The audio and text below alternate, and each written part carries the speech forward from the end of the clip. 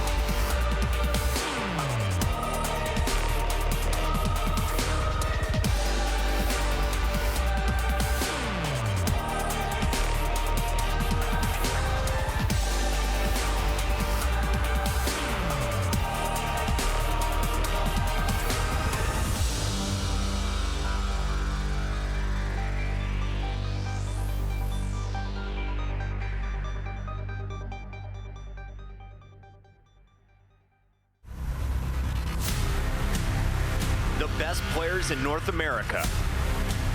The undisputed top team in the world. With some of the best DPS we've ever seen. He's picking them off left, right, and center. Here we go. All right, Seagull getting in, then goes on to J-Home, takes it down. This is Overwatch. It's just so crucial. But he's don't need the mechanics of this man. Now he's going to take a breather and get that very, very quick use of the bionic grenade. This is going to be good.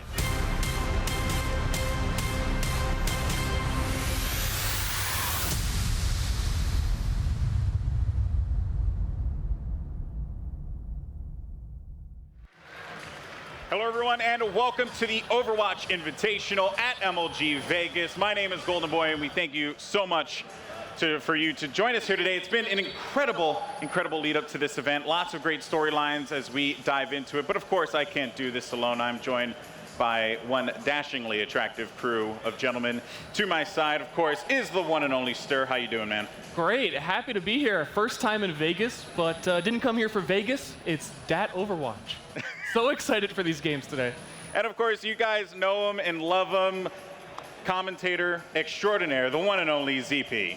Man, it is great to be here. This is my first MLG. This is in Vegas. Some of the best teams in Overwatch from across the world are going to be here, and I'm just excited. Yeah, it's going to be a good event, of course. And making his live event debut, you guys check out his content on YouTube. He is a great analyst for Overwatch. Flame, how's it going, man? I'm just happy to be here. It's Stir's first time in Vegas, ZP's first time at MLG, and it's just my first time doing an event, so we got a lot of firsts. We're going in. Yeah. We got a lot of firsts here. It's awesome, and of course, we thank you guys so much for joining us here today. Now, for those of you who are not aware of how the competition will unfold, let's actually go ahead and take a look at the tournament format. How all of the goodness that we're going to be watching this weekend will shape up here. Of course, there's going to be 2 groups, 4 invited teams, and it will be a double elimination bracket, best of 3.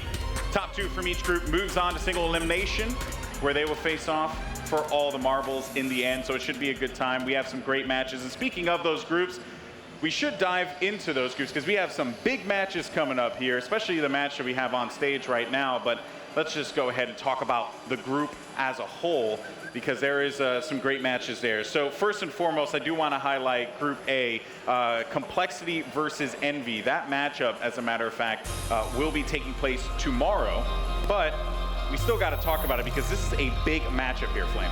Yeah, so you have Envy, who just came back from Korea. This is their first LAN event. I don't know how much practice they've even gotten in. And then you have Complexity, who's been dominating online all week. They just placed into the NGE qualifiers earlier, and going into it, there's really not much expectation of either team. You expect Complexity to do well, but you're not sure if Envious is going to turn up the way that they turned up in Korea. Yeah, for sure. Complexity has put in a lot of work as of late and throwing some really unique strategies at the table. But of course, while Complexity and Envy are going to be a big matchup, we also have Fnatic versus Rise Nation. That's going to be our first matchup. We'll dive into that one in a little bit. But now looking over to Group B here, another major matchup will be NRG versus Cloud9. And this matchup, ZP, this is going to be a good one for many reasons. Cloud9's looking great right now, and also the big storylines with NRG. Well, for NRG, there is no bigger fan favorite in the scene. There's a huge fan base behind this team, and they're just waiting to see, can they get the results that their fan base is expecting. Meanwhile, Cloud9, of course, they had recent roster changes where they swapped out 3 longtime members. Now they're joined by players like Mendo, Rib, and we'll see how this roster goes in forward, as C9 in the past has had a rough time in live events, but now this is their chance for redemption to come in and add a big victory to their resume. Very true. And one thing also, I mean, don't put much clout into it, but I have been hearing NRG is doing pretty solid in scrims here in Vegas, from what I understand. So not bad, you know. Maybe a little bit of luck is on, Lady Luck is on their side. We'll see how all this unfolds. And the other match as well will be FaZe versus Team Liquid. That matchup is going to be coming up after this Fnatic Rise match, and that's going to be a good one as well. You're talking about FaZe Clan, a team that has so much skill, so much talent, and of course Team Liquid with the legacy that roster has with the 6 people on that squad. But now let's go ahead and shift our gears now to the match at hand and talk about Fnatic versus Rise Nation. And I want to start off with Fnatic here because one of the major things that everyone's been talking about has been the meta, the current meta, and how it's shaping out, Stir? Well, the big thing too is that Fnatic recently lost the player IDDQD, which everyone knows, very great McCree, but this meta, as you mentioned, has been very tank heavy, so bringing on someone like Hafakul, who's been playing, mind you, a really good diva, he's had some incredible ults, he's been changing games, is looking good for Fnatic right now in the kind of compositions that they want to play, and Fnatic has been staying pretty safe in their play, so they're probably going to be bringing out a lot of that tank anyway. And Fnatic, I mean, they're known for being a pretty flexible team. Early on in this patch, we saw Cool Matt going on to hit scan characters, where before he was on flex tanks. But now, things have changed where if you take a look at the recent Winter Premiere, we've been seeing Fnatic run with that 4-tank strategy, and we'll see how it works out for them. Now, they did have a very good showing at DreamHack recently. That was their last major tournament. They looked great there. They didn't quite take any major tournaments in the Winter Premiere, but they did do enough to qualify. So there's definitely a strong team, and arguably a little bit of jet lag going in. I am very curious to see how they do here in person at MLG Las Vegas.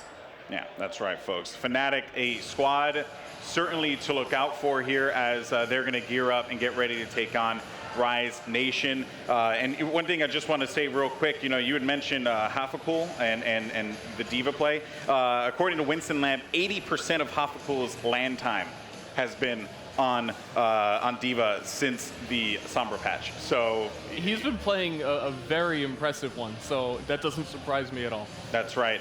Now, shifting over to the other side of the stage here, we have a very young team, a squad that honestly can come with the fire of, of just insane talent. This is Rise Nation. This is a squad that no one really knows what they're capable of, Flame. Yeah, and I think that that's their strength going into this tournament, is that nobody expects them to do well or poorly. They definitely showed that they have the DPS to contend with top teams, at least in their online performances.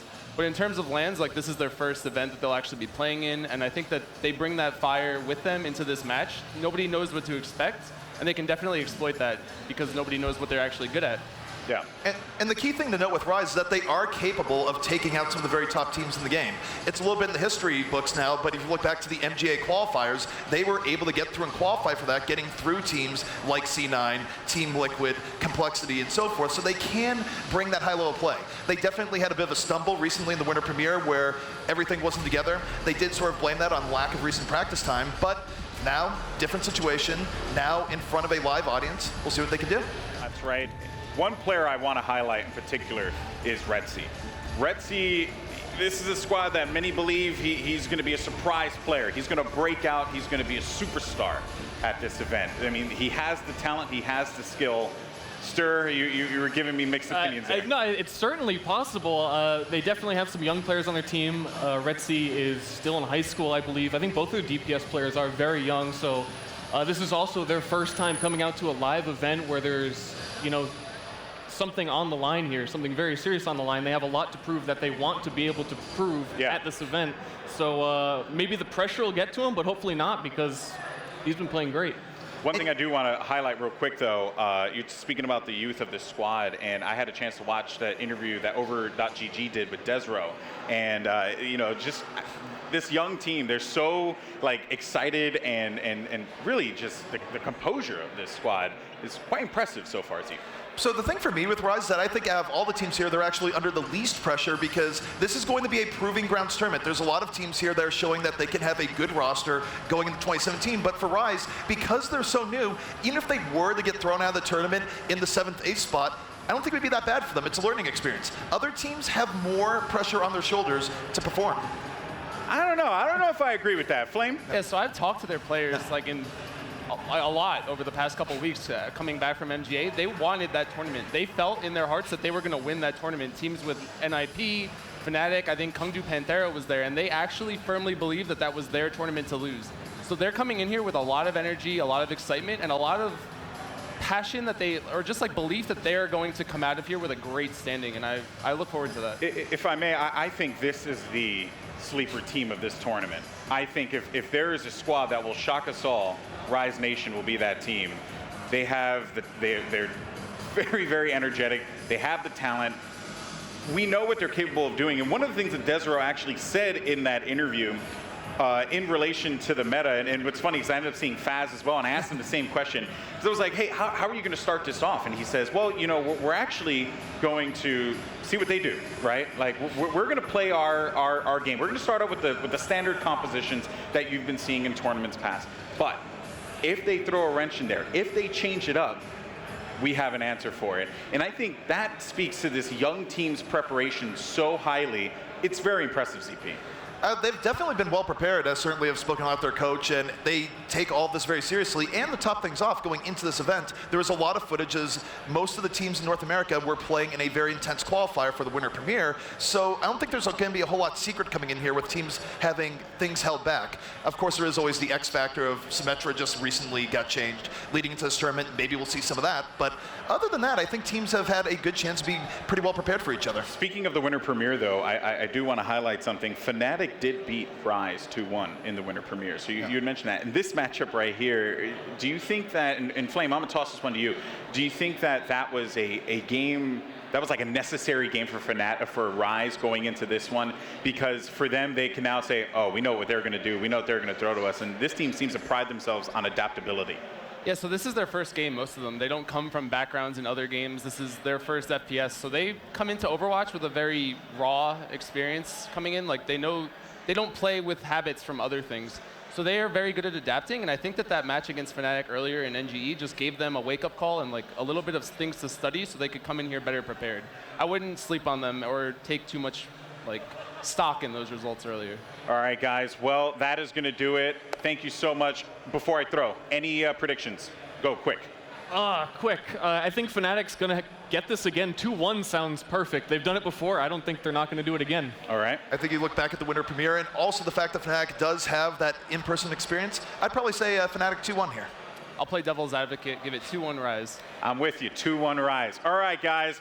Well, it's time to get into the action here at MLG Vegas. We hope you're excited at home. We hope the people in the crowd here are pumped as well, because it's going to be a great game. And, of course, a great game gives you great casters. We got the one and only Monty and Doa. Take it away, boys. All right, thank you, Golden Boy. That's right, Doa and Monte Cristo here at the Overwatch Invitational in MLG Vegas. We're kicking things off with Fnatic versus Rise Nation. A bit of a David versus Goliath thing going on here, huh? Yeah, but if we actually take a look at these team strengths, I mean, one thing that needs to be said is that we're coming into a map pool in this best of 3 of Kings Row, Nepal, and Dorado. Yeah. And statistically, Fnatic has not been doing well on escort and control, which is the entirety of the map pool that we're dealing with. So I think there's a really actually pretty good shot of an upset here for Rise Nation.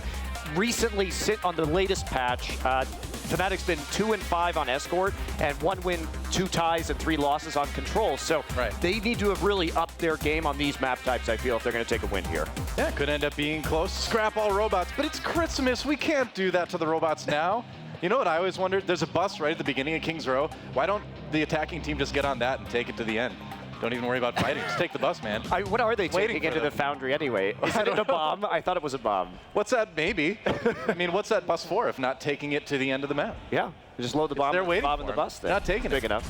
Who knows? Well, look at this composition actually from Rise Nation coming in on defense. They're running the Symmetra, they're running the Bastion. This is getting awesome already, man. New Symmetra is in the house. I'm excited. She can throw shields at people. That hasn't been cool since Captain America did it. Oh, wait. Well, maybe not. No, come on. Don't do this. I think you got excited, guys. It was just trolling the casters a little bit right there. It's too late. No, you can't. You can't. You have to. Retsu, you have to be on the road, Hog. Sorry, your dreams are shattered. It's back to quad tank. Dream is dead. Quad tank with Diana and the Lucio. Much more of what we expected to see here. Fnatic maybe taking a peek with the Widowmaker at least early. They will probably be swapping over with Cool Matt. Yeah, he's already swapping for that Zarya now, so. All right, we got the quad tank versus quad tank, kind of what we expected to see, but you know, with these two teams, they have been teams that have been willing to mix it up, so maybe later we'll see a little bit of variation here. If anyone's going to do it, it's probably going to be these guys. Hook already onto the Diva, bringing it in early on. Bud's just firing away with that right click, and Fnatic going in deep. See if they can actually take the point here. Yeah, it really is just Reinhardt shield wars in the current meta right now, as well as who can land that first hook, but Bud's getting the advantage, so yep.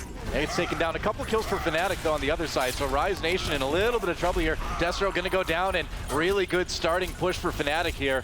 On the point, Midnight on his own in the Diva suit, gets popped out. And I don't know if they're going to last much longer. They've already got a little bit of controls percent built up, but the respawns are going to start coming in soon. Looks like they might be able to get it. Yeah, Rise Nation just holding off. No, they're going to actually try to fight for this. Spirit jumping on that Zarya. Here comes Retzi from the side with the Roadhog. Doesn't land the hook. They've got Destro on the Reinhardt on the point right now, just trying to delay it as much as they could. But this is dangerous, man.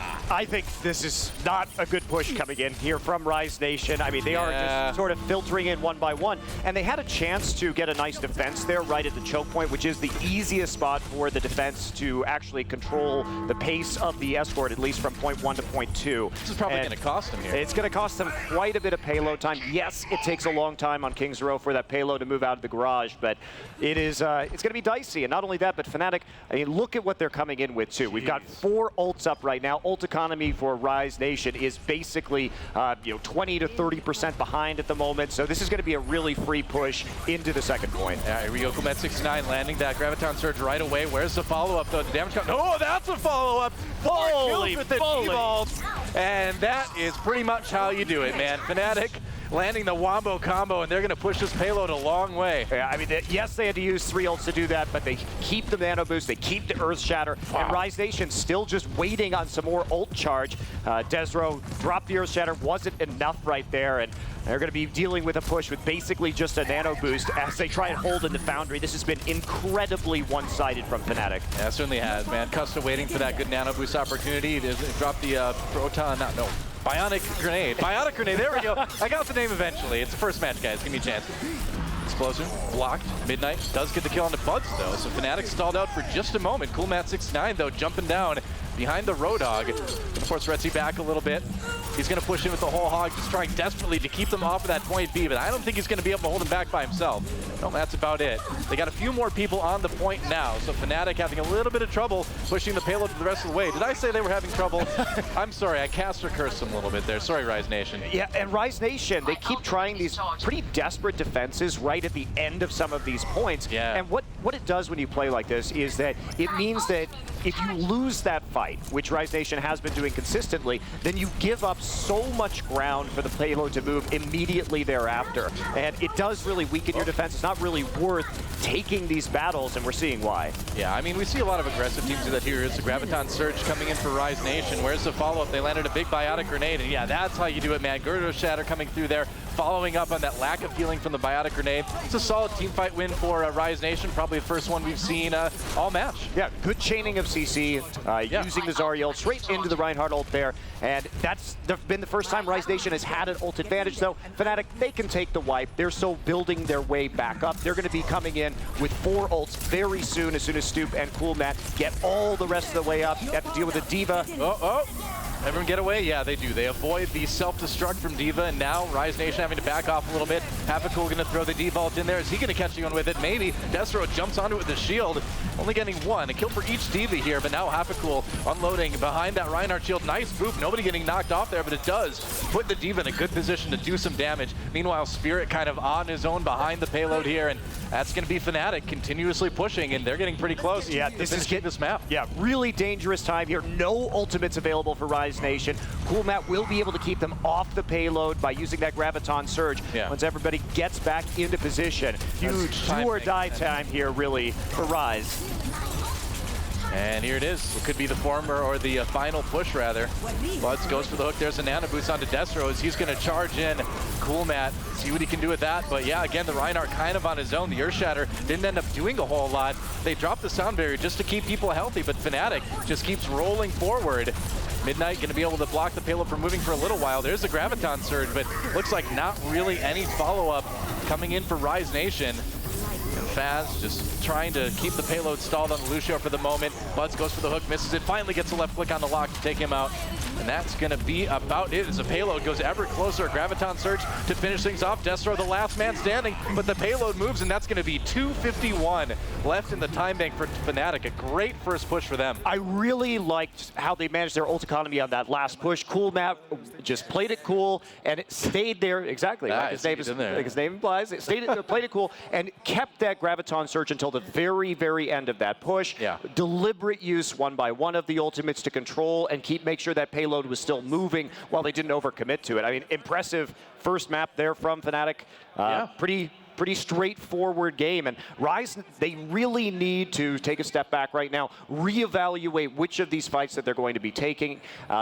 If you have that advantage, if you're sure you have an ult advantage, sometimes it can be okay to fight at the end of some of these points, but they really didn't. And so continuously losing that gave a lot of free time for Fnatic to push on the map. Well, you see a lot of aggressive teams, a lot of newer teams maybe to the top levels of Overwatch, you know, play that aggressive defense where they try to fight too hard for those points. And that works if you're mechanically better than the other team, but when you get to this Or level, you have an ult advantage. Or you have an ult advantage too. But when you get to this point, a lot of times it's better to just back off, regroup, and I think we saw how you can get punished if you don't do that. Yeah, absolutely. So swapping sides here now. Fnatic on the defense, and it's going to be Rise Nation trying to set a good time. But man, they have a mountain to climb in this one. Nearly 3 minutes in the time bank for Fnatic, and that's going to be pretty tough for Rise Nation to match. And we're looking like we're going to see more quad tank. I mean, people who have been watching the evolution of this meta on this patch, of course, with the rise of D.Va, the Zarya left click, the beam allows you to shoot through the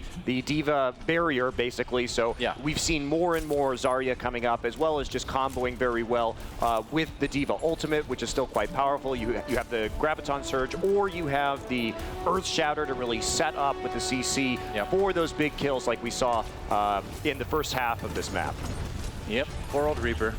Replace the tank killer with another tank. What do you do, man? You can't shoot through that D.Va defense matrix. No, I mean, D.Va will 1v1 him all day, so that's a slight problem right now.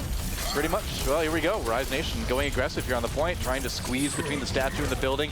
Retzi goes fishing, but doesn't hook anyone. Meanwhile, Destro gets pulled in by Fnatic. That Reinhardt shield getting a little bit low. I think it did just get taken out. Happy Cool, though, got the kill onto Destro, so that's one less tank that Fnatic has to worry about. There's Midnight getting knocked out. Nice hook. Ooh, Zarya saved by the wall, and Buds has to take a breather, literally, in the hotel. And Fnatic, though, looking like they're having no trouble holding this point for now. And so much of this meta, though, is about breaking that Reinhardt shield quickly because it's about setting up for Roadhog hooks. And when you have the Reinhardt barrier, does just bounce right off of it. And right there we see the importance. As soon as Desro's shield gets dropped, he gets hooked in, then they start snowballing the fight off of the initial pick, and Fnatic is going to take a pretty convincing first hold. All right, it's Grandma Boost time. There he goes, Destro moving in with the Nano Boost, and the Nano Boost on the Reinhardt on the other side as well, swinging away at each other, which is kind of entertaining to watch, but not too productive. Meanwhile, kills coming in other parts of the fight right now, and Fnatic still looking like they're controlling this point just fine. Coolmat69 even has that Graviton Surge to work with, and Lock is dropped. Drop Lock and pop in. Yes, is that kind of reverse a little bit there, I guess. Yeah. Hey, pop Lock. Dropped him. No, I think the drop lock and pop it is exactly what you wanted there, Dylan. There you go. All right, it worked out for Fnatic, I guess. And Fnatic's still playing with a pretty significant ult advantage, like they have basically this entire map so far. Their management has been good, and here we go. Yeah, Graviton Surge went for the Tobelstein, and there is a self-destruct. Hoppercool gets another big bang, the biggest bang, and Fnatic with a solid defense here on point A. I mean, I think this map might end right here. Yeah, well, we still got 2 minutes. A lot of ults were just used by Fnatic. Rise Nation, they're going to be coming in right now when they have basically 6 ults coming up. So they've been patient, at the very least. Hello. Stoop gets pulled down behind the wall, has to back away, then lose a whole lot of health there, which ended up working out. And here comes the explosion for Rise Nation, not getting anything with that. Blocked. Meanwhile, big Earth Shatter coming back from Stoop on the other side, caught up in the Graviton Surge, so not able to quite follow up like they would have wanted to, but it's okay. The hook lands on Red Sea, Buds gets a couple kills, and Fnatic going to be able to hold the point again, and now just a minute and a half remaining. It is getting really scary for Rise Nation. I mean, there's a world of difference. If we look at Rise Nation coming in with nearly 6 ults up, and we saw the difference between the way that they use the D.Va ult and the Graviton Surge compared to Fnatic, it looks sloppy. They're not executing these combos properly at all. They're throwing it out without foresight. The D.Va ult basically useless in that initial push. Yeah, here we go again. Destro now with that Nano Boost. Fnatic trying to hold. Destro not really finding any targets to swing at. Fnatic doing a good job of scattering there. Retzi gets a kill on a Hoppercool, though. and maybe, just maybe, they can put something together here. It looks like the fight's going pretty well so far. Nice right click on Numbani, and finally, Rise Nation going to be able to get that payload rolling. Yeah, again, they did come in still with a couple of ults remaining, so had that advantage. Actually push it through this time, but we're looking at a very, not a full hold, but a very long hold from Fnatic on point number 1. And I just think over time, when they've demonstrated the better use of the ult economy, the more coordinated teamwork, it's going to be difficult for Rise to complete this map at all. Yeah.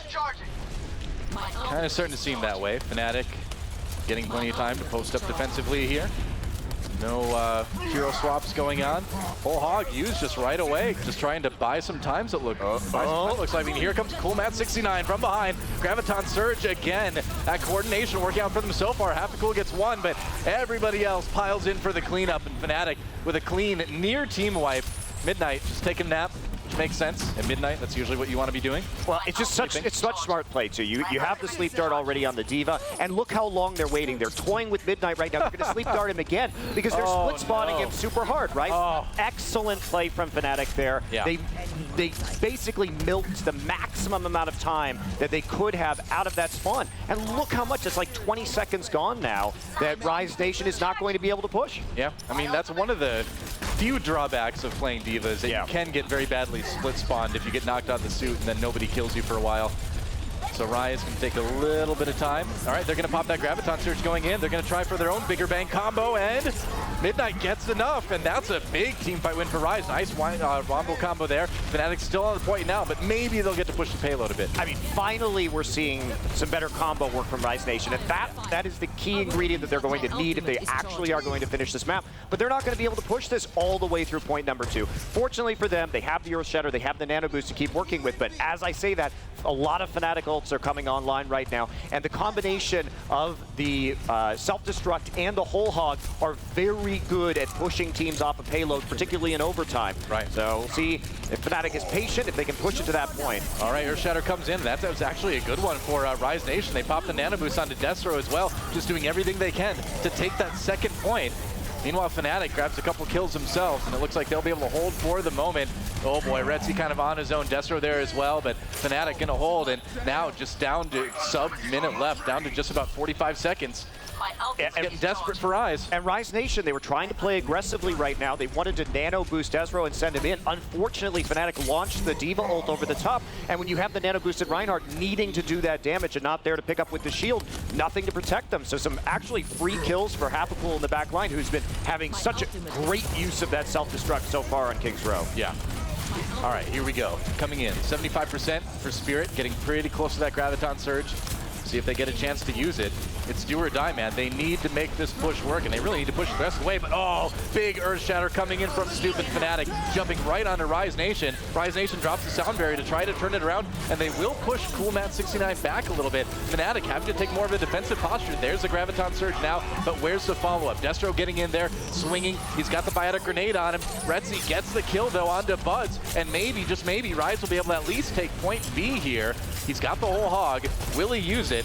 Probably wants to save it. Another hook comes in. Vonnefield does go down. So they're in overtime, but they will take point B, give themselves a little bit more time here. Yeah, just a little bit. 1:30 added to the clock, and it's still ticking down. They've got a long way to go, and even then, even if they make it all the way there, Time Bank certainly heavily favoring Fnatic for the time being. And Fnatic also sitting on another pile of ultimates here, and that's not going to work. Well, I mean, he tried. It was a good idea. All right, Graviton Surge. Meanwhile, Retzi pops a Nano Boost. Well, he gets the Nano Boost on him, uses that whole hog as well.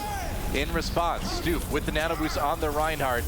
Coolmat trying to block. Oh, that was actually a really nice Earth Shatter coming in, knocking down a lot of Fnatic, but not a lot of follow-up going on. Midnight drops that self-destruct. Meanwhile, Happy Cool gets back in his suit as well.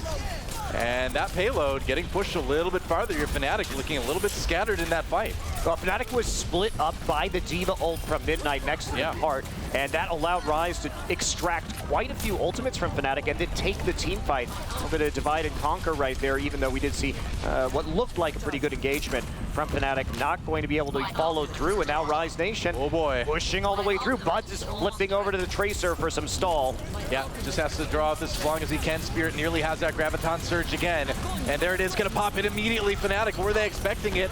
Where's the follow-up? Meanwhile, another Earthshatter comes in from Destro. He's going to get the pin on the Stoop and take that Reinhardt out of the fight. Meanwhile, 3 versus 3 on the payload here. Spirit, the roast Cool Mat. And now they got to get rid of Happy Cool. Pops him out of the suit right now. Bud's still there. Custa goes down. There goes Buds. And maybe they'll be able to get the payload there. They will. Wow. Rise Nation completing their offensive round. What a heroic effort at the end. And I really got to say, they seem to really calm down, come together for the second half of that offensive round. Maybe we're going to have a pretty close series after all. It was a bit of a mess, Stoa, when they were on defense. It was a bit of a mess when they were attacking that first point. But like you said, I think they calmed down, finally started hitting some of those combos. It looked a lot cleaner in some of those team fights, and they actually put some of the fight to Fnatic. But we're still looking at a pretty insane difference here on the time bank. Yeah, I think Fnatic was definitely not expecting that Graviton Surge to come out at the very end, right when Spirit got it again. He got that so fast, actually. Yeah, absolutely. Well, it is going to bump up to a minute in the time bank, which will add, of course, the same amount of time, 58 seconds in this case, to the clock of Fnatic. So we're looking at Fnatic going to be defending first here, and they will have 3 minutes and 49 seconds on their attack, and only a minute here. So not much time. One, if you're lucky, 2 pushes coming out from Rise Nation, so they are going to have to be decisive. I mean, Kings Row is one of those maps that it usually does take, sometimes even the best teams, a few tries to get that point A. When you only have a minute left, you're going up against Fnatic, it's looking pretty tough for Rise to take this point A at least, and if they don't, Fnatic's got a lot of time to work with. Especially in this meta, Doa, when we're talking about so many tanks and so much healing coming from Ana. Some of these fights can last 2 minutes as it is in tank wars, so it's basically hoping that they get a lucky hook. Yep. And that lucky hook does not happen for Retzi. They're going to try to cut through the hotel, come around from behind, force Fnatic into a bit of a defensive position there. There's a hook, bringing in half a cool. On that Diva, getting very, very low. Biotic Grenade helping out. Oh, Stoop goes deep, maybe a little bit too deep as he gets eliminated.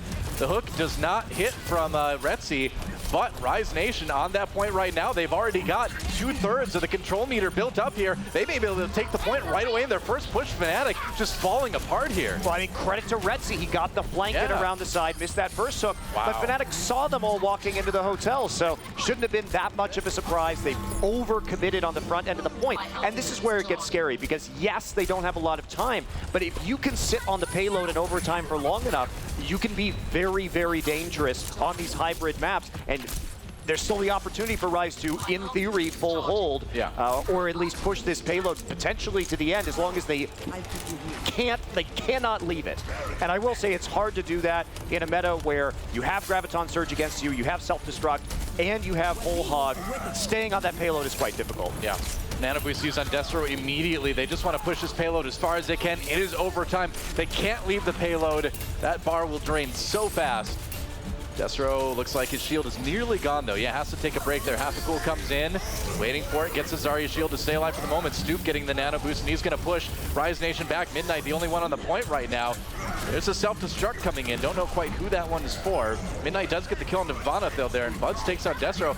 Looks like they pushed him off for the moment. No, Midnight gets back on the point. Oh, but that is it, and that's what we're talking about. You got to stay on that point in overtime. It decays so fast now. Yeah, but you can't. There was a Whole Hog coming in, knocking the Diva off. And that's the thing, is that you don't even have to kill everybody. You just have to move them off the payload. It goes long enough that bar drains nearly instantaneously. Right. So they did the right thing, waited for those ults to come off, pushed everybody off the payload, and that's going to be it. So not a great distance there, but at least they got the first point, and Rise does have a chance now if they can hold for 349. Yeah, and you absolutely can hold the first point of Kings Row. It happens all the time.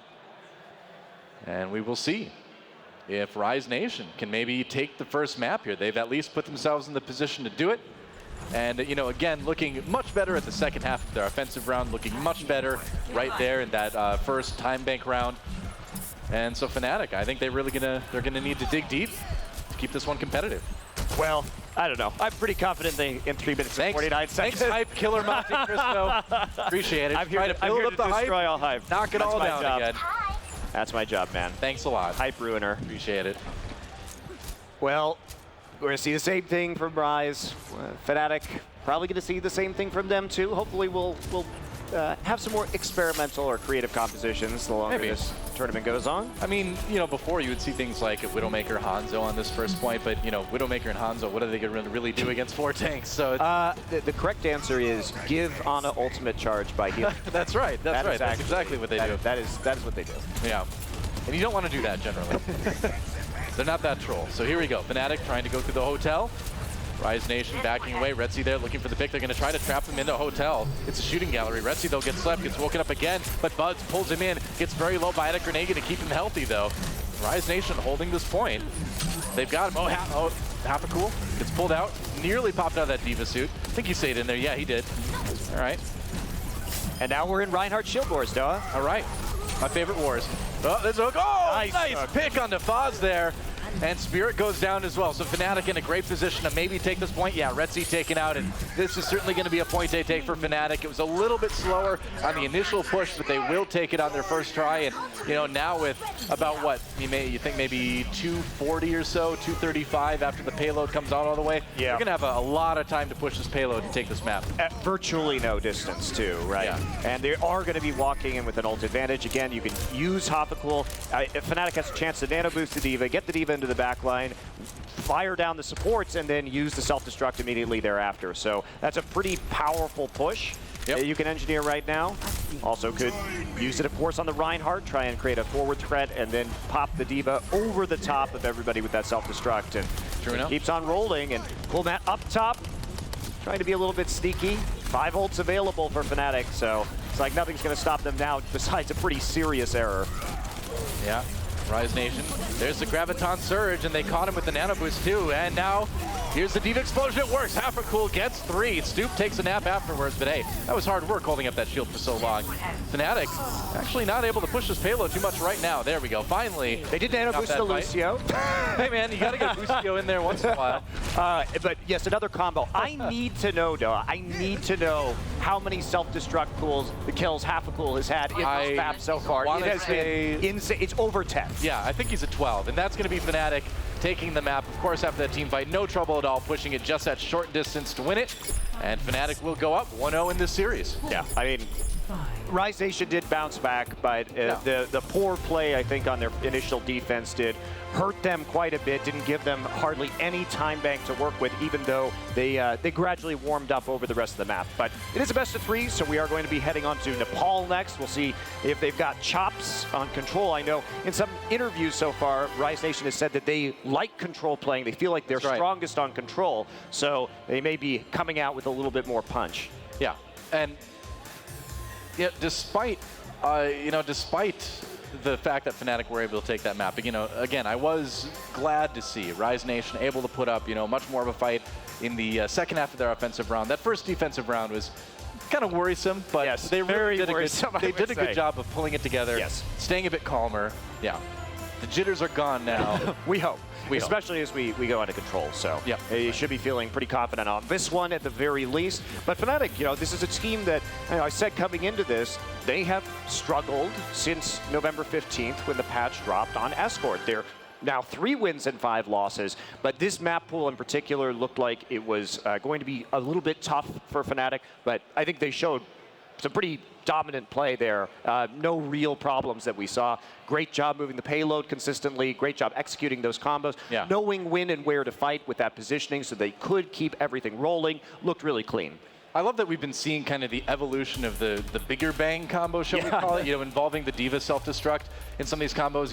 In Korea and Apex League, we saw a lot of Reinhardt ults into the Diva ultimate, or we saw a lot of Reinhardts pinning the other Reinhardt out of the fight so they wouldn't have that shield and then causing people to get caught by it. But now that we've got Zarya back in, there is the tank killer where Reaper really wasn't doing his job before.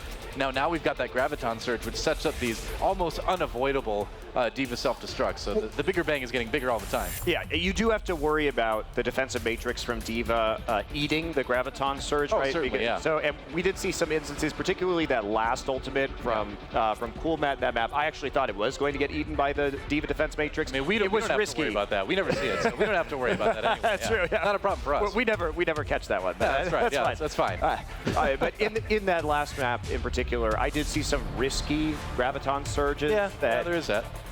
You you don't really want to see that because Diva's defensive matrix is so long that if you mess that up, it is easy for the Diva to She can like counterplay that. over your shoulder with the defensive Oh yeah, matrix from somehow. behind. Yeah, it's really crazy. So it's often better time just to use the Zarya. You telegraph it, obviously, because if Zarya's running into the middle of the enemy team, you know exactly what she's doing. well, that's where I Right. think But Cool Matt did a great job. Is coming from the flank a lot of the times. Yeah. Some of them were you know, a little bit risky, but overall, you know, he was doing a good job of finding the flanks, coming in at angles that Rise Nation necessarily, you know, weren't expecting, and doing a good job of setting up those combos. Yeah, like I said, one complaint that I have is that you do want to crouch, shoot it at your feet, get in the middle there, because that means there's no chance for the actual defensive matrix to block that ability. So it was, I think, it scared me a bit. I think if we talk about truly excellent Diva players like Mickey later in this tournament, they will take advantage of you if you try and take some of those riskier Graviton Surge plays. So, but not in this match, didn't end up really making a big difference. You know, lore-wise, I would be terrified to shoot the Graviton Surge at my own feet. I mean, it's like a mini black hole or something like that. That doesn't seem like a good idea. Yeah, but nobody actually gets sucked into the black hole, which is really it's not very weird. strong. It's not. It's got the strength of like maybe approximately, how many like Hoover vacuum cleaners did it take to lift a car in Mythbusters? I can't remember. I don't know. I've never seen that episode of Mythbusters, They like so I can't tell to you. the bottom of the roof, and I don't know. I like that they actually did that, though. It is cool. I miss that show. Come back, please. And play Overwatch with us. That'd be fun too. Yeah. Overwatch Mythbusters. You can work on that. Why not just take it over, I'm Dom? sure that's already a YouTube series. I'm sure it is. Yeah, Sure it absolutely. is. So we're waiting to get into our second map, guys. We're going to Nepal, which should be pretty cool. A lot of mountains around Las Vegas. A lot of mountains in Nepal. There you go. Very similar. Very similar. Yeah. It will be cool, of course, in the Himalayas, right? A little bit colder. Yeah. Guaranteed. A little bit more chilly. But again, you know, this is a best of 3. It's only our first match of the tournament. I'd like to see this one go all 3 games. Wouldn't you? Sure. Great. I just like to see the better team win, though, however many games that takes. Yeah, I just want as much Overwatch as I can possibly get. Well, you're in the right place this weekend, I think, Della. I think so too. I think you picked the right place in the world to be. I think I did, yes. So, Nepal. This is going to be interesting because, like you mentioned, you know, Rise Nation did say this is the map type we feel more comfortable on. Yeah. This is where we feel like our DPS can really show their aggression, you know, make those individual plays, and they're going to have to. Yeah, and at least it seems like they've calmed down and evened out after that rather disastrous first part of King's Row. Yeah. We're going to be getting right into the game here, looks like. All right. Excellent. It's time to go to Nepal. Match number 2, Fnatic versus Rise Nation. Fnatic up 1-0 in this series. We'll see if Rise Nation can tie things up. Yeah, just as a reminder, too, in this group stage play, it is a dual tournament system, so it is a double elimination bracket. We will be seeing more of both of these teams tomorrow, win or lose. Yep, that's right. Today. That's right. So welcome to our second map of the Overwatch Invitational here at MLG Vegas 2016. And I'm in a great mood because I saw the new Star Wars movie last night. So it doesn't even matter what happens today. I'm just in a fantastic mood. I know. That's because I was appalled, as you know, because you decided in Vegas, you know, screw Cirque du Soleil, screw Penn and Teller, any of the wonderful things that only exist in Vegas. Yeah, definitely. Yeah. And you're like, I need to go see Star Wars right now. Yeah, that's basically it. Yeah. No, I really have no answer other than absolutely. Yeah, why wouldn't I? Don't you know me? I do. Well, and this should not surprise you It at does all. not surprise me. It does appall me, but it does not surprise me. It kind of, come on, it's got, my devotion is kind of admirable a little, you know, right? No. Hey, do you like quad tank? Well, not really, but let's watch it anyway. Here we go. The fight begins on the village in Nepal. And Bud's looking for those early picks. It was a good biotic grenade. Midnight picking up a kill on Nakusa. That's going to really slow things down for Fnatic right off the bat here. It's a pretty even fight, though. Looks like Fnatic going to chase people back. There's a kill on the Spirit. Yeah, so Fnatic just kind of picking apart Rise Nation as they move towards the point. As the point unlocks here. Well, Rise Nation had some awkward positioning on sort of both sides of Fnatic right there. And Fnatic played the team fight well, just backed off onto one flank and went back into the room and cleaned it up. So seeing the Rise Nation members filter back into this fight right now. Yeah. All right. Midnight jumping back in the Diva suit, and already a self-destruct being used. He's got his nearly. Yep, there it is. Got the nano boost as well. Whoa, there we go. There's a kill onto Buds. Roadhog hooked. then taken out. And there's a pushback, man, and he can zone really well with his ultimate if he needs to. The point taken by Rise Nation first off, so showing their strength on these control maps already. But Fnatic not ready to give things up just yet. Yeah, and just keep on fighting, and that's it. So, I mean, look how long this fight has lasted. This is part of that quad tank meta. It is still going on, and yes, Rise was able to actually cap in the middle of that, but it will quickly go back the way of Fnatic, 17%, but Fnatic is going to have a little bit more of a stabilizing time now, coming up on some big ultimates here, already having that Graviton surge, so should be able to get well more than 17%, and they are going to just move on top of the high ground. Well, it's like you said, when we look at both of these teams and we look at what happened in the last map, it really seems like it's Fnatic's ult efficiency, ult usage that's really set them apart in one of the big ways. And so where are they all close to those ultimates? And there's 2 Graviton surges going down. Where's the follow-up? Looks like it's coming in for Fnatic. Coolmat getting a couple, and Bud's helping out with that whole hog. Getting a little bit low, but he's still got a decent amount of health remaining. And Midnight, yep, they're going to just let him bounce around there. Why not, man? Bunny blast all day. Just get split spawn. Yeah, and you know, Midnight, gonna hop off the map. Despite having the back up, so resetting, respawning with the rest of his team. And Fnatic, again, one thing that is cool about this meta is that there are so many different ways that you can combo your ultimates in with this particular group of heroes. We saw it there. Nice job from Fnatic using the Graviton Surge into the whole hog instead of pushing people back. Just does immense damage in that case. There we go. Stoop with the Earth Shatter. Doesn't really catch a whole lot. Whoa! Red Sea takes it out spontaneously. Here comes the explosion. Coolmat, though, getting the kills, and Fnatic coming out ahead so far in this team fight. Kind of separated a bit, but yeah, so that's Red Sea kind of on his own. Yeah, Red Sea going down pretty early in that fight. And when we look at the comboing again from Rise Nation, we see Desro come in with that nano boost, hit the Earth Shatter. Not the greatest Earth Shatter in the world, really only containing buds. And then the crowd control from Fnatic, making sure that he wasn't able to get any damage while boosted.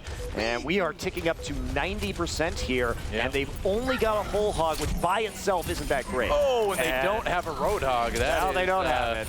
Yeah, they may have the sound barrier. Yeah, Faz drops that immediately as soon as it comes up. Bud's going to come in, but all they have is that defensive ult, and now they're going to pull out the Zarya, and that is a problem for Locke. Yeah, goodbye, man. Locke, Spirit, both go down. There goes Faz, and Fnatic with that overtime bar ticking down. They're going to take the village.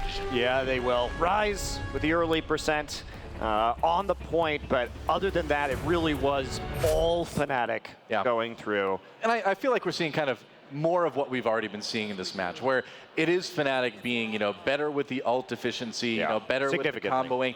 The cohesion just simply looks better on this team. And it's not a big surprise either. Fnatic's been around for a while. The Rise Nation just kind of getting things started here. So, you know, you can't really be too surprised, but it's not over yet. No, it's not. And also, Rise Nation's first time on a stage. Yeah, well, the first time on a stage that they actually end up playing. Fair enough. They were in London, unfortunately. Didn't work out too well in terms of actually playing games of Overwatch there, but this is the first time that they are actually going to be in the environment where they are playing on that stage, and that brings out very different things in a lot of players. That's why we usually disregard online results, because they are certainly not as consequential and don't have that same feel and demonstration of a team's, I think, real abilities. Fnatic just sticking with the quad tank like you always see. A little bit of a swap for Rise Nation, though, as Red Sea going to be using that Tracer. Fnatic, though, getting the majority of the early kills. Midnight popped out of that Diva suit already.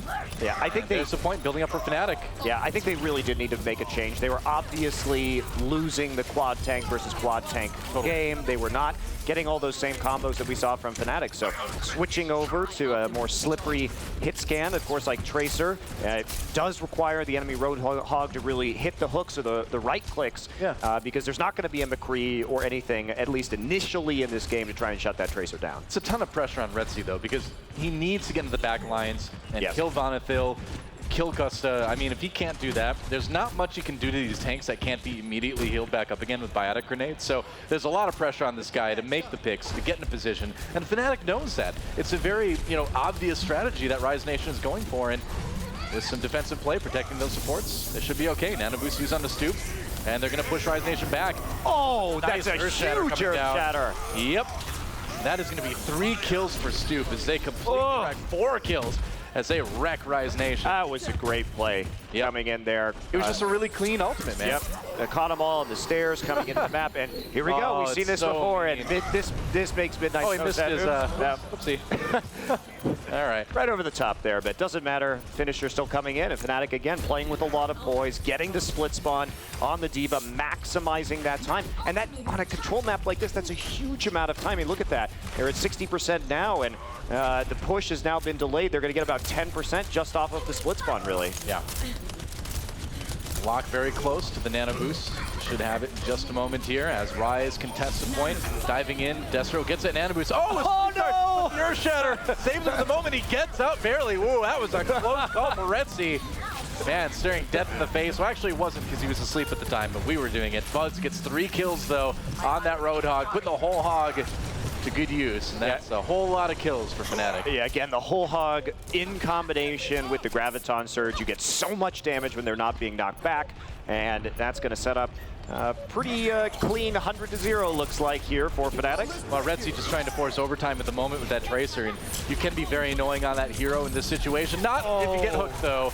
Buzz with a nice hook out of that Graviton Surge, and Fnatic, they just kind of keep Rise Nation off the point, and as Rise Nation is again kind of streaming in one by one, this kind of lack of coordination is not going to help them take the point, and Fnatic will go ahead and take point 2 here on Nepal. I mean, it was in overtime. They had no choice, had to get somebody on the point there, but not going to work out. Fnatic with the target selection quickly just body bagging the members of Rise Nation one by one. We are going to move on to Sanctum now, and we'll see. This is Rise Nation's last stand. It really is. It's best Nepal. of 3, so they got to win here or this match is over. Yeah, absolutely. So Fnatic looking very collected, looking very precise and clean in their play so far, and Rise Nation just hasn't been able to overcome that here in their first best of 3. So that's right. See if they can take it on Sanctum. They are going to have to win out 3 different points in a row if they want to keep themselves alive in this series. Going to Sanctum, which, you know, by definition should be a very quiet, peaceful place, but not anymore. Thanks a lot. Why'd you put the control point there? Fighting in a monastery, man. Yep. Retzi over onto the McCree this time, so swapping things up, and I like this. You know, you have to make changes. I don't know if the McCree's the answer, but they got to do something. Buzz gets hooked early, doesn't stay alive. Good start for Rise Nation right off the bat here. Yep, Retzi gonna pick up that kill too. Monathil does take out Desro, and we see the high ground. Reinhardt shield breaking wars, at least the fan, the hammer, when you bring McCree onto this map, is efficient at quickly breaking that Reinhardt shield. I think Destro might have gotten booped off the edge there. Ooh. No goodbye, Spirit. You are now an actual Spirit. And Cool Matt and the rest of Fnatic pushing him back. Monathil just sitting on the point for the moment to fill up that control meter, get the control percent going. And now the unfortunate thing for Rise Nation is Sanctum is one of those rounds that you can really hold if you get the point. You can really block and spawn quite easily, especially if you do this. Earth Shatter after that nano boost, and he is going to absolutely destroy Rise Nation. Oh man, Fnatic playing a bit cocky. You see Midnight up on top of the building. They are playing way far forward at the moment, and very cocky. Yeah, they need to back off right here. Sure, got a couple of initial kills right there, and now Fnatic doing the smart thing, just backing in, and Coolmat's gonna wait for a flank with his Graviton. Oh dear, and he's gonna use it. They did not see him there, and here comes the bigger bang, and where the kills don't get him because most Rise Nation was already dead, so they didn't need the self-destruct to do a whole lot, I guess. Coolmat's setups on the Graviton have been excellent so far in this series. Fnatic's communication obviously working quite well for them, hitting combo after combo here. And they know they've got no ultimates now, blew all of them. Gonna play a little bit further back, but only the nano boost up. Retzi swapping over to the Soldier for some more Reinhardt shield spam here, see if they can get that hook in after breaking the shield just a little bit faster. I like the swap over to Soldier 76. It's, again, you got to try something. Good Earth Shatter actually comes through. Destro with that nano boost takes down Stoop. Buzz gets a kill onto Stoop in the end. Actually, Midnight does take down Buzz, so maybe they do have a chance here.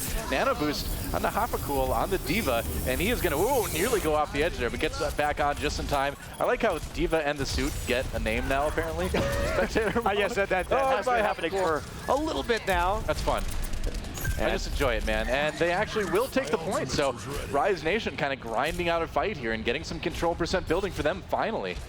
Yeah, we saw at least the initial nano boost onto the Reinhardt work pretty well. Caught one of the tanks out in the front lines. The Lucio ult might have been a little bit late there from Fnatic to really turn the tide of that fight. Now Rise Nation in a very good position. Now Spirit got hooked in, and that's a nice pick for Fnatic. They're going to drop the Graviton Surge as well, and Bud's going to pop that whole hog for another at least one kill anyway. Goes for the hook. Oh, got that shield up just in time. Destro saving himself. Cool finds the kill on Destro anyway, and now Fnatic on the point right now. This has been good hook on the lock. Nice turn to bring that Ana in real close. Worked out very well. Yeah, that was a pretty sloppy defense from Rise. They were split between actually trying to clog the choke point like we see Fnatic doing right now and actually being on the point. Basically on Sanctum, you almost never want to be on the point. You either want to be on the high ground opposite the point, especially if your soldier has the tac visor up, or you want to be playing in the choke point very far forward. Overtime. Yeah, Retzi actually managed to sneak his way back onto the point, but I just don't think that's going to be enough. I mean, this is the match right now. As soon as that overtime bar is gone, Fnatic will take this best of 3. This is a last-ditch effort for Rise Nation. They get a nice Earthshatter, but no follow-up because of that explosion from Cool. But Fnatic has lost 5 out of their 6 members, and Rise may actually be able to take the point back. They do. They stay alive for the moment. That was really clutch. Most importantly, they actually booped, looked like Buds off of the high ground opposite the point right there. So they took the Roadhog out of that fight very early, turned it into a man advantage, and then translated into a point. But there's still a lot of time left for Fnatic to work with here. Only just above 50% for Rise. Wow. All right. Well, Rise Nation staying alive for the moment, but here comes Fnatic. No else to work with at the moment. Destro does get the nano boost. Spirit goes in, gets hit with the sleep dart somehow as he tries to plant that bomb. Doesn't end up killing anyone. Fnatic uses his sound barrier to stay healthy. Good Earth Shatter, but again, no follow-up. That's the issue. So many decent ults from Rise Nation, but just no follow-up on them. Coolmat comes in, drops that Graviton Surge, and there goes the rest of Rise Nation. Not a lot of defense left on the point right now. And Locke kind of on his own on the Ana, can't get into the point. Causes the overtime in the end, I believe, but that is going to be it. Fnatic going to take the first best of 5 here at the Overwatch Invitational at MLG Vegas. GG. I'm really impressed with what we saw from Fnatic right there. Just again, time after time, nailing the ult combos, obviously communicating very well. And Stu, it's the play of the game, no surprise with that big Earth Shatter that he had. And check that one out again, right on the stairs, and then just rolling straight into nano boosted, hammer swinging, and a nice charge kill. Really well done. Yeah, and I gotta say, I mean, just saw those two teams, obviously Fnatic looking like the better one in this best of 3 anyway. And like we said, it's not over yet for Rise Nation. We're doing it kind of dual tournament style, so they do have another opportunity to stay alive in this tournament. They'll get that opportunity tomorrow, I believe. Yes, they will. Yeah. So it depends on who loses the other match in this group, whether it is going to be Envy or Complexity, but I would not want to face either Envy or Complexity at the time being. Those are both quite strong teams. Complexity showing some more unique strategies and some diversity, of course, heavily using Sombra in their run at DreamHack, and then Envy, they may not be the most well-practiced team right now. Taimu still isn't even here yet. Yeah, that hurts a little bit in the practice department. Yeah, they have had to move that match to tomorrow morning just due to some flight issues. But even so, we're talking about a team that might be in this meta on this patch the strongest in the world at the moment. Could be. I mean, those guys, wow, talk about really getting lucky in Vegas, I suppose. Now they've got Mickey picked up at the perfect time where having a fantastic Diva player really pays off. And absolutely. Yeah, I mean, Envy is certainly coming into this one, you know, I would say arguably the favorite for this tournament, but we've got a lot of matches. Again, no practice, though, so that's the thing. There's a big asterisk there right now. That is true. So, in the light of that, let's throw it over to the analyst desk and hear how they break down our first match of the day. Thank you so much, gentlemen. All right, well, that didn't go the way that we thought it would. That was definitely a bit of a slobber knocker there, Stir. Yeah, I thought Rise Nation would be able to pull out at least one win there, get at least 1 point. I did think Fnatic would win, but that was just... Fnatic looks so much stronger in every aspect of their game, start to finish. For me, watching that, I just think that Rise is not really comfortable with this meta right now. They built their identity, they built great wins by playing different heroes than what we see from teams right now. When they were on fire, they had Retzi on McCree, they had Spirit on a Genji. You can't play that the same way you could play in the past, and I just think they've had trouble adapting. Yeah, Flame? It looked really uncomfortable on the control maps, for sure. But on the King's Row, at the beginning, we saw them open up with the Symmetra Bastion. They immediately went back to spawn, and I wonder if they had planned coming into that game to use it, and if that swap really threw them off. Because their defense was definitely not... It was definitely worse than their offense, and even their second point defense. So I wonder how much that affected them. I think that definitely they didn't look like comfortable on control, but I wonder how much that... Yeah. How confident they were in that defensive Bastion Symmetra, and if they'd practiced it and they were just like threw it away at the last minute. Yeah, of course, we're going to break it down a little bit more, but in the meantime, though, let's go ahead and toss it over to Rachel down at the stage with a member of Fnatic. Rachel? Thank you so much, Golden Boy. I'm here with Vonathal. First up, fun fact, Vonathal, it's your 21st birthday. You're celebrating in Las Vegas. What an incredible opportunity. Guys in the crowd, give them a round of applause. How do you even stay focused in Las Vegas on your 21st birthday? I don't celebrate now. I'll celebrate after the tournament instead. Wonderful mentality. Well, you guys are an incredible team, and we've seen you do a lot of work with DPS. Well, now the meta is very, very tank heavy. How has your roster adjusted? Well, like our team is sort of like diverse, so everybody can play tanks anyway, and they can play DPS, so it's fine. Well, We haven't practiced that much this meta though, so we'll see how it goes. Well, talk to me about the practice that you have been able to do. It's been a month and a half since you guys have picked up Hafakul on the roster. He's done phenomenal. You guys really seem to be looking to do well together. What's it been like getting here? Well, I think our team chemistry right now with Hafakul is really good, and I think we'll just do better and better with time. Absolutely. Well, thank you so much, Vonathal. Let's give him one more round of applause for the birthday guy here today. He'll be playing all weekend long. I'm going to give it back to our desk with Golden Boy. Thank you so much, Rachel. Happy birthday, Von. All right. Now, here's the thing. For all the players out there, target Vonathal. Okay? Take him out. Have a good night with him. He seems to be pretty stoic, but he might have a weakness. Yeah, buy him a drink, see what happens. See what happens. We're in Vegas. Vonathal does have a weakness. It is his hair. He is a new age Samson. If you mess up his hair, you will get into his head. Okay, cool. So you just ruffle a few. All right. Well, Exactly. we're just going to leave it at that. He does look like a member of a boy band, so we'll just gloss over that one. All right. Well, let's dive into this matchup here because, we had Rise coming in hot. We honestly hyped up Rise quite a bit. I was looking at this team and I thought, man, this squad can come into it and be a sleeper team. Not a lot of people know what they're capable of.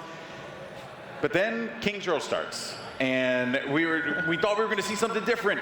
Symmetra coming into play. You mentioned that before, Flame. Maybe that could have thrown them off, but Fnatic just came out so strong, ZP, at the start there.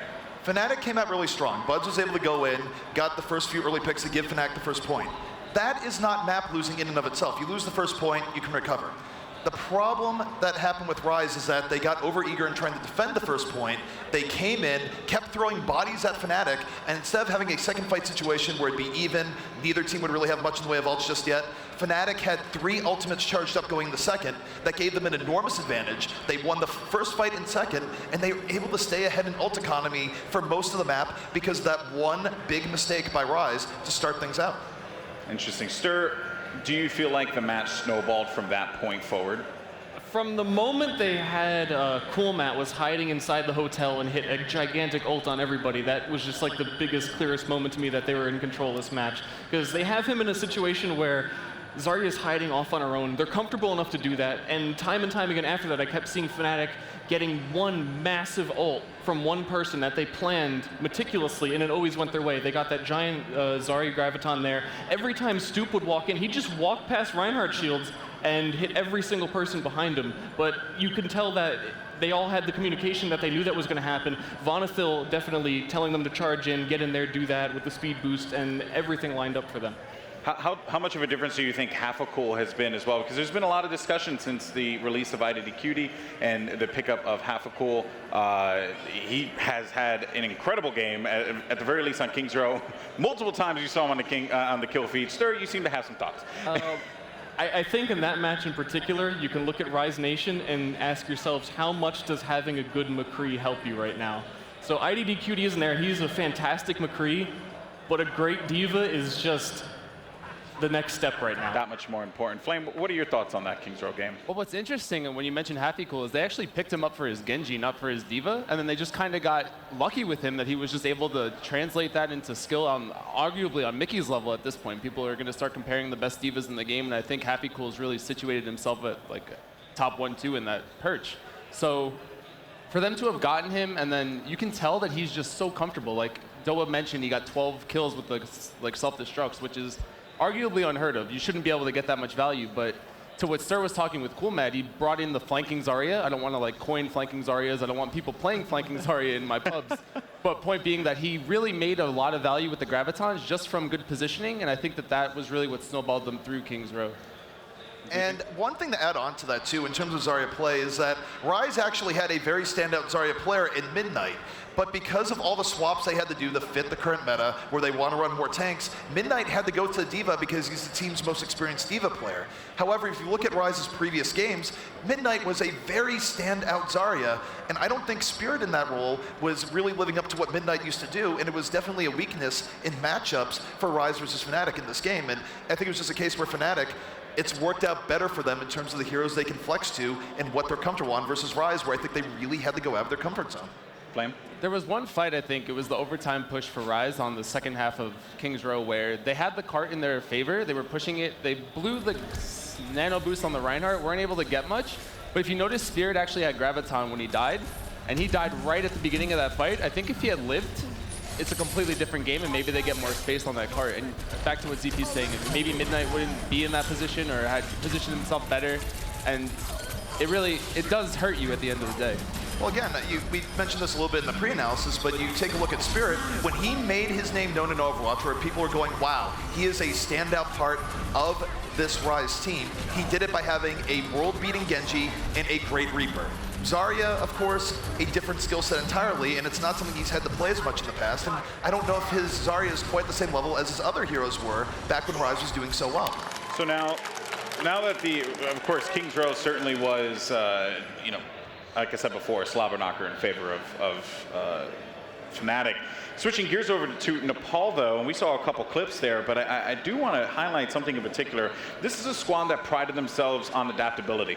They felt like if we have an opportunity to counter something, we'll be able to counter it, we'll be able to mix it up, we'll be able to change it up. And they just couldn't. And it wasn't until point 2 on Nepal when we actually saw a change up when Retzi went to Tracer Sir. I think Fnatic was just playing the meta, the tanks, what everyone expects you to play so perfectly that it's really hard to beat them at their own game. And I think that Rise Nation does have a lot to prove, but when you have a lot to prove, you also don't want to make any mistakes. More than anything, you don't want to prove that you're bad. You want to play it safe, because more than losing, you can look even worse if like, oh, you made a weird pick. Why was he playing Tracer? But I was really happy to see Retzi get on Tracer at the end there. And the one time they actually took the point there near the end, I mean, just because of how the points were captured, they had 2 DPS at that time, the Tracer and the 76. And I think they could play to their strengths a little bit better, even though that isn't the strength in the current perceived meta. Very true. CP? So as a note on Rise there is that I do think Rise was getting a little bit more out of their team when they did swap to the DPS. It wasn't enough to win the maps, but it was much more in their comfort zone. However, just a note going back to Fnatic here for a moment, how they were playing. It came down on Nepal to me for initiation, where Fnatic was getting consistently more coordinated initiations, and you saw it no more than Stoop, where Stoop had a mammoth of a game, and he made it look easy. He just did the little 2-step shuffle behind Desro, dropped the hammer, picked up 3 or 4, and he did it consistently. That's not just a Stoop versus Desro thing. That's all Fnatic being on the same page, going in together, and Stoop getting the backup he needs to make those plays happen. One thing that I noticed also from Fnatic was that they actually ignored the Diva with the Roadhog. A lot of teams will throw the hooks at the free. They're like, oh, look, a mech suit, let me just hook it. But they actually ignored it, and a lot of the times they were able to stagger that Diva just by leaving her to be the last one to die. I think Midnight didn't play as aggressive as Happy Cool had throughout the entire series, and he kind of took a back seat, and it hurt them, because if you let that Diva be the last one alive, you can put a lot of time on those control maps. Yeah. They definitely just felt outclassed, at least in that meta specifically, and I think maybe we would have seen a better showing if we could have gotten more DPS on the map, but it is what it is. Little things really help Fnatic here, right? You'd mentioned staggering. That happened numerous times. Just let Diva lie there, whatever. Wait to just, take her out. Really just slow down any kind of progress that Rise could make. Now, the last thing I do want to highlight was Buds. We haven't really talked about Buds that much. I just want to say, phenomenal play on Roadhog. I mean, he was doing everything the Roadhog in this meta needs to do and was a big difference maker going into a lot of those fights. I think you alluded to it before where, you know, you said he wasn't going for like the obvious hooks. He was actually really meticulous with who he hooked as well. I mean, it's an easy transition coming over from Reaper and still shotgun, getting easy pick. And complexity, that matchup is going to be taking place tomorrow. Just a reminder for you folks back at home, but it's going to be a doozy of a matchup for sure. In any case, though, folks, now we got to switch gears as we get ready for some Group B action because we're going to have FaZe Clan facing off against Team Liquid. Who will come out on top? Only one place to find out, and that's live right here at MLG Vegas.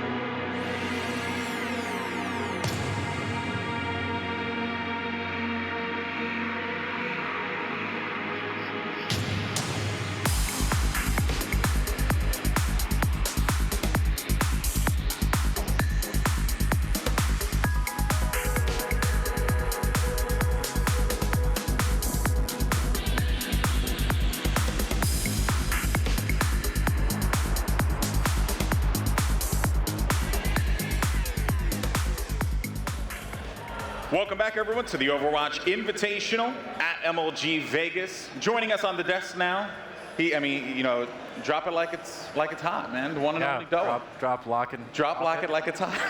I know where it comes. Drop, lock, and pop it. As a fan of that song, I was laughing over here. I just want to let you know that was top quality banter. A day that I can make Golden Boy laugh is a day that just warms my heart. Oh, thank you so much. Well, guys, this has been that first matchup. Definitely was it was kind of a wake-up call, right, for a lot of people here. I thought Rise was going to look pretty competent. They just couldn't seem to get it together. Fnatic now moving on here. And one thing I wanted to talk before we went to the break, but I didn't get a chance to actually ask it, just kind of like theory craft for me for a moment. Half a cool, Mickey. Who do you think kind of edges each other out on that one? Flame, you seem like you want to take this. Well, so the thing is the way that they play around it. I think Envious plays more of the Earth Shatter self-destruct combo, where you see Fnatic playing the Graviton into self-destruct. So it's hard to say who's going to come out on top, but it's interesting that they both have different playstyles and they both make it work. Yeah, I agree completely with him, man. I mean, the way they set up those bigger bang combos is really different. I mean, Envious uses Coco to usually pin the other Reinhardt out of the way or do something to turn him. And you've got, the Zarya on Fnatic, obviously finding these great flanking routes and finding these Graviton surges that should be dangerous, but he manages to hit him anyway. So it's a different setup. All I hope I they can get to play each say other is later. that's potentially a good match to look forward to. Okay. Yeah, hopefully. Yeah, we'll see. Sure. Top quality. All right, well, and then, of course, looking at Rise, though, as they get ready, for, their run here, pressure is certainly on them here. I know that they want to, perform and show up strong. One thing ZP said, I want to say it's ZP, so he'll probably yell at me if I quoted him incorrectly, was I think Rise they should be happy with, just the experience of the event. No, you can't be happy with showing up to ZP's probably going to yell at me for misquoting him so terribly. It's probably completely wrong, but I gotta say, when you have something to prove and it's your first time on stage, you don't want the first impression of you to be the guys who got stomped by Fnatic. So in the losers bracket, they're really gonna have to come back and show that they belong here. I think there's a difference between having reasonable expectations, knowing where your team is at, in terms of cohesion, skill, and all that, and wanting to win. Obviously, you always want to win. I don't think you ever come to a tournament being like, it's just going to be a fun experience. Complexity to that. You come to win. Well, I mean, most teams probably, though. Most teams that have a chance of later winning maybe do that. But so I don't think so. I don't think they're treating it as just an experience. And even though things did get kind of one-sided versus Fnatic, again, I think we saw, in the second part of King's Row, the nerves started to maybe go away a little bit. Things got a little bit more together again. And hopefully in the rest of the tournament, their second match, they'll keep kind of bringing it up a notch. Yeah, I mean, everyone kind of thought that, or everyone, I guess, here feels that it was a stomp on King's Row. I felt like it was kind of a lot closer than people are giving them credit for. We've seen full holds on King's Row. We've seen teams not complete maps on King's Row. Like, they came into there, they finished the map. They even got the first point in overtime with only a minute, and we're almost able to take it to the second point, barring one team fight. So yeah. I think that they're feeling confident. They can't be upset with their results. And King of the Hill is very different. The control maps you see on Nepal, like, if one team gets in that position, it's very hard to break 4 tanks without a lot of practice. And you saw them trying more unorthodox strategies, which I feel like just didn't pay off. But they went for it, and I feel like that confidence is something that they can keep bringing into the rest of their games. They're not out of this, and they definitely put up a very good show, in my opinion. ZP's probably going to yell at me, but, I believe that's what he said, okay? And you know what, though? At the end of the day, as we close the chapter on that one, Rise definitely has a lot to take away from that. And as we move forward to a new chapter here with our upcoming matchup, FaZe and Team Liquid, that should certainly be a great battle as well. But before we get into that stuff, though, gentlemen, we actually have a surprise. We have a surprise announcement. That's right. So, you know what? I'm actually not even going to say who the announcement's from. I'm going to let the one and only, the lovely Rachel, set it up on the stage. Rachel, take it away. Thank you so much, Golden Boy. Thanks for not giving away my surprise. I'm pretty excited about this one, and I brought my friend Devin here, the CEO of CounterLogic Gaming, up to share the surprise with you and the Overwatch community, because it's actually pretty incredible. Thank you, Rachel. Hey, I'm Devin, CEO of CounterLogic Gaming. Thank you so much to MLG for making this announcement possible. We're going to do this exclusively right here. I'm going to say that today, CLG is definitely at least 1% better, because Team 1% is joining CLG as our main Overwatch division. allow me to introduce some of the most driven and motivated players, starting with our main tank, iShiny.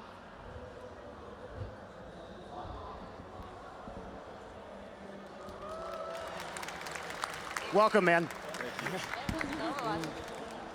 Our off-tank, Miso.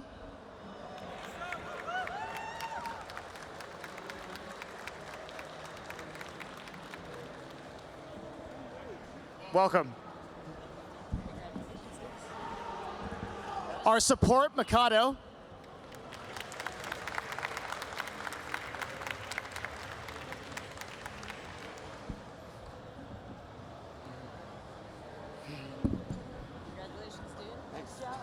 Our first DPS, Hydration.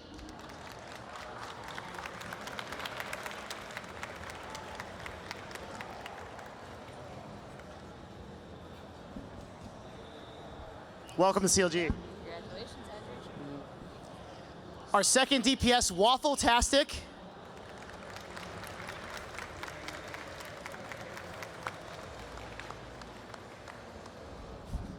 Welcome, my friend.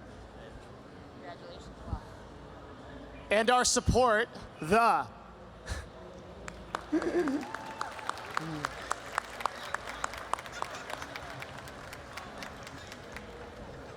Welcome, my friend. It's a huge honor. Can't tell you guys how grateful I am that you're here and you decided to be a part of CLG. So looking forward to all the success that you're gonna have in the future. Rachel, to you. Hey, Devin, thank you for this opportunity because I always love to interview the Overwatch teams, and you set me right up with the freshest CLG roster I could possibly hope for. Now, we've known you guys as the 1% for a little bit, but for those of the players out there, for those fans of Overwatch who might not be familiar with the roster, tell me a little bit about how you guys got together, how this team came to be. I mean, we're a team that thrives in the realms of effort and attitude, and when we're recruiting our players, that is what we prioritized. So we found the players that were the most conducive with our roster, that our players got along the most, and in conjunction with that, we were all just mechanical, very skilled players. All right, I cannot wait to see what you guys bring to the Overwatch scene with Counterlogic Gaming. Congratulations to all of you. Congratulations, Devin. Thank you so much. I'm going to give it back to our analyst desk. You guys got a lot to talk about. Thank you so much, Rachel. And all right, CLG making their step into Overwatch. They said they're prioritizing effort and attitude, but one of the dudes is named The. He didn't even finish his name. It's very true. I know, you got a little work to do there, guys. Bell walked out with the swagger of a champion, so I respect the hustle. You know? I hope they can push a payload faster than they can walk on a stage.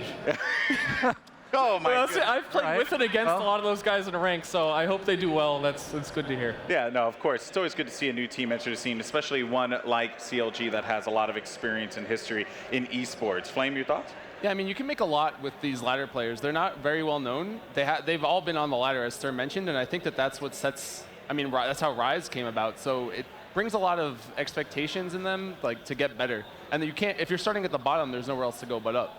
So I think that's really something for them to look forward to. Like, they can get to these events, they can show up to these lands, and they can perform well.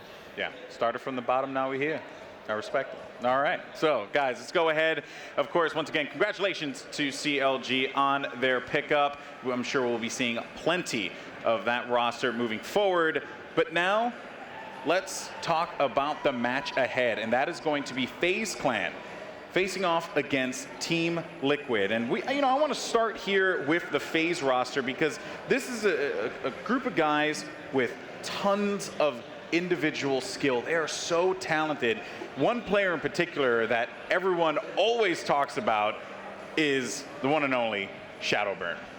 Yeah, I'm really excited to cast Shadowburn again. I mean, we saw him on Team Russia at the Overwatch World Cup, take his team all the way to the finals. He's so good on that Genji, but, we were talking about this in the break, isn't exactly a good meta for Genji, so what's he going to do today?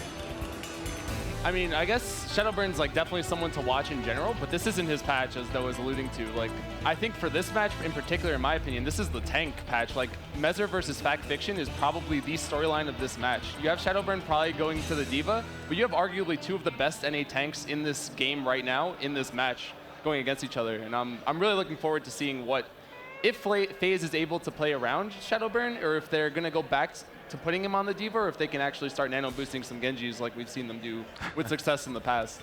Yeah. I mean, you still can find success with a nano boosted Genji if you really want to make it work. If you go straight for the supports and you're able to find them, hopefully you're not hooked. Even if you do get hooked, you'll probably survive it. I mean, it's worth trying, but I'm looking forward to seeing what he does, because we're seeing often teams that are adapting to what's going on right now are the ones that are becoming successful. So if he plays a different character but doesn't play it very well, what was the point in the first place? Very true, and you know, this team actually fell short at the Winter Premiere, which I'm sure for them, they would really like to correct that wrong. Coming into this event, you know, while that event is certainly taking place, you know, in the land of the internet, we're here live in Las Vegas, and this is a squad that's performed pretty well, you know, at live events in the past. Just haven't quite gotten over that hump yet. Doa, your thoughts? Yeah, well, I mean, it is about the time to start, you know, performing a little bit better, and this is a great opportunity to do it. You know, the tubes of the internet lead us here to Vegas, and Vegas, you know, a city that survives on tubes of water that come to the city as well. So, hey, you know, how do you know these things? I don't know. History, geography. Just read a lot. Yeah, I mean, then again, I don't know. How do we get I read it on water? the internet somewhere. Well, good point. We'll have to look that up later on and Google it. Flame. All right, so anything else about this squad that you feel could really tip the odds in their favor here? They're consistently inconsistent, and that makes them very scary on land. Like, they went into E-League, what was it? The ESL Atlantic? No, it wasn't ESL, it was the Overwatch Open. Overwatch Open. And they went in with pretty bad online results, and they just wound up doing really well on land. So I think coming in here, they had a rough week in NGE, but they've all been boot camping actually here for like a week or two. So they're all used to each other. I just hope that they don't try to play into the enemy team's hand. They have a very set style that's worked for them playing around Shadowburn. And I think that now it's time for him to take a back seat, let Too Easy do his thing. And if they can do that, they'll do really well. But I feel like they try to force it a little too hard sometimes, especially as the patches change. Yeah, and that is going to be something that we'll have to pay attention to for sure. Can they, you know, adapt in a way that's meaningful for them in these matches? And now, as we talk about FaZe, we close that one out. Let's discuss this upcoming roster, Team Liquid. Now, not only is this an organization with a very deep history in esports, but the players on this squad also have a very, you know, deep history in esports. So it's kind of like a match made in heaven here. For me, Liquid has been a squad that you look at them and you're like, oh, that's awesome. I like that roster. That looks cool.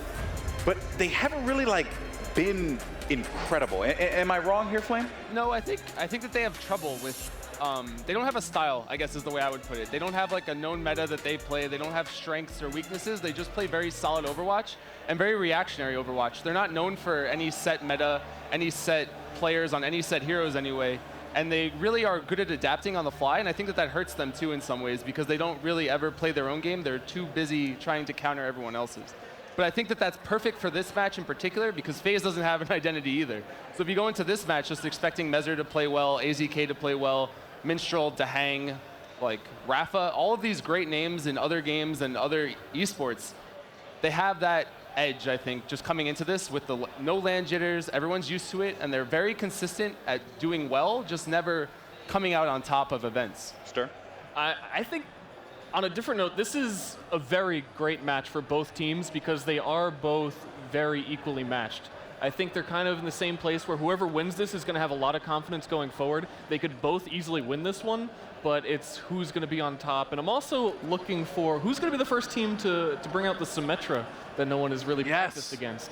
Yes, the Symmetra. Symmetra's my most played hero back in beta phase 2. I swapped over to Zenyatta for a while, but I'm willing. I'm willing to go back to the Symmetra now. Yeah, and exciting. You know, you talk about making that call, and player for Liquid that ultimately will make that call is Rafa, a legend in the space.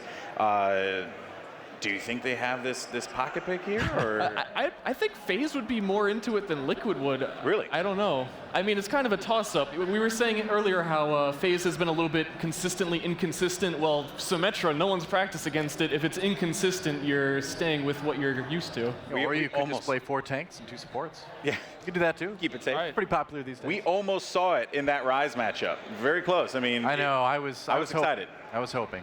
But unfortunately, it just was not meant to be. So one of the things that, you know, as I did my research on Liquid, one of the things that I had read up on was this is a squad that feels like they are actually caught up with FaZe.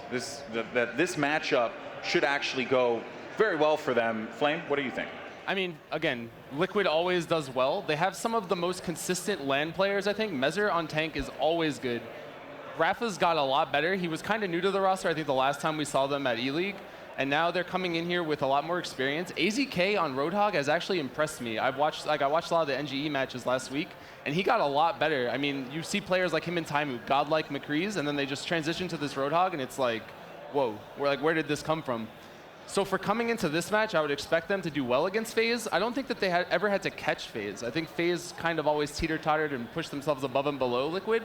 But both of these teams need to win this match. This is a no-lose situation for both of them, because the loser of this may have to wind up playing, or the winner has to eventually go against C9, and C9's kind of like the tyrant in Group B, I think, for a lack of a better term. And this is a must-win for them. This match matters, I think, more than most of the matches today in terms of what it means for these teams. I think it's going to come a lot down to picks. Is Shadowburn going to be on Genji? And what is Liquid going to bring out? We also have IID on Liquid, who plays a lot of weird characters, and his team supports him on it. You see some Pharah from him, Junkrat. He's usually on projectile characters. You might see some Mei. But I think a big point of who's going to win this match is just going to be who picked what and how it worked out, if we see that Symmetra or not. Yeah, which again, you know, for those of you guys who may not be fully aware, just joining Overwatch for the first time, there was a patch that came out just recently. Of course, players were able to go ahead and mess around with Symmetra in the PTR, but recently we saw Symmetra release brand new abilities, or ability, I should say, with the shield now that pushes forward here and could really change the landscape. And also another thing to note too is the range of which Symmetra's beam now actually locks on. It was 5 meters, now it's 7 meters. Yep. There's some substantial changes here that we've yet to see executed here that could very well change the landscape of the tournament if we're not paying attention. I mean, that shield generator that she gets now too. If you get that up, it's really, really hard to take apart a team with that extra 75 shields. And, you know, I'm saying that I don't expect we're going to see any Symmetra in this match going forward, but I know we will in the future. She's got such a seemingly strong kit right now that it seems like it's only a matter of time until people really start to find ways to make her work. You know, maybe not in this meta, but maybe a couple weeks down the road, I think we're going to start to see a lot of her. Very true, very true. I mean, I do remember at Overwatch Open, though, we went in there very firm thinking that the tank meta was really going to take shape and own it. And then, you know, in comes the Ana Reaper, you know, as they have coined it, the Beyblade strategy that just demolished everything. So it certainly could be something that either evolves over time or, hey, why not? No better time like the present. You'll probably see the new thing at this tournament, then everyone will try and replicate it. So if it works, if Symmetra comes out and does something awesome, wow, Symmetra's the best character ever now. Yeah, that's true. Yeah, that's how it's And everyone born. wants to use it. Yeah, true enough. You know, the Mickey on Envious was part of a team from Thailand that had a support player that was a big-time Symmetra main. He had like the golden Symmetra gun, over like 100 hours on Symmetra. And so I'm kind of curious if, you know, maybe we're going to see something from them, because Mickey's really familiar with playing with that pick. I guess it's not this Symmetra, so maybe that doesn't apply here, but it would be cool. Yeah, for sure. What are we flying? I mean, I would expect FaZe to come out with it if they were going to come out with it, but they have Forsaken actually playing Zenyatta most of the time for their team. He'll like transition back and forth, but he's like known for his Zenyatta play, which is kind of falling out of this patch. But back to that point, he was known for deathmatch in his previous games. Like, he has very, very good aim and positioning awareness. So I think that if anyone's going to go Symmetra, it'll be him, and he's going to be scary on that hero because he's a gamer, you know. He has that intuition. Like, we got 12 gamers up on stage. There's a lot of them here. He's a real gamer. He's a gamer's gamer. Well, guys, it is time to jump into the matchup, folks. It's going to be a great one. Will Shadowburn slice and dice his way to victory with FaZe, or will the legend Rafa lead his team to victory? To drive us through the action is none other than ZP and Huck. Alrighty, thank you, Golden Boy. Here we are on bright and sunny Hollywood watching Team Liquid take off against FaZe, and I'm here joined by the one and only Huck. How you doing, man? Doing great. Excited for some Overwatch and excited for some of these picks. You know, nothing set in stone, but it looks like some crazy shenanigans might be happening here. Well, right now we are looking at this defense coming up from the side of FaZe, and that is the one and only Torbjorn, which admittedly they still could run back and change it, but I would be more than happy to see him come out here.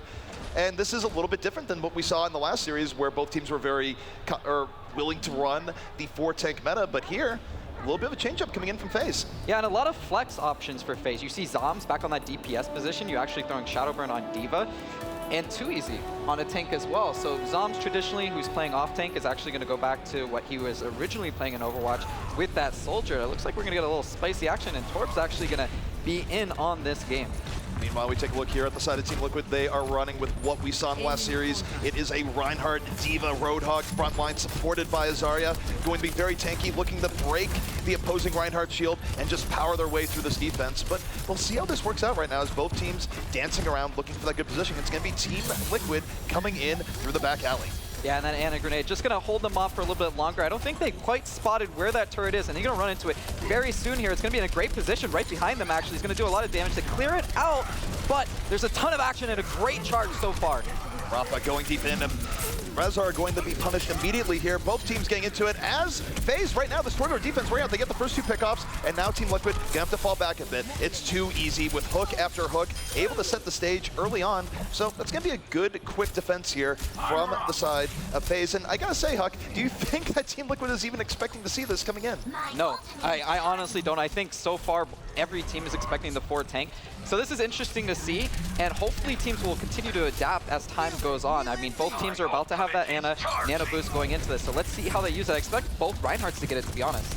Both Reinhardts could be going full Rock'em Sock'em robots here, as here comes Team Liquid just rolling onto a point, and that's exactly what's going to happen. Both Reinhardts fighting each other in the back to start things out, but Shadowburn gets to the back, is able to take down Mezar early on this fight, and for FaZe, they're able to bend back. They don't break here just yet, and BZK not able to get the hooks he's looking for early on, and that's it. Team Liquid is out. They are backing out once more, and now Huck, look at the big ultimate advantage coming up here from FaZe, where they've been playing this very well thus far.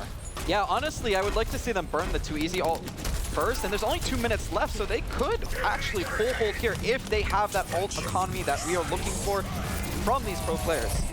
All right, next fight here is underway. FaZe looking to maintain control on first. Mezar already down early on this fight. Oh, and again, Tor's so brave. He's got so much armor, he's not worried about a thing. Forsaken looking for a little bit more, does finally go down, but this has been good trade-outs here from the side of FaZe. They're pushing Team Liquid back once more. Team Liquid not going to be able to win this fight. And now, minute 45 left, Team Liquid has to be worried about the prospect of getting held here on first. They haven't been able to break through, and the Torb has actually been a problem for them.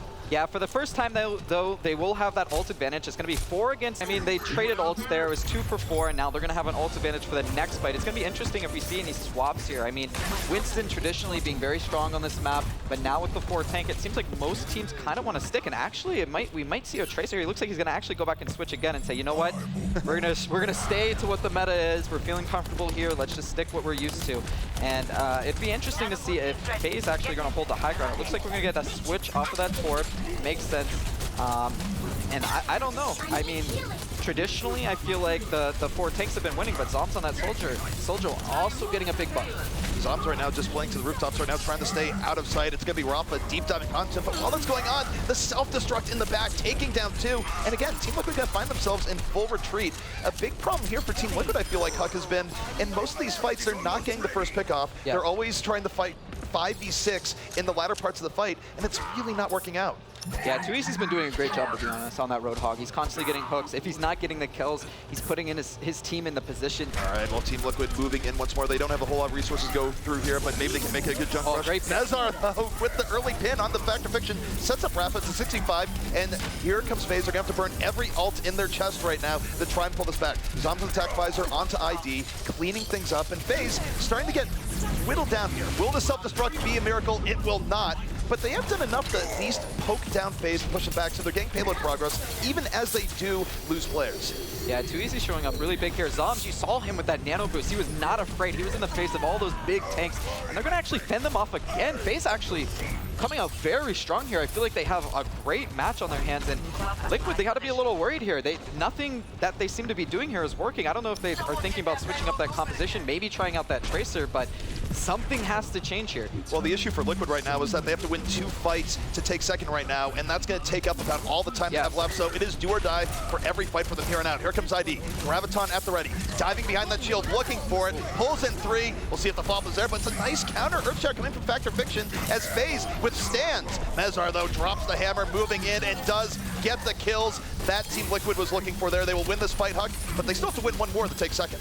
Yeah, it seems like the analysts really, put emphasis on that tank versus tank battle, Mezzer versus Factor Fiction. So far, to be honest, it seems like when they do win fights, it's on the back of Mezzer to a certain degree. Either he's nano boosting and winning the charge battle, or he's just cleaning up and hitting better Earth Shadow. So far, Mezzer is showing up big for his team, and it seems to be the Too Easy show versus Mezzer so far. Does seem to be the case, and right now this is going to be do or die here for Team Liquid. They must win this fight or it'll be all but over as Mezzer dives in deep, going for Too Easy, trying to get rid of the problem, but Too Easy gets burst healed by Ana. It's not going to be enough though. 4 kills for Team Liquid before it's all said and done. And FaZe looking like they could have had that hold on second Huck, but it's not going to happen, and they're going to have to reset for last. Yeah, Mezzer was really low. Despite getting nano boosted, he actually got anti-healed. He was down to 70 HP or so. And that's gotta hurt, you see FaZe putting all their attention on him, he's in their faces, they burn him down, but they don't finish off that kill. And then in the meanwhile, Team Liquid just teeing off on them and they have no pressure on their backline. So great job by him, really getting in their faces and being a sacrifice, but actually staying alive. And then And for Team Liquid right now, what they really have to look for is that they have to hold or win the next 2 fights. If they lose a single fight here, it's going to be very rough. And they are going at an ult disadvantage. Too Easy with the early pick up from Mezrar. And now here comes FaZe. They're going to be more aggressive about that early pick. Dive right in. But here's the important thing right now, Huck. They're saving a whole lot of their ultimate. Zombs didn't have to blow Tac Visor. Factor Fiction held on to the Earth Shatter. So they win this fight. They push Team Liquid back. And now they're going to have those resources for what could be the definitive fight. Yeah, no big mistakes as far as ult management. I liked ACK's position there. He was on the rafters and the back line, but he couldn't really finish off any kill. And now it's going to get a little sloppy here. It feels like they're pressuring a little too much, but the time is ticking. 40 seconds left on clock. Like you said, do or die. And here comes Zero Factor Fiction, knocks down to Hang to set up the fight for FaZe. 2 quick kills. Team Liquid struggling to stay in here. Graviton comes in lane the fight. Down Men, but not down Hope, trying to make it happen. But FaZe able to withstand this, even though they trade out a little bit here, Huck. You take a look at this, they're going to have respawns come in to stall this out. Only 20 seconds remain for Team Liquid to look for a miracle. Yeah, and Factor Fiction trying to get in his face. He kills Rafa, cleans him up, but they're going to have to regroup. And realistically, this is it. 10 seconds to go. You got to touch that card. You got to do it before your team can back you up. And it looks like FaZe is going to be in position. This is going to be the last fight, and they really need to finish this point. And the Sound Bearer coming up online just in time. FaZe is going to be able to open up this fight with this if they want. And now they're just backing up. They're giving Team Liquid room right here. They're not challenging the nano boost. Now they pop the Sound Bearer and they go right in. They feel they have an edge. Minstrel gets the Sound Bearer late to the fight. Will be saving Team Liquid here as both sides looking for that all-important first pick as Shadowburn will fall. Team Liquid looking for a hope and a prayer right now, and they might just get it. They still have all 6 alive as they push onto this cart. And for FaZe, they're just trying to hang in there as Factor Fiction gets nano boost, hopping on to the payload, and does find Rafa towards the very end, and that lets him drop the hammer. Yeah, and this fight's so extended. I mean, it's going back and forth. I think it's about even. The unfortunate part is I actually think FaZe is closer. Respawn point. Now OT's ticking down. They got to keep touching the cart. We don't want to see any big mistakes. Looks like it's going to run out. And yes, FaZe do hold them on that final point. And that is a big, big hold for FaZe towards the end. Now, of course, we'll have to see what FaZe does on their attacking round. But for them, they don't have to worry about things like time bank anymore. All they need to do is push that cart just a little bit further than Team Liquid did. And Team Liquid, I think, has to be happy with at least getting that, because there were points where they were on the verge of getting held at first, on the verge of getting held at second. Yep. At some point, it's just, all right, we at least got it this far. We can work with this. It's not ideal, but it's a lot better than if FaZe had pulled off the great defense a little bit earlier in the map. Yeah, I want to give kudos to Minstrel there on that last fight. He got the first 2 kills for his team, actually. And as a Lucio player, you don't see that too often. We're not sure, how much damage was actually put in there, but anything can help. And to be honest, I almost feel like FaZe has a huge advantage here to a certain degree, because that is the defensive advantage. You know what you have to do, right? You can strategize around just, okay, guys, it doesn't matter how late we do it, as long as we finish this map, that's a win. Absolutely, and for Team Liquid right now, there's certainly a lot of pressure on them where maybe one of their best chances of winning this is getting the first point hold. You don't see it happen too often here on Hollywood, but for them, they're not really going for anything too much in the way of change-ups, with one exception. AZK will not be on a Roadhog this time. He's leaving that to ID. There will not be a defensive Zarya. Instead, there's going to be a defensive 76. And what you can expect here from AZK is that he will be perching up in the cafe, most likely, and just laying in damage in the phase as they try and commit. However, from the FaZe side of things, I mean, don't look yet. Don't look. That is a lie. I mean, they're a versatile team, but not that versatile. as far as that goes, I'm not really expecting too easy or Torbjorn, but I do think the Genji could be a thing here. Yes. FaZe has run very powerful dive comps in the past, even though that's been out of vogue recently. They still could go with that, and Shadowburn, to this point, not swapping off the Genji, could be seeing a D.Va Genji double dive right in the AZK's face, and it's difficult to survive that as a soldier. Especially Shadowburn. I mean, this is the guy, you know, the Genji legend. The solo only plays Genji, locks it every time, doesn't let anybody else pick it. I mean, they were scrimming backstage, he was playing Genji, so I expect he's going to be very comfortable again. All right, well, here comes FaZe in on their first push. Got to be feeling comfortable with the amount of time that they have. We'll see just where Shadowburn and Zombs goes. They have now noticed that AZK is up in the back line. He's not in the cafe, so he's staying a little bit further back. And now the question is, when will they dive in? Yes. You've got to think it's going to be soon. Yeah, that's basically what's being told here. They're calming, they're saying, you know what, they have the range advantage, we got to get in there at some point. When's that point going to be? And actually, Too Easy getting a great hook there. Almost going down, it looks like he is going to go down ID. Going down a mana, it looks like FaZe has the advantage. You can see that they're in their faces. Shadowburn deep in the back line, doing a lot of damage. Zombs backing him up, doing a great job. Shadowburn with the 4K, just blowing up Team Liquid. And that's a very quick first point. We like to talk about heroes that are great at collecting garbage in the game. Yes. Where once you have an advantage, they get pick after pick after pick. While Shadowburn on Genji, one of the best garbage men in the business, they got the first pick off, and that gave him so much space to dive in the backline. Picks up another, gets another dash reset, and gets FaZe started off on the right foot. And now the trouble is going to continue here for Team Liquid here, Huck, because you take a look at Shadowburn, he's going to have Dragon Blade up in this next fight with a nano boost. Oh man, it's going to be brutal. And this is exactly what you don't want to see. The Roadhog sleeping on the job there. He's going to have to get up. They're just pushing the cart. I think they feel very comfortable. Too Easy once again initiating with that hook, and ID goes down first again. Shadowburn going to go in there. He's bladed up. He's blue. He's shiny. He's holographic. 2 kills for him. And Mezzer, they're just falling apart. AZK doesn't have the room he needs to do the damage. Factor Fiction getting in on the action as well, and that's a wipe again. And for FaZe, this is going to let them keep the momentum going even further. And even still, the main ultimates used there were Dragon Blade and Nano Boost. They have everything else up. Team Liquid going to have to win a disadvantaged fight coming up here soon if they want to hold anything here in second. Easier said than done. Yeah, they got to watch out for Too Easy's hooks, to be honest. That seems like the main initiation point where he says, you know what, we have to engage here. Get in my face. All right, next fight about to be underway right now. Watt up for FaZe. We're going to open things up with the self-destruct into the backline. Doesn't get what they're looking for immediately, but does open things wide up. Team Liquid has to spread out, and FaZe taking advantage of that. But Rafa, the counter in the backline, going to take down 2 immediately. So for Team Liquid there, they bent back. They were able to come back in off that initiation, and FaZe perhaps thought they had a little bit more off the D.Va than they really did. Yeah, I mean, Zombs did a great job there. You could see that they were stuck in that building. They were stuck in that choke. Zom was zoning 2 or 3 of them, but meanwhile, they made some great plays. You know, they got the pins, they got the nano boost, and to be honest, Mezzer is always a force to be reckoned with. And now it's kind of evened up. You can see that there's not too many ults on either side, but Liquid will have the advantage in this next fight.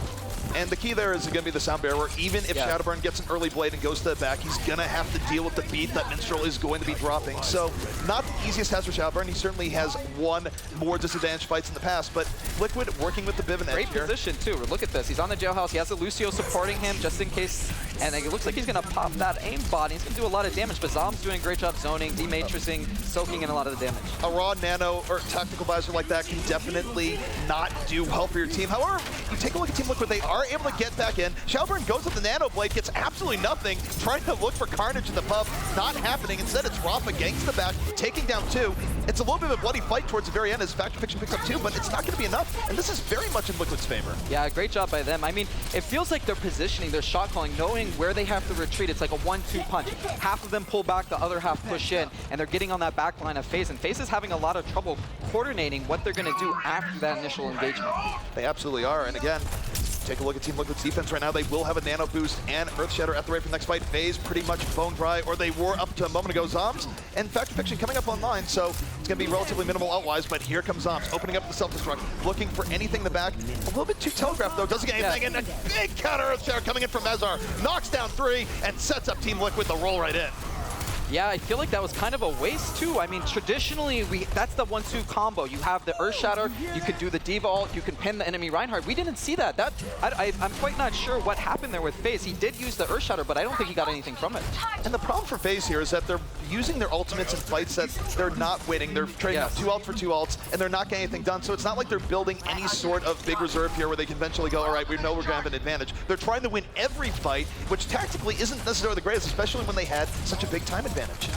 Yeah, I'm not sure how they're going to have to do this. It looks like we're going to get Raucous Nano Boost coming up, and Shadowburn's actually going to switch. He's on that Zarya now. They're going to the 4 tank. They're having a lot of trouble in the second point. And you can see the advantage here. AZK on this rooftop, and with the Lucio, the D.Va's support, no one's going to be able to force him out just yet. And he's going to actually target down. He almost gets Forsaken. Very close. The D.Va's trying to zone him out. He's moving back to the cart, getting help from his team. And it looks like they're going to do a great job of zoning. Rafa gets 1 pick, 5v6. It looks like FaZe is going to have to regroup here, losing another one as well. Well, for FaZe, things are going from bad to worse. There's still a moment here where if they were to win 1 major team fight, they'd probably be able to push this all the way to second. But now their window for that is closing dramatically. The next fight, effectively a must-win for them. They will have a slight advantage going in. They will have the Sound Barrier versus not Sound Barrier, but if Team Liquid is able to pull back, they might be able to just come back to the counter engage and do this. And Rafa has been huge on D.Va. Oh, flanking Earth Shatter. Here's a flanking Earth Shatter. Let's see if he can set it up. No, it looks like he's going to get back into position. Scary moment. They must have spotted him out. His shield's about to go down, though. He's going to be in a lot of trouble here. Does get back, get some help from his team. It's a long fight.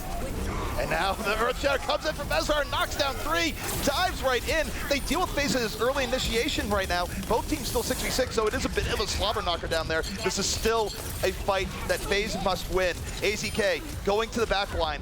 Is going to have to back out, but as ID takes down Shadowburn, it's now a 6v5, and things are looking pretty good here for Team Liquid as they're stalling FaZe out. FaZe has no choice but to stay in this. Oh, and he's dodging, he's dancing around these pillars. Too easy goes for the hook. It looks like he's going to hit him. It's not going to be enough. Lucio Barrier going to help him a lot. He's on 4 HP. Can he make it out? Oh, no, he gets taken off for a second. This is a very close fight. As you said, a must-win for FaZe. Will it be enough? Factor Fiction going to be at 1/3 HP, keeping his shield up, but they don't have the damage, I think. No, they don't, and right now, FaZe struggling for life right now, having to deal with Team Liquid that has an enormous numbers advantage. They have to touch the payload or it's over. They keep it in. Overtime is still in progress here, but ID being surgical on that hog takes down Too Easy, looking for more. FaZe struggling, fighting. Will it be enough? It will not. Team Liquid going to push them off the point here, and Hollywood will go their way. Wow, what a comeback, to be honest. I was not expecting that to happen. No, not at all, and Team Liquid is a case where they lost first pretty quickly and then came up with a defense on second that FaZe was not able to deal with. And I think part of it too is just in their defensive positioning, Too Easy was not getting the hooks he was looking for through a lot of that. And when they weren't getting the early picks to start the fight, Team Liquid was playing much better. Because if you remember back on the first round, FaZe was effectively getting the first pick every single time.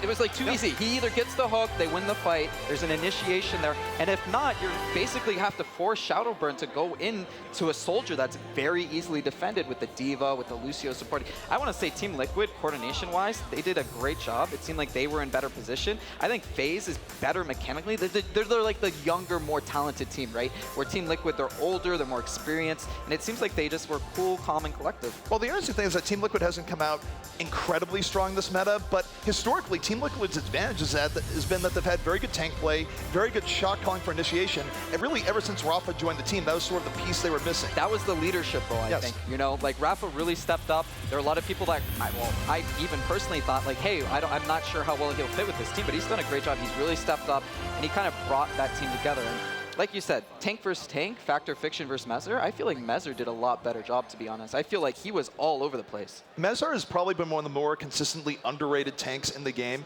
You think about his pedigree. He goes all the way back to early Overwatch competition where he played with teams like Non-Nigma, former teammates with Seagull. Goes really far back, but he has experience in Reinhardt that few have, and he had big Earth Shatters all throughout the course of the game. And for Team Liquid, it's a multi-threat. Might be Mezar some fights, might be Rafa other fights. They really do know how to initiate, and now that some of the crazier burst DPS coming from, say, a Genji or Tracer, etc., aren't being played as much, I feel like it actually favors Team Liquid, even if they haven't realized that potential yet. Yeah, I think it's going to be, you know, a story of the maps too, though. I mean, I think FaZe has an advantage on King of the Hill, for example. You're kind of forced to take action. You know, every time you're not on that point, it's just ticking away. But Overall, I mean, I would just like to see more synergy from FaZe. We have the very easy combo between Reinhardt's Earth Shadow, the D.Va ultimate, or you just throw it up in there and you pin the enemy Reinhardt. It's a pretty easy combo to execute, and they just weren't hitting it. And even though they weren't hitting it, like you said, they're using ults at the end of fights when they're down 1 or 2 people already, and then it's just a complete waste. And now the big question is going into this next map, I feel like, for FaZe is, are they going to be able to come back? Because you take a look at them historically in Overwatch tournaments, they're not a team that does super well when they get hit with a haymaker to start off a series. They're mentally, sometimes they just have trouble bringing it back. They're not a team that you know to go, okay, we're down 2, but we're actually going to reverse sweep. So it's going to be interesting in the very first moments of the next map, which will be Ilios, as to whether or not FaZe can immediately strike back, win the first round, and gain their footing. Yeah, it's going to be interesting indeed. I think they can just because it's King of the Hill. I think they're going to view that as a little bit of positive, but I completely agree. Their whole mindset, I mean, if you look at a team like them, you look at a team like C9, they have difficulty coming from behind. They're not a team that can do that. Where the tried and true Team Liquid, they're a little bit older. They've been on the big stages. I mean, both these teams, to be honest, they haven't been to Asia. They've been kind of out of the loop a little bit longer. We've seen a lot of international tournaments besides the World Cup where we did see a lot of these players kind of been, you know, missing for just a little bit. And an interesting thing, too, I think, that's a good point. And then you take a look at recent tournaments like the Winter Premier, where neither of these two teams really came out super strong, but they were separated by the tiniest margins, where Team Liquid was the 8th seed, so they will go on to the bigger tournament there. FaZe actually didn't qualify at 9th, so if you go by recent results, Liquid seems like they might have a slightly better grasp on what's going on here. But again, if you look at it from the theory point of view, you'd think that this would be a pretty good patch for Liquid. Yeah, on paper, I think FaZe is the stronger team, but when it actually comes to the actual event, you know, certain teams play better against other certain teams, and I think Liquid actually have a good chance of countering just their style. It'll be interesting. I mean, at least we're seeing a mix-up. We're not seeing 4 tank versus 4 tank. Both teams trying to like find their way, and I think as the tournament goes on, every team's going to start to do that. Yeah, and I'm looking at that too. It looks like he's actually going to go for it. He got the Junkrat, and it's Mezzer. I mean, you know, I'm not holding my breath. We'll see. Well, that would be really weird if you were to go in on the Junkrat. I'm saying here is just like... Junkrat would be weird. Well, Mezzer on Junkrat. Yeah. That's even weirder. That's like, okay, stop trolling us, and it looks like he is going to go back to the Reinhardt. Yeah. One day, Junkrat fans, one day. Yeah. But you take a look at the setup that both teams are running here, obviously very similar compositions, except AZK will be on that 76, whereas FaZe going to be running with the more tried and true of this patch for tank. And I think if there is going to be an area where FaZe will edge us out, I don't even think it's going to be from Shadowburn and D.Va versus D.Va play versus Rafa. I think Zombs is the X factor here, where Zombs plays a very good Zarya and might be able to get the better of ID. So we'll see how this works down as the first fight is underway. Yeah, and they're going to get a great Ana grenade actually there. Rocket's starting off really well on that Ana, damaging so many of those players, and they're going to dive in and they're going to lose that D.Va mech, which actually is a big deal, but they have to engage.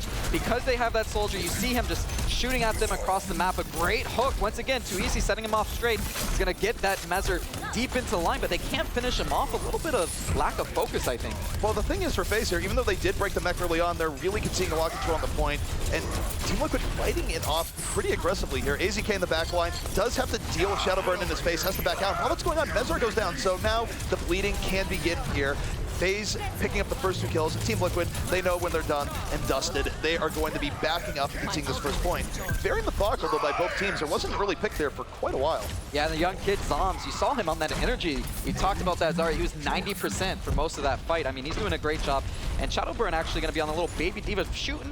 It's a little pea shooter on that right side, trying to get back to Mama Bear. Not quite sure she's going to get it in time. She's at 80%. That mech being so important for this next fight. It looks like FaZe is going to have quite an advantage, though. Well, the key here is between Zombs and ID. Zombs has a Graviton up. ID only at 75%. Zombs will have this window to land a big Graviton to end this fight before it even begins. Nanabu's coming in from Rockets early on onto the line. But Mezzer finding 2 early on. The Graviton comes in late, and they're not going to get much from it. Kind of a misplay coming out here from FaZe as Team Liquid striking immediately back. You saw Factor Fiction getting that very early nano boost and then just playing back. He charged at the very end on that Zarya ult, but he didn't hit anything. I think he got 1 swing there at best. Yeah, and as a result now, the momentum is completely shifted. That was a fight that, by all rights, FaZe had a big edge in. They don't take the fight. Team Liquid now is going to have the edge for the next fight, so what a big swing in the fate of this match right now. As you take a look at ID right now, just going to be creeping here with the Zarya looking for that big Graviton. He dives in the back, and there it is. Group hug treatment as Team Liquid just collapses. Yeah, he just puts his gun on the ground and says, you know what, Demon, you're not going to have a chance to eat this one, but it's actually going 2 for 2. We got a 4v4 here. It's getting a little sloppy, and Dehang looks like he's going to go down. Shadowborn doing a great job finding those targets, finding those supports, clearing them out. A great charge there, too. Factor Fiction going to pop this D.Va, and it looks like it's going to swing back into FaZe's favor. Interesting enough, I feel like Team Liquid was a little bit too conservative there with their ult economy. They figured, all right, we just got huge Graviton. We don't need to throw in the Earth Shatter, which they had. They could have thrown more into that, and they said, you know what, we're not going to do that. Unfortunately for them, they misjudged that a little bit, end up losing the fight, and now they're going to have to come into a fight that's a little bit more even. However, Sound Barrier will give them the BIM initiation advantage. FaZe going to have to be very careful as it starts out. Great block there on that Earth Shatter. Mezzer not getting much of all. He's going to have a little bit more HP. He's going to get a great charge here and a great bubble to protect him. It looks like it's getting a little sloppy. Mezzer gets 1 kill, Factor Fiction going down. They don't have a shield anymore, and that actually means a lot, especially going against that Soldier. Zombs diving back in. They want to keep this point for as long as possible, even if they're going to lose this fight, and they know they're going to lose this fight. They get the Soldier ult. I'm not quite sure if that was needed, to be honest. I completely agree with you. I don't think it was really needed at all. They had already had 2 down before they popped the Tac Visor, and okay, Team Liquid takes the fight going in here, and now they have to win about the next 3 fights. But the Tech Visor would be pretty useful there, especially if they had the 6-4 advanced strike in here. But here's a difference here for FaZe. FaZe isn't gonna have a whole lot going to this next fight either. They're gonna have to stall out for a little bit, wait for Zombs to build the Graviton, and try and capitalize off that. And support-wise, Team Liquid won't actually be able to defend a great Graviton that well, so a lot up to Zombs here as he goes in and looks for that opportunity. Yeah, and at the same time, ID on the other side, he's at 87. 92, it's 91 against 92. These Zarya is going to be battling off here. Who can do a better job of getting that Graviton? Who can go more people in there? Factor Fiction going to have to defend Mezzer. He's light, he's shiny, he's in that deep line. D.Va's ult's going to come out. It's not going to get much, I think. Zom has his Graviton. Will he pull the trigger? They're up 2. I don't think he should. He's probably going to hold on to it. Great choice there, and it looks like they're going to win this fight, and they didn't use that much either. That is really, really good for FaZe that they didn't have to blow the Graviton to get that. And good judgment by Zombs. You saw, okay, we got the first 2 pickups. We're going to hold on to this, and now everything going to come down here to the next fight. If Team Liquid wins it, that's going to be it. They will almost certainly take the round. Meanwhile, from FaZe, they're in the same boat. So we'll see how this works out. For FaZe, though, they have the sound barrier, which Team Liquid does not have. They advantage to FaZe here as they go in here, unless ID can just initiate with a really, really good Graviton. But Zombs, he'll be looking for the same thing. Yeah, and he puts it on the pillar. He gets 2 or 3, it looks like, and gets the Zarya. Can they clean that Zarya up before she gets a chance to use that ult? Doesn't look like it. We're in OT, 99 against 88%. Liquid gonna have a 1-man advantage here so far. He's on top of Dehang, though. They're really focusing him down. Shadowborn doing a great job. Doesn't look like he's going to be able to clean him, and it looks like they're actually going to hold this off. Mezzer on the ground. Can they clean up? Shadowborn not having that mech. He's not going to be able to get the damage needed. Mezzer cleans up Factor Fiction. They have a 2 or 3 man advantage. It looks like they're going to flip this. This is looking very good for Team Liquid. They get the sound barrier lane to the fight. The problem for FaZe is that they were a little bit late on their own sound barrier. They used it after 2 people are down, and you just cannot make mistakes like that. Team Liquid going to be retaking control at this point, and now the question for FaZe, can they go for the overtime miracle? Most of their players back in spawn. Team Liquid 5% away. This is going to be a do or die moment for FaZe where they have to throw caution to the end and hope for a miracle. And Mezzer pins Factor Fiction again. They can't touch the point in. That is it. Close match.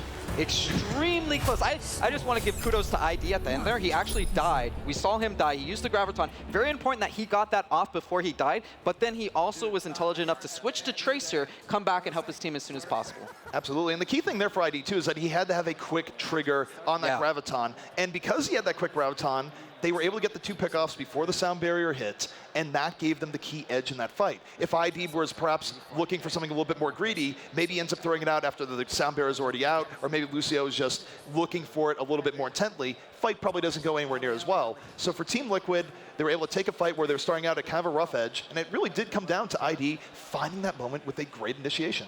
Yeah, it seems like Shadowburn a lot of times is like prioritizing the hang a lot. We see that a lot. He's diving deep, but they do a great job of protecting him. They keep having Mezzer come back and just throw a shield up or push that D.Va off with that hammer. All right, first fight of the well stage going to be underway. Rock is taking out Dehang in an Ana v Ana slugfest here. 6v5 here from FaZe. And Team Liquid gonna have to try and win this down a whole lot of healing. They might just back out early on. That is a tough road to go down as they're down 2. Yeah, the support's showing big. Shadowburn getting 2 more as well, Forsaken getting 1, and this is going to be a clean fight. Genji, he's back, boys. No more tank, no more D.Va. He's going to get on that backline no matter what you say. Reinhardt be damned. And honestly, I wish more teams would come out with this and play to their strengths. Right, I mean, we've seen the power of specialist heroes, even going back to DreamHack with what Soon was able to do in that meta. Shadowburn is such a good Genji that I think he defies meta-related stuff. Who cares? He's like Poke. You're like, I don't care. Maybe you can play something else, but let's just put him on Genji. All right, well, next fight going to be underway here. Team Liquid moving in, looking for opportunity. They have to get a quick strike or ultimates will come in from FaZe. And what better pick can you get than that? AZK sending Ana to an early grave, and Huck, this is looking good for Team Liquid. Yeah, and that really came down to the Ana grenade, I feel like. That was a great Ana grenade from Dahang. He brought the team down, and they couldn't get heals, and then they just cleaned it up. I mean, both supports. We saw Raucus winning that battle in the last fight, and now Dahang hitting that grenade completely turned that fight. And, you know, once you hit 5 or 6 people with grenade, it's almost go time no matter what. I don't care if you have a soldier. I don't care if you can play long distance. Just dive in. So now we have a really key matchup here. Mezar is holding on to the Earth Shadow. He could ruin Shadowburn's day as he comes in with the Nano Visor. So this is the key matchup here. Reinhardt versus Genji. And they don't have the Zarya to shield him either, so yeah, he's very vulnerable. All right, Shadowburn does go into backline, did not get the Nano Visor, tried to just kind of YOLO it, does pick off one, however, but what an Earth Shatter coming in from Factor Fiction. Who needs a Genji when you drop the hammer like that? Yeah, and they were all lined up so perfectly. That was shish kebab, man. They were just on a skewer, and he just came through, cut them up. Maybe they're thinking about it intelligently, you know? They say, like, sometimes we invest too much. We can't really protect that Genji with a Zarya bubble. Just pop your ult, we'll hold back the Nano Burst, or do vice versa. Looking into this next fight, Zoms will have that Graviton up in a moment. Not going to have it up very immediately here, so the timing of this fight going to be very crucial for both teams. I don't know if Team Liquid's going to give Zoms a chance to get that Graviton up. Rafa diving in deep to the back line, that self-destruct, and for now, looking for the distract as the front line goes in. Yeah, and Rock is getting stuck out there. I don't know if he's going to go down. It looks like he does go down to Mezar. 2 for 2, a 4v4. It looks like FaZe has a slight advantage. One man, too easy, trying to get his health back. We see the break it down on Lucio, and a great, to be honest, a great ultimate. I don't know if they can clean them up, though. It looks like he's going to pull one, and Rafa getting 3 kills there, 2 with a huge bomb. The bomb combo off the Graviton, keeping Team Liquid in this fight, and this is really a must-win fight. But it's ticking. Like, they've held on. They're going to die. They're probably going to lose this, but to be honest, they're doing a great job. Factor Fiction on the very edge. Right, but here's the thing for FaZe. Here comes the Nano Visor. Shadowburn looking for the cleanup, has gone back into the fight. This is where Team Liquid needs to just hold for a little bit longer. Oh no! The Earth Shatter! Trying to knock him into pit. Down he goes! This is Overwatch as Team Liquid retakes it. Oh, what? There's Forsaken with the boop. Yeah, and he gets the boop, clears ACK, and I don't know, it's really sloppy. 99 to 35%. Liquid can't give this up. A great hook on Mitchell. Great bubble in return, and it's very close still. Forsaken, the Tank Slayer! 2 boops into the pit as FaZe pulls this right back. Oh my goodness! Yeah, and the support, it's really showing the tail of this fight, of this map. Right now, he's trying to hold on. Mezar cannot get off this point. This Lucio never going to win this fight. I'm sorry, you can believe, but you cannot boop that Genji, boy. Minstrel going the Forsaken, anything you can do, I can do better. It doesn't quite get the boops to start things off here, but Team Liquid do or die. We're in overtime right now. They have to find a way to bring this back. AZK taking out Jabber and Mezar going to fall, and Team Liquid does flip this back in. This is very good for them. I would love to see FaZe just needs to back out, right? You got time. It's 99 to 41%. That fight was very extended. I feel like they're rushing things here. I don't think this is necessary. They can pull back and get a clean fight, but I mean, they're wasting stuff. They just lost the Zoms, and then they pull the ult out. I don't know. I don't agree with it.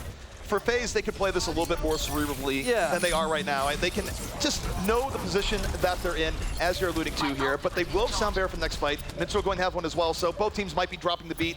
This fight for FaZe, not the end of the world if they don't win it, but they're going to be in a very poor position if they don't.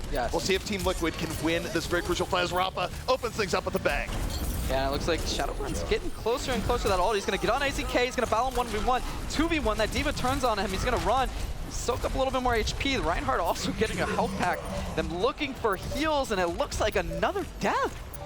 FaZe now backs against the wall, and here's the thing that makes it even worse for them. As they went in, they weren't able to bait Minstrel into using a sound barrier. They will not have that edge going in the next fight. It's going to be barrier versus barrier, and Shadowburn is going to have to make the difference. Baby Zoms get the Graviton up mid-fight, but this is must-win for FaZe. Here comes the beat. And the too easy on the Tracer. He's going to go for it. He's going to get in the back line. He's going to go for Minstrel. Looks like he's going to cut him up. No, he actually goes down. Mezar turning, getting that flame strike. Dahang running for his life. Too easy on the back line. Very sloppy fight. He looks like he's going to get Minstrel again. Minstrel being a huge target, but they can't get him. This Lucio's so slippery. Finally goes down. Dahang in trouble as well.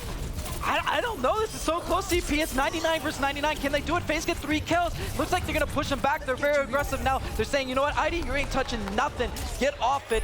And FaZe bring it back.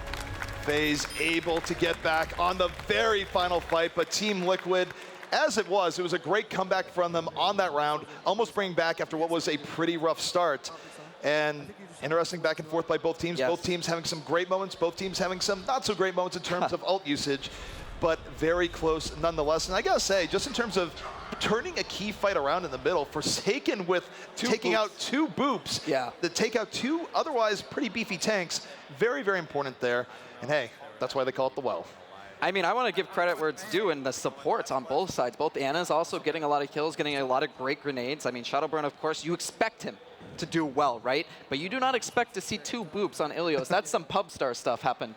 Sometimes the stars align and great things happen, but here we are heading into the next stage here on Ilios. Too Easy once more here on the Roadhog. Roadhog going to be played by AZK, so a little bit more standard coming out here from both teams. Shield battle underway between both Reinhardt's. Mezhar, though, finds Rockets early on, and FaZe can be without a bit of healing, but doesn't seem to bother them. Having the Reinhardt still up seeming to matter just a little bit more. Yeah, they're going to be up 1 person here. Team Liquid's going to say, you know what?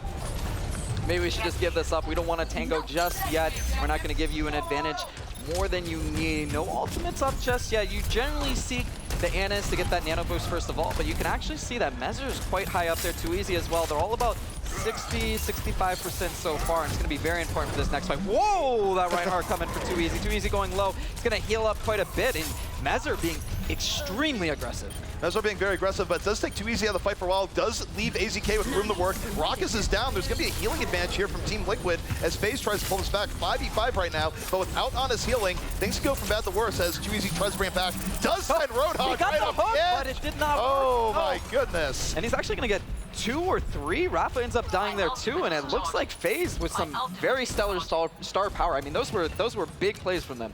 It was very big plays, and a lot of it came down to Too Easy with just an excellent whole hog towards the very end, because usually you lose your Ana that much in that fight. Yeah, that early, and then you're not really able to sustain. It took a hero play, like sending some heroes off the edge from Too Easy there to pull that back. FaZe in a very good position right now, 50% to 0. Team Liquid struggling to pull it back. Yeah, and another great hook. You can see that Zarya being so low already. Half HP is going for it. You want to clean him up. Hang gonna keep him up.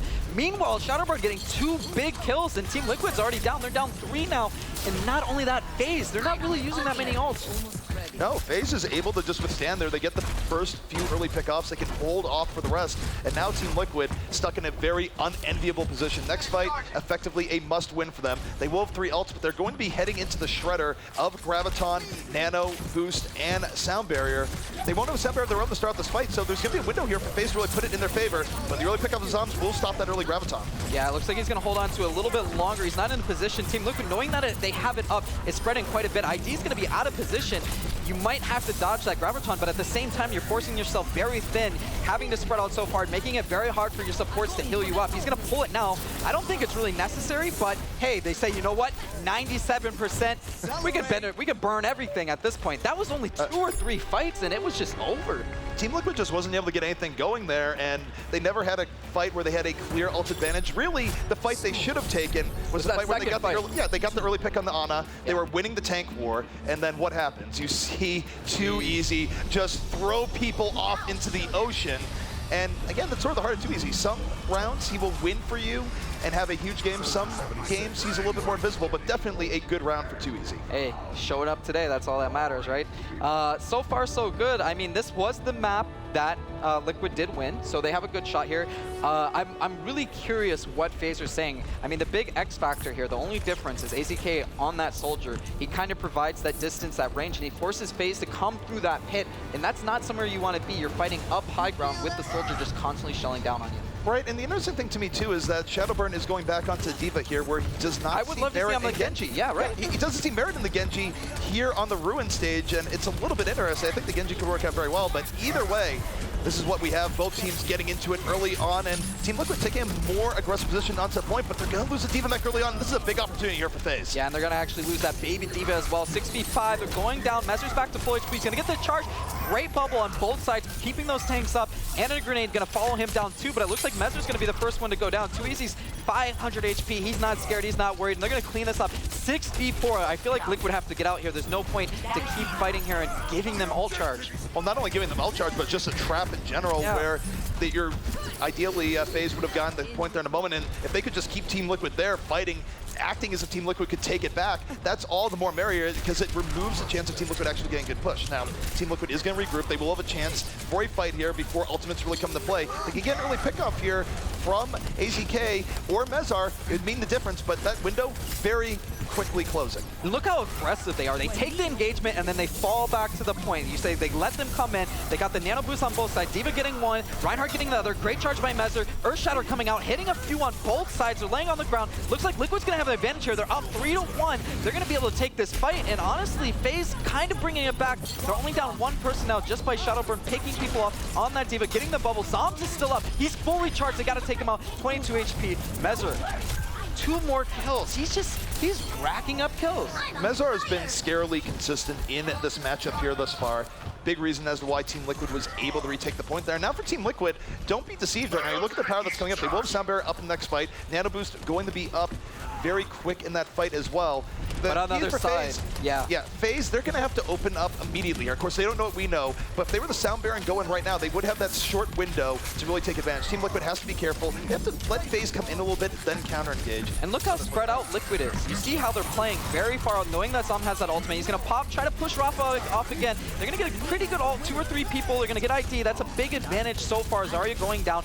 A little bit extra damage and defense from Zom's going to come in here. Lucio going to go down immediately.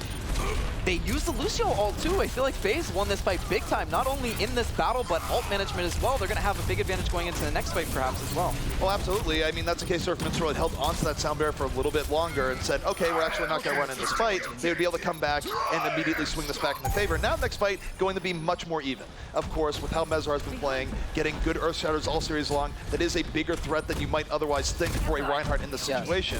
So, FaZe at a little bit of a disadvantage here, but if Too Easy can just land that magic pick off to start off this fight, not necessarily one, but Team Liquid, we'll see what they do with this edge. Do or die fight for them, I kind of feel like here, because they lose this, it's going to be very hard to bring it back. And look how they're positioning. When he does have that Earthshatter, they force everybody on one side, and they force it where Earthshatter is most effective. On this right-hand side, where that major health pack are, they want them to line up, they want to be able to get a few people, and that great Graviton hits 5 or 6 people. They do have the Earthshatter to fall off, they're not going to need it! Rafa! 5 from Rafa, just exploding all over. Of course, it was set up by ID.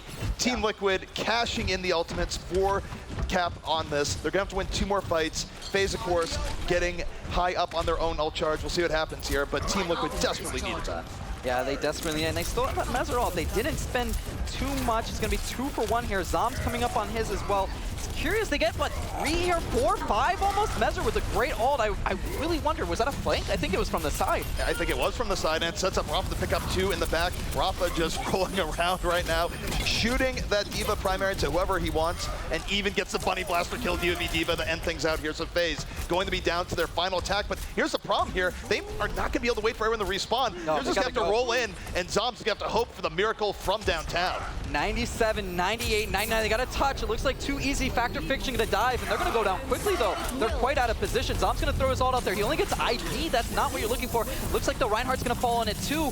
They're in a lot of trouble, though. Liquid having a 2-man advantage here, 6v4. Too Easy getting the nano boost, not having ultimate, barely getting it at the end when the nano boost is gone, and he's anti. He had only 200 HP, trying to push them back, but they're bleeding members out. FaZe only on 2 people, 1 person. Shadowburn against the world is not going to do it, and it looks like Liquid's going to take this 2-2, going to the final match on Ilios.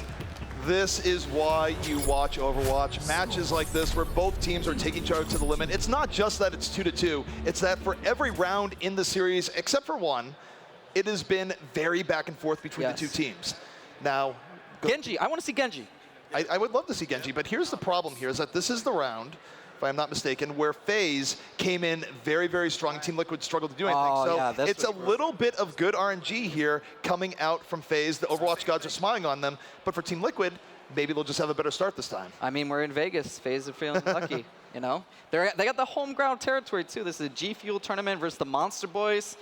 I don't know, they're feeling themselves. Got that, what is it, Raspberry G Fuel or something? The one that's named after FaZe, you don't know? There's all sorts of G Fuel out here. I do not know their specific They're like brand. Skittles, man. They got so many colors, so many flavors. Follow the rainbow. Definitely not the other thing, because that would be copyright infringement. But we are getting in here as both teams immediately trade off poke to start this fight off. Team Liquid being a little bit more time in the beginning, but Mezar seeing an opportunity, dives right in, and is immediately punished for it. So that does not quite work out the way Team Liquid was expecting. Now they're going to have to try and pull this back without a Reinhardt. They don't get the early hook, and now this fight is entirely over. Team Liquid going to have to back out, and second burst right now, same as the first for this round on Ilios. Team Liquid still having some real trouble getting established. Hi, Rafa. Rafa just gets knocked off. Yeah, they're just farming him, to be honest, for now. It's very obvious, actually. Liquid almost telegraphed every time. Mezar comes in very aggressively at the very beginning of the fight and charges very early. And when you do that every single round, it comes a little bit predictable. They're going on very early here. They're going in early. This is a must-win situation because they lose this, then they're going to be down ult for the next fight. This is the last time they could get in and still have relatively even LBL. They don't get the early pickoff to start things off here, so it's still very even between the two. And Ezra going to be first to fall once more, but Rafa doing some work in the backline. But what an Earth Shatter from Factor Fiction. Knocks down 3. But still, Team Liquid persevering here. It's still a very close fight. Yeah, I'm really curious why they went in so early. Zom's at 100%. He's thinking about using his ultimate. He doesn't want to quite do it. He's at 130 HP. He will if he has to, but so far it doesn't look like it. It looks like he might pull the trigger here. There's 3 more Liquid members on the point. He's fending them off. He gets actually Earthshot on the ground, 124, 50 HP. Can he stay alive? No, Matt's just going to clean him up. But in return, Shadowburn backing him up, getting 2 more picks. And this was such a long fight, and it was so bad for Liquid. For Liquid, it was a gambit, right? Where they knew that they didn't have much time before the first ultimate started to come online from the side of FaZe. They wanted to catch them a little bit off guard and try and even things out. However, every gamble has its price right now, and the price for Liquid is that they are not good at all right now in terms of ult economy. 3 big ultimates up for the side of FaZe, and Liquid gonna have to hope for the miracle to pull this back because FaZe is far better positioned, and Zoms alone could set up his team so well. Held it for so long. Yeah, he was not worried. He actually only gets ID again. He hates ID apparently because he only goes for him. It looks like they're gonna trade out. Rafa takes out Factor Fiction. Shadowburn takes out ID. They're 1 for 1. FaZe gonna be 1-man advantage. AZK actually switching to that Tracer. Goes down very early, not having that sustainability, and it looks like Diva's gonna get that nano. Mezar, environmental death. Rafa turns it over. Too Easy goes down, and Zoms just completely staying up. Shadowburn getting 3 picks as well. 99%. FaZe gonna do a great job closing this out. Zoms, did he die that round? It felt like he was up the whole time. Zoms was not dying much that round, but Shadowburn was also getting just insane amounts of cleanup all throughout there. And although we will be seeing play the game from Rafa, the other side of the Diva. Oh, this is the bomb. This is the ID Graviton into Rafa, just queuing for life. Doesn't even have to look. He's like he's one of those heroes, you know? The building blows up behind you, you're just walking away, you don't even flinch. Well, it was definitely a good showing from both teams there. That round in particular, a little bit of kryptonite there for Team Liquid because they looked significantly worse on that stage relative to the Well or the Ruins. So, again, I'm sure they were not happy when they saw that. They were like, God dang it. I mean, if they had gotten Well again, even though they had lost on Well, it was far closer, I think they would have had a better shot. And hey, sometimes teams have weaknesses, but either way. Yeah, it was very, very close. To be honest, I mean, it depends what the next map is. It looks like it's actually going to be Numbani. I feel like Liquid do a lot better on these hybrid or payload maps. I mean, in general, FaZe has always been a very strong King of the Hill team. They're just very strong mechanically, and it feels like on positional stuff, it's just, you know, they're always better, Team Liquid. All right, but before we get into Numbani, we're going to be throwing back to Golden Boy in our desk to break down the first 2 maps and let us know what is in store for map number 3. Thank you, gentlemen. That was a doozy of a matchup there on Ilios, but guys, I got to go all the way back, rewind time a little bit to Hollywood. Stir, you and I were particularly excited about Forsaken. He went with the Torbjorn. Why was that? I think everybody was excited that a Torbjorn was picked, and it was even more interesting than usual because they went with only 1 support. I guess Torbjorn's confirmed to support now. Gives you more health, kind of. Yeah, normally he would be on Lucio, but went to the Torbjorn. There's a couple of good reasons why that would actually work really well. Number 1, once you start to be able to give people armor, which you can do from the start now, you can't really get one shot by a Roadhog anymore. And when so much depends on a Roadhog getting that big pull, getting a pick, and starting a fight, oh, they had 75 armor, I couldn't kill them. So that's huge, and it just kind of stacked on top of itself. But another thing that I really like is his shotgun does a lot of damage. People underestimate that, but it gives D.Va 2 things to do. One, D.Va has to destroy the turret. That's kind of her job. But Torbjorn's also particularly good at headshotting the D.Va with massive damage. So anytime you can split a D.Va up to do 2 different things and have to fight people and not be able to protect the Reinhardt and not be able to win the shield war, that's great too. I know you enjoy seeing different things here and there. Doa, correct? I do. I have very particular tastes when it comes to team games, and yeah, I mean, I feel like Torbjorn, he's not technically a support, but I will give him admittance into the bloodthirsty support club, and we saw a little bit of that from Forsaken, but you know, it's kind of like, you know, part of what Sir was saying, right, where the longer you defend with Torbjorn, the better things get, right? The more armor packs come out, the more durable your team becomes, and you can kind of snowball from there. And they didn't manage to completely hold the point, but they certainly bought themselves a lot of time anyway.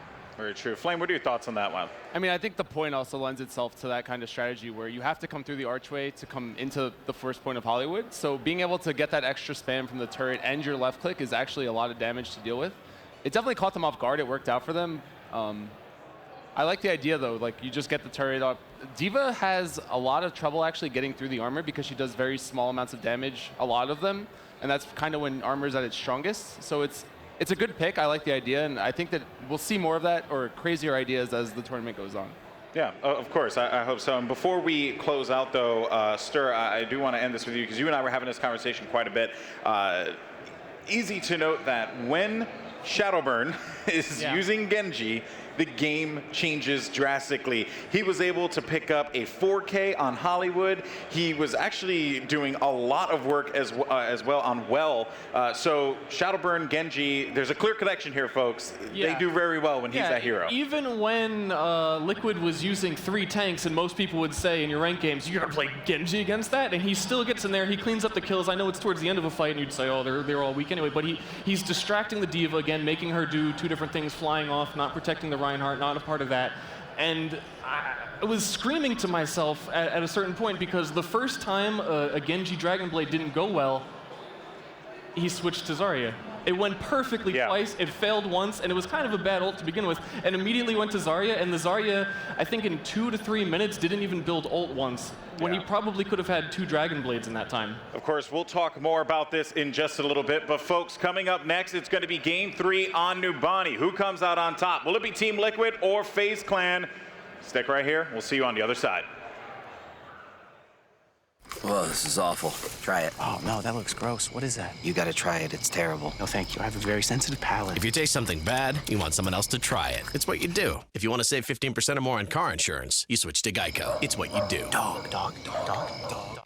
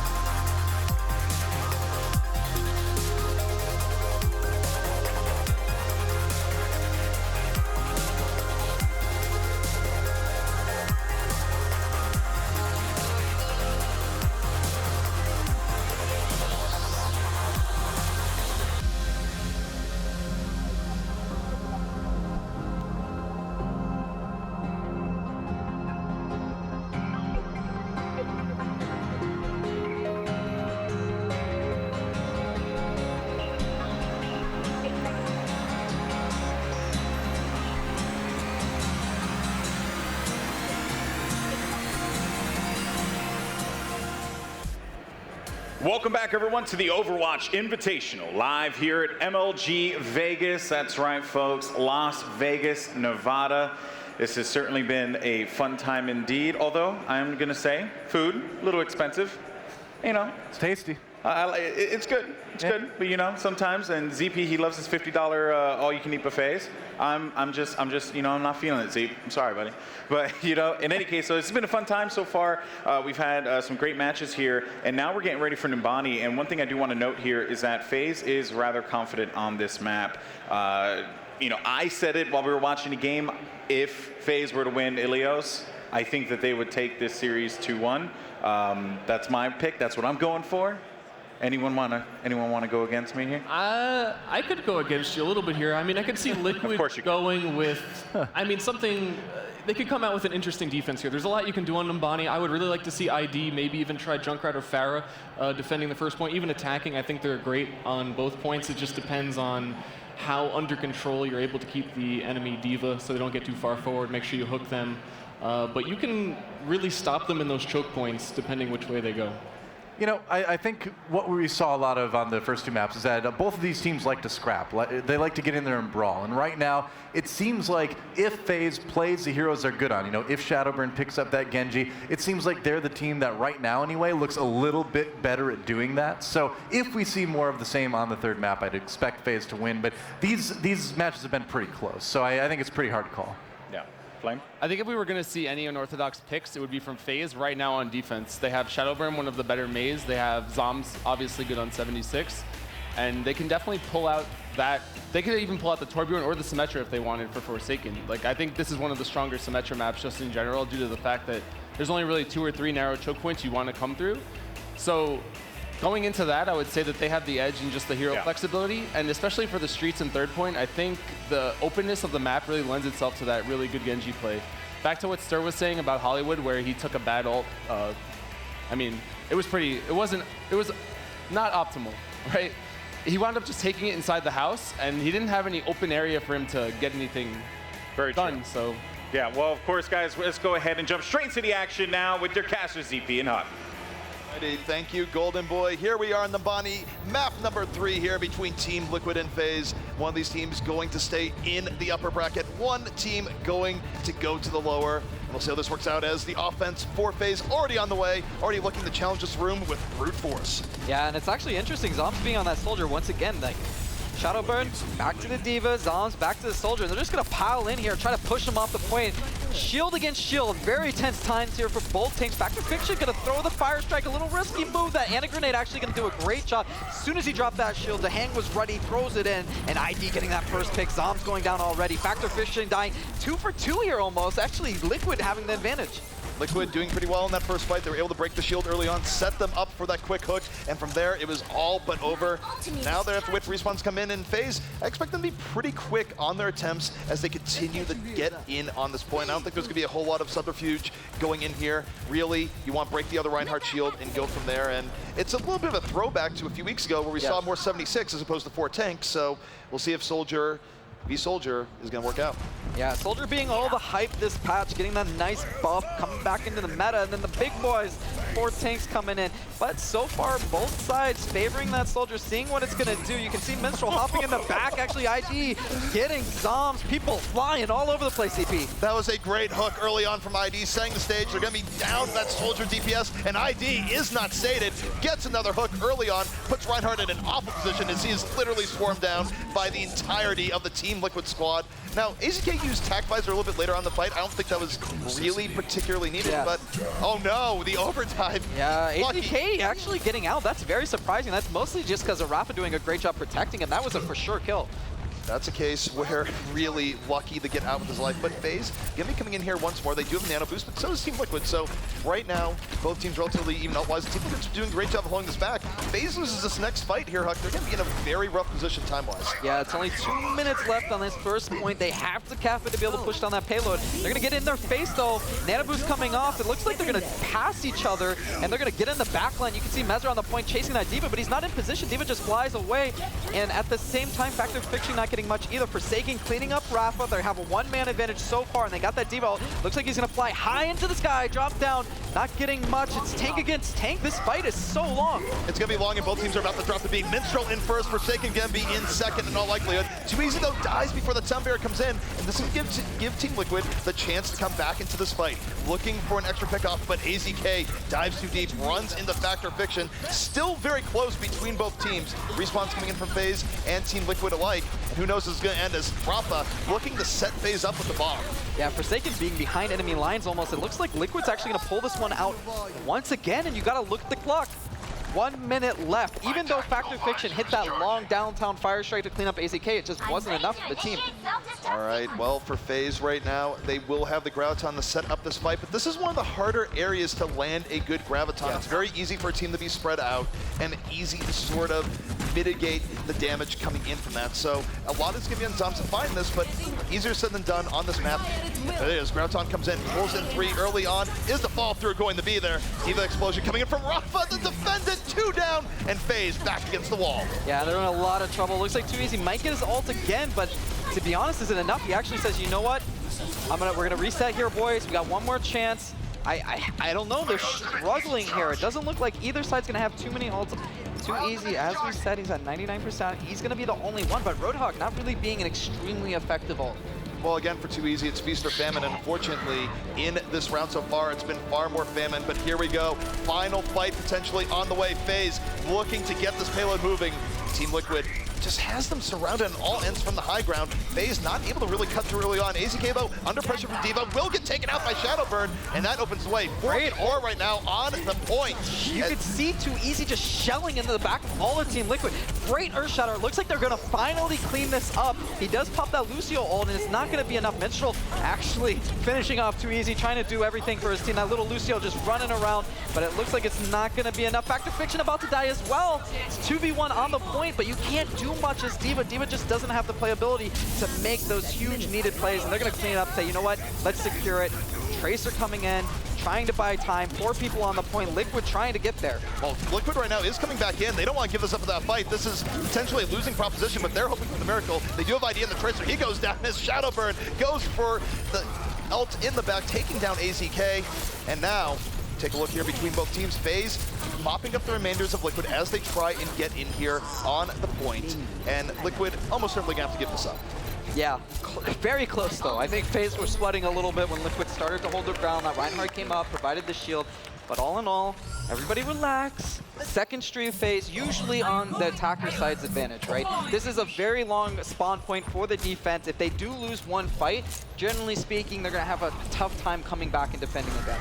Well, FaZe right now with another trick up their sleeve. Shadowburn getting off the Diva, no longer feeling he has to contain AZK, instead going to be coming in on the Genji. And we've seen Genji have crazy momentum here on the streets facing Numbani. As FaZe, they have the Sound Barrier to set this up. An ID on Tracer gets the nano boost and goes down immediately to Too Easy. I'm not really sure about that pick, but also giving Tracer the nano boost, I got to question that a little bit. Probably not ideal in most situations, as FaZe getting all sorts of cleanup here. It's a clean sweep here from FaZe. They're going to keep this payload moving here. And Huck, how good is this for FaZe right now on the ult situation? Yeah, they have 3 huge ultimates. Raucus is honestly probably going to get his in the next fight as well. And you can see what I was talking about. One fight, even early on, you just can't get back to the point. The respawn point's way too far, so they're going to get this checkpoint unless they want to dive in. If they want to dive in, they can. They can barely touch it, but it actually looks like, great Earth Shadow. Graviton setting it up, forcing them to make a bad play, spending 2 ults, but absolutely destroying Liquid. 4-0, gonna be 5-0. If Rafa can get out, he looks like he's got out, and Shadowburn's gonna have that ultimate again, and that's really the combo you're gonna be looking at here, right? Raucus with that nano boost, Genji with that, and it's not even Genji, it's Shadowburn. Well, here's the key thing though, Mezar is very close to getting his Earth Shatter up, so if he's able to land a Fire Strike early on here, which he does, now at 96%, he has the tool he needs to contain Shadowburn when he goes to that back line, and that's gonna be what to watch here. Obviously, Shadowburn is going in. Mezar doesn't have the Earth Shatter yet, gets it later on. It's too little, too late. Shadowburn gets to work, picking up 3 before it's all said and done, and now FaZe, with all the momentum they need to keep pushing forward. Will this be the cap for FaZe? Yeah, and Shadowburn not cleaning up either. Those were clean kills. Too Easy going full human blasting them far back, and it looks like Mezer's gonna come in here. Nano Boost, he's gonna go for the Earth Shatter. He's gonna get slapped down himself. He gets 2. Looks like Minstrel's trying to clean up. Raucous barely gets him. To be honest, Lucio against laying down Ana, I mean, it's still hard to hit. Looks like he's gonna clean up, and Liquid might be able to hold here. 3 or 4 going in their favor. FaZe did not handle that well. They had a huge numbers advantage as the remnants of Team Liquid was rushing in. They pushed up a little bit too far, ended up giving up 2 quick pickoffs, and that was it. They weren't able to push a payload in, and now this is a big opportunity for Team Liquid to reverse fate here. AZK gonna swap off the Tracer, back on the Roadhog, a little bit more beefy. And for FaZe, they don't have a ton of firepower here, so they're gonna have to do this the old-fashioned way. They have maybe 2 more cracks at this left.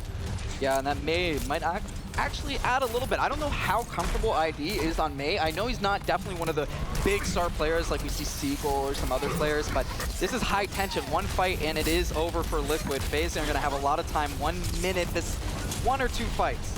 All right, here we go. Potentially the last fight here underway. Shadowburn going to have Dragon Blade at the ready. Doesn't Raucous at 95 too. He's not using it just yet. He's holding on. Might just be waiting for Raucous. Holding for that position. Mezar is down, and here comes Dragon Blade with an advantage. Shadowburn to the back line. Slicing. Doesn't find things just yet, but does get ID towards the end. Picks up 2 before it's all said and done. And here comes FaZe looking to close this out. Yeah, it looks like they're going to do just that. Even Zarya coming in, cleaning up. Not bad.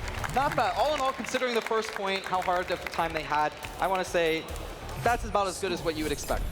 FaZe is very lucky to have gone through first the way they were playing there, because they didn't exactly get first with some sort of huge advantage. That was a very losable last fight for them. They do get through at the very end. Team Liquid lets them get through second relatively uncontested, does buy out some time on third. But from the Team Liquid perspective here, they have plenty of time. They will still have to finish out the map, of course, but if they are able to do it, it's likely that they will have a better time. So Team Liquid definitely playing with a bit of an edge as we go in the round 2. Yeah, but it's almost like, I mean, like, you almost held, right? So it kind of feels a little bad. It's like, guys, we were so close. There was 1 fight. If we had 1 more pick, you know, going in on offense, if you full hold someone, especially Numbani. I mean, Numbani, we have seen a lot of first holds, but not as probably as much as King's Row, for example. So you would feel a lot better. And this composition, I think they're going to change it, but I mean, you never know. We have seen a lot of Pharah Mercy on first point Numbani. I was just going to say, I know about you, but I really want to relax and unwind with some organic oil right now. That advertisement is very compelling, very classy robot. But you take a look at how Team Liquid is going to be running their attack right now. This is the no-holds-barred super dive comp if they stay on what they're doing right now, and has been very effective in the past to just catch teams off guard and take immediate control of the high ground. And it makes sense. I mean, ID is a guy that's come from Quake. You know, he's very good on projectile heroes, to hang, loving to play Mercy, AZK. I haven't seen too much of AZK recently on Genji. I know he definitely can play it. Mezer's being very comfortable on Winston. I would love to see, I think Numbani first point specifically, I think Pharah is very useful. So I think what's going to determine this first fight, as both teams set up, is look at Zombs. Zombs is going to be target number 1 here for Team Liquid, where Mezar is going to be looking, leaping to the back. AZK should be right with them, because once you take out Zombs, there's not much anti-air that actually deal with ID, so it'll be interesting to see how this pans out. Yeah, and they're going to have to protect Zombs on the other side. This is a very standard setup. You see like the U formation, you have some support for Zom. They need to identify where he is and get on him. And you see that right now, the 2 tanks. Zom says, I'm getting out of here, boys. I'm coming to you. Tries to run over. He's getting chased mercilessly. He's not even shooting. He's just running around in circles, hoping to live long enough to see the light of day, and he actually goes down to Rafa. He does not live. Rafa gets that pickoff, and this dive from Team Liquid is working out. They get the first 2 pickoffs. They get their target in the 76, and it is looking perfect for them right now. ID, rocket after rocket, sends it right into Lucio's face as Team Liquid will get this full clean sweep, and they will get the payload moving far quicker than FaZe Clan did. Yeah, this is exactly what we're talking about. Pharah on this first point, what you're doing with that monkey jumping in, with Pharah being in the sky, you're just creating space, right? That's all you're doing. You want to force the soldier to have to run around, try to stay alive, and on the other hand, Pharah, no one can really contest her. Maybe you can hit a hook, but it's very hard, and it's mainly on the Pharah to make a mistake more than anything else. Now, know what Team Liquid is doing here. They're not staying with the hot hand of this comp. They realize that's going to have more weaknesses in the streets phase. The phase is not going to be in a situation where you have to just dive on the high ground. So they swap up to a more traditional composition here, and I kind of like this maneuver coming out, although it does come at cost in terms of ultimates they will have built up. So it's not a free switch, but they are playing the long game here rather than the short game. Yeah, and I mean, in comparison to FaZe, who had such a tough time on that first point, I mean, look at Zom just shooting the feed underneath the shuttle. He's doing a great job on Soldier as someone that can flex and play DPS and those tanks. It looks like they're going to dive a little bit. They're being very aggressive here. The reason why FaZe is being aggressive here is they have to make up for time. They know that Team Liquid has an enormous time advantage right now. They need to get a little bit more a second than they got on the first round. So we'll see how this works out here. Zombs right now holding onto attack visor, has to dodge a diva, looking to back, can't really blow the attack visor here just yet as Factor Fiction goes down. Late sound barrier from FaZe does not save Factor Fiction, and this could be bad here if the sound barrier is wasted and Team Liquid takes full advantage. As Mesvar gets 2. Yeah, and they get 2. You can see the diva laying on the ground, and now he pops attack visor when you're already down 2 or 3. Yeah, it doesn't. I can see ZP's face right now. It looks like he just ate a lemon. He's like, I don't know. That's panic. That is sheer panic and nerves. There is no reason to say I have you in your sights when you're surrounded by 5 enemies and your team is dead. No, they have you in their sights. Either way, you take a look at this next fight here. It's a lot of momentum here for Team Liquid. They've already gotten the second 5.5 minutes. Yeah, yes. that is rough, boys. They're at the 2-yard line in football, but they got 10 downs. They can do whatever they want with this. So many options here for Team Liquid, and they arguably have a bit of advantage going the next fight. They have the sound barrier versus no sound barrier. If they can get an initiation here that catches FaZe off guard, it can go from bad to worse. FaZe gonna have to hope that Shadowburn gets some early heroics here. One of the best ways that they can win this fight is Team Liquid still keeping a push forward. Yeah, but he's gonna lose mech very early and actually go down to AZK. They're gonna trade out. Forsaken actually doing a great job picking off Mezzer. They're 1-for-1, 5v5. Looks like the spawn point for FaZe is gonna be a little bit closer, but this fight is taking so long, both sides. Minstrel still holding on to that Lucio ultimate. I wonder if they're just saying, hey, we're gonna go run, just a dry run, not use too much, and see what we can get from them in return. They did lose one early, so they probably hesitant to do that, but now they've picked up Raucus, I think they're gonna drop the beat. This is a golden opportunity. They get the hook, and here comes Team Liquid. I expect Minstrel to use that any moment here. It comes out from FaZe while they're down players. They're not in a great position. There's the counter, Earthshatter coming in from Mezar, and Team Liquid with the long momentum. However, they don't drop the beat, they lose AZK, and I wonder if this is a bit of a lost opportunity as FaZe is starting to reestablish. Yeah, it looks like FaZe are gonna hold on here. Great ult from Zombs. He's gonna pick up 2, 3. They're gonna clean up, and you can see top left, Minstrel still holding on. I think that fight was very close. He definitely could have pulled the trigger. I wonder if they just say, you know what, we have 5 minutes, we still have 4 minutes, there's no need to pull it. But I think it could have been very useful there. I actually think they had a great moment there to drop the sound barrier and keep it going forward. FaZe was staggered there for a moment. They could have kept it going. Team Liquid perhaps playing the long game here. They will have it up to start this next fight. It will still be an advantage. And Rafa holding on to that self-destruct. Gotta think he's gonna look for initiation here sooner rather than later as Team Liquid starts pushing in.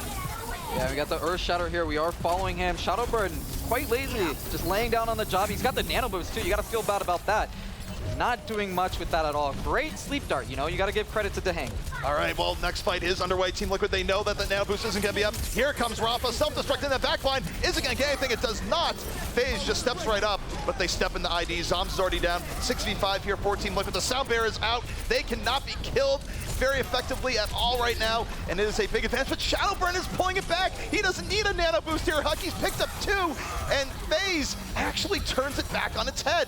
Yeah, that was Shadowburn using his ultimate, getting 2 there. I want to, like, I feel like they could have coordinated that a little bit better, though. Factor Fiction having an Earth Shatter again with that D.Va, very calmable. Like, they can make that happen, but they're just not hitting the charge or not lining up that Earth Shatter, and it's not working out.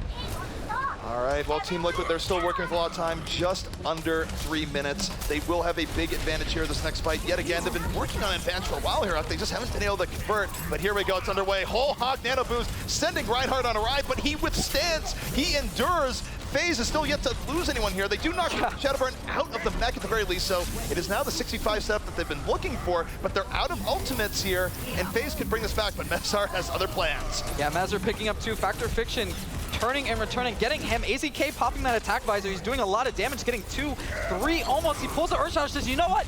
This is the stand, but it's not quite enough. They're holding on to the point. Shadowburn getting 2. Tracer coming out. They need to buy time. 2 minutes left on that clock. Looks like they're going to do a good job. I think they're going to hold here, but it's so very close. Liquid barely holding on. ID saying, this is my king. Too easy. Breaking him down, taking him apart, and wow, Too Easy doing a great job on Tracer. You just hear ding, ding, ding all day. It's always perplexing as to why we don't see Too Easy on Tracer more, because I feel like more often than not, he is able to go and get I think he was just switching there, right? Yeah. Yeah, well, he was there. There was sort of a delay tactics there, but I do wonder why FaZe doesn't run it in more traditional situations, because oftentimes Too Easy does have those big bursty plays. Now, let's talk about time here. Team Liquid had all the time in the world when this first began, but now down to 1 minute 30. Things are getting rough, and they're at an ult disadvantage, so they've sort of blown a bunch of opportunities here. This next fight might not go their way, but the next fight after has to go their way, or they're getting knocked into lower. Yeah, and Zom's showing a lot of patience too on this Zarya, not pulling the trigger too early, but we'll see. It looks like Liquid's gonna come in a little aggressive. Not so sure about that. He gets the tank, he cleans off Messer. I guess that's all you need at the end of the day, right? That's a reset, or should be a reset from Liquid. Looks like they should pull back, and they're gonna do that. FaZe chasing a little bit, trying to get a little more extra percentage, going for the hook. Rafa gonna dodge it though, and it's gonna be a reset. 1 minute left on the clock, ZP. Now, Huck, how does Team Liquid have to engage this here if they want to do this with what they have? I mean, the obvious combo, of course, would be either you send it to Mezzer from Dehang with the Nano Boost, or ID. ID being a big target, though, you can get slept so easily. I think you pull up the shield. You take the shield, you put the Roadhog behind it, you Nano Boost him. It looks like he's going to go for the flank, though, and this is very risky. They're going for the flank. They have to win this fight. Team Liquid, everything on the line, and here comes the Nano Boost onto the Roadhog. Whole Hog in action, pushes FaZe into a corner, quite literally. They are getting poked down from all sides. 2 members almost dead. They would stand for a little while, but the first 2 kills going the way of Team Liquid, and there what might be the finisher. Mezar in with the Earth Shatter, knocking down 2 as FaZe getting outflanked from all sides. Is this going to be enough? Will there be delay? Team Liquid moving the payload forward. 12 seconds left, and it's not enough for Zombs. Does not delay. Very close between both sides, and we will be going to another set of rounds. I think if you're FaZe, though, at the end of the day, you're pretty happy with that 3rd-point defense, right? 5.5 minutes, you bring it down to 11 seconds. And credit to Dehang. Once again, we see the Nano Boost go to Shadowburn, and he gets slept. Once again, it's like every time Shadowburn gets that Nano Boost, he's immediately put to sleep. So kudos to Hang. Great, great sleep darts. Now, going into this next set of rounds here, Huck, you think about what we saw from both teams. Do you think that this is an edge here to Team Liquid based on what we saw from their first defense, based on how FaZe had their first defense? Of course. I mean, Team Liquid busted them on the first fight. FaZe struggled. I'm going to be very interested to see if Liquid actually keep this comp. We see ID on that Roadhog, but why would you change it? I don't think FaZe, even if they expected the Pharah to come out, they necessarily could field the heroes they need to defend it, right? I mean, if anything, they're going to be weaker to the Pharah now without the Soldier than what they were last time. I think they just thought that Zoms got targeted down too much there, and they're hoping that as Team Liquid comes in, that Team Liquid will be looking for a Soldier that maybe is not there. Either that, or FaZe is just going with the tried and true. This is probably the composition that they have practiced the most in recent times. It's the comfort pick, right? Yeah. Where they know that they can make this work, and it's very durable, so we'll see if it works out here as Team Liquid takes to their attack. You got to be kicking yourself, though, if it doesn't work. Like having the Pharah, busting them very early, making it very easy. Then you see no Soldier, the Zarya, and then you're like, why didn't we just run that Pharah play? I mean, looks like they're going to try to go upstairs, the normal strategical play. They got to recognize now, seeing so many people, that probably not a Soldier, but they don't have time to go back and switch. I mean, it's 40 seconds. They're not going to have much time at all. Mezzer charging in here. IZK getting the first pick, and 2 for Liquid. Great job so far. And there's Diva potentially people off the ledge. Doesn't quite get it to start things out. And oh my goodness, Team Liquid with the first 3 pickoffs. They get 4. They just completely squadouche FaZe on this first point. And now, here's where the fun begins. It's time bank. Who knows how far this payload's gonna roll? And it's very interesting because the second street phase is so far back. If they're, I think they're staggered too a little bit. You can see some of them on the map here. They're very far back, so they got to give them room. And at the same time, if you lose one fight in the street phase, they're probably going to get the next checkpoint, to be honest. And this, ladies and gentlemen, is the mad dash of Overwatch, where if Team Liquid is thrown off this once, that's where it ends. But they can push this all the way. We've seen teams with only 1 minute bring the payload to the end here in Numbani. FaZe does not want to join that club. So we'll see what they do here, defending second. As Team Liquid moves in, they do have a bit of an edge. Mezzer holding on to that Earth Shatter, and he's going in deep. Oh, and he gets picked off. That's huge. He had that Earth Shatter, and he's such a big factor. Getting picked off so early, they have a man advantage, and Liquid do not have the ult advantage. It looks like Rafa's actually good as he's going to pull the Diva out of the street, so he's only in an alley. He doesn't have room, and it looks like FaZe actually might clean this up. That's got to hurt so much for Team Liquid when they had 3 ults to none. Absolutely. FaZe, they took a risk there, because here's just a note how big of a risk that was, where they were definitely down on ult to start that out. Yeah. If they had lost that, Team Liquid is pushing that to second and potentially pushing probably it the deep next into fight third. too, yeah. So really, FaZe took a risk there. It paid off handsomely. However, now you take a look at what FaZe is going to have to do here going into their attacking round. It took them just about every bit of time to break point A from Team Liquid before.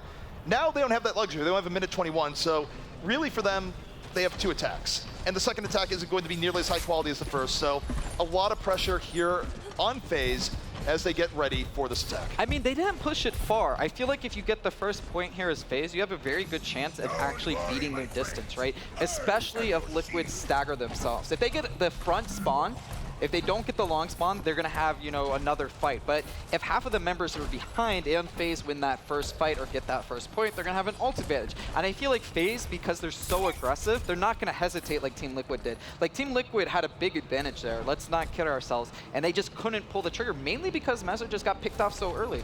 Right, and again, I think if FaZe is able to get this first point, it probably bodes pretty ill for Team Liquid. That early point on second, hard to really defend up there. And Team Liquid wouldn't have a choice but to do that. However, to get into that scenario at all, FaZe must win this first attack. So we'll see just how this pans out. And I think a lot's going to be here on 2easy. He has to look for that first pickoff. And we're going to see the Mei too. They recognize that FaZe like to go high ground. I wonder if they're going to hide. They're hiding the Mei. They're saying, you know what? We don't have a Mei. Don't look. Come through this choke. Let's get 2 or 3 free picks. I think they saw the Mei though. Did they? But they're still, nope. They're looking to go in. The ice ball is in. They will split off FaZe. And here comes Team Liquid being highly aggressive. They get subs early on. That is a big, big early pick here for Team Liquid. The Mei sets them up. They get the first 2 pickoffs, and back goes FaZe. Now FaZe. Oh, this is rough. Huck, that's where that extra 20 seconds comes into play. FaZe is going to get one more shot at this. Yeah, they're going to get one more shot. At the same time, Rafa's probably the closest to ultimate on Liquid's side, but it's only a Diva ultimate. I mean, sometimes it pays off big, sometimes it doesn't, but she's only at 63%. So this might be a clean fight. FaZe can still very easily take this, but where are they going to go? I think FaZe has to go straight up the gut here. I don't think they can play footsie in the room. They have to be able to touch the point. And Shadowburn, this is the Hail Mary. This is the give the ball to your best shooter, give it to Michael Jordan type moment here. They're going to hope that Shadowburn on the Genji can pull this forward. Great hook. And what a hook to start things out. Shadowburn's the cleanup. First pick up from FaZe. And is the dream going to be alive as they start pushing Liquid back? Yeah, and Mezzo's going to go down too. Actually, 2easy. The great initiation once again gets the hook, and now they're just going to clean up. Shadowburn, the garbage man, as you said. He's not recycling anything. He is just destroying them. ID running for his life. And now this is where it comes. Where are their spots going to come in? Are they going to cap it quick enough for Liquid get another fight or not? And 2easy, having that ultimate. Factor Fiction, 92%. On the other side, they really only have the Diva ultimate. So this is a little bit dangerous for 2easy. 2easy going really far up there. I mean, granted, Team Liquid wasn't quite there yet, but if he kept going a little bit further, that could have been bad. Now, Huck, look how far they are. They're so far. They're going to have to rush up here. Oh man, this is high pressure. High pressure. These guys, their hands are sweating. All right, final fight here, potentially underway. FaZe versus Team Liquid. Will they be able to hold? The early wall comes out here. Team Liquid has to get on the cart. They just that. The Earth Shatter only hits 1. Will be enough. Shadowburn has that nano boost. He's almost got it. Looking for Blade is out here from Shadowburn. Picks up another. It's 2 kills from Shadowburn looking for the cleanup. FaZe, they're on the verge of doing it right now. They just need a little bit more. But Team Liquid, they're holding on the payload. But no, Rafa, the last one remaining. Rafa versus the world. FaZe on the verge, and they will do it. They defeat Team Liquid and move on in the upper bracket. So close. So close. Like, if he doesn't get that blade, if he doesn't get the nano boost, I mean, that fight was so close, and they had an ult advantage, to be honest. Factor Fiction leading it off, cleaning off ID. ID kind of staying up longer than he should have. Wow, these two teams very closely matched, and it's gotta feel really bad they're losing as Liquid, being so close to full holding, you know, first point, doing so good, having 5.5 minutes. But all in all, I mean, both sides played so well. For Team Liquid, you look at multiple points on that map. If you had something in Overwatch where you could look at win rates in the situation, Team Liquid at points probably had something like a 90% win rate with the advantage they had. Yeah. And they weren't able to carry it through. They let FaZe back into the game, and then it comes down to the wire, but at the end, FaZe, the team standing. Yeah, I mean, I'm pretty perplexed here. I feel like FaZe just kind of took it at the end, and they had what it took to be aggressive and, you know, close it out. Well, that last map was absolutely crazy, and to break down the craziness, of course, we're going to be throwing back to Golden Boy and our desk. Crazy indeed, ZP. What a match we just saw as it came down to the wire on Numbani. It was a close game, started on Hollywood, and that one was even close in its own right, ended 2-1. Went the distance in the control map, and now we find ourselves FaZe victorious on Numbani. But, Stir, I'm gonna ask you, man, the Genji, bro.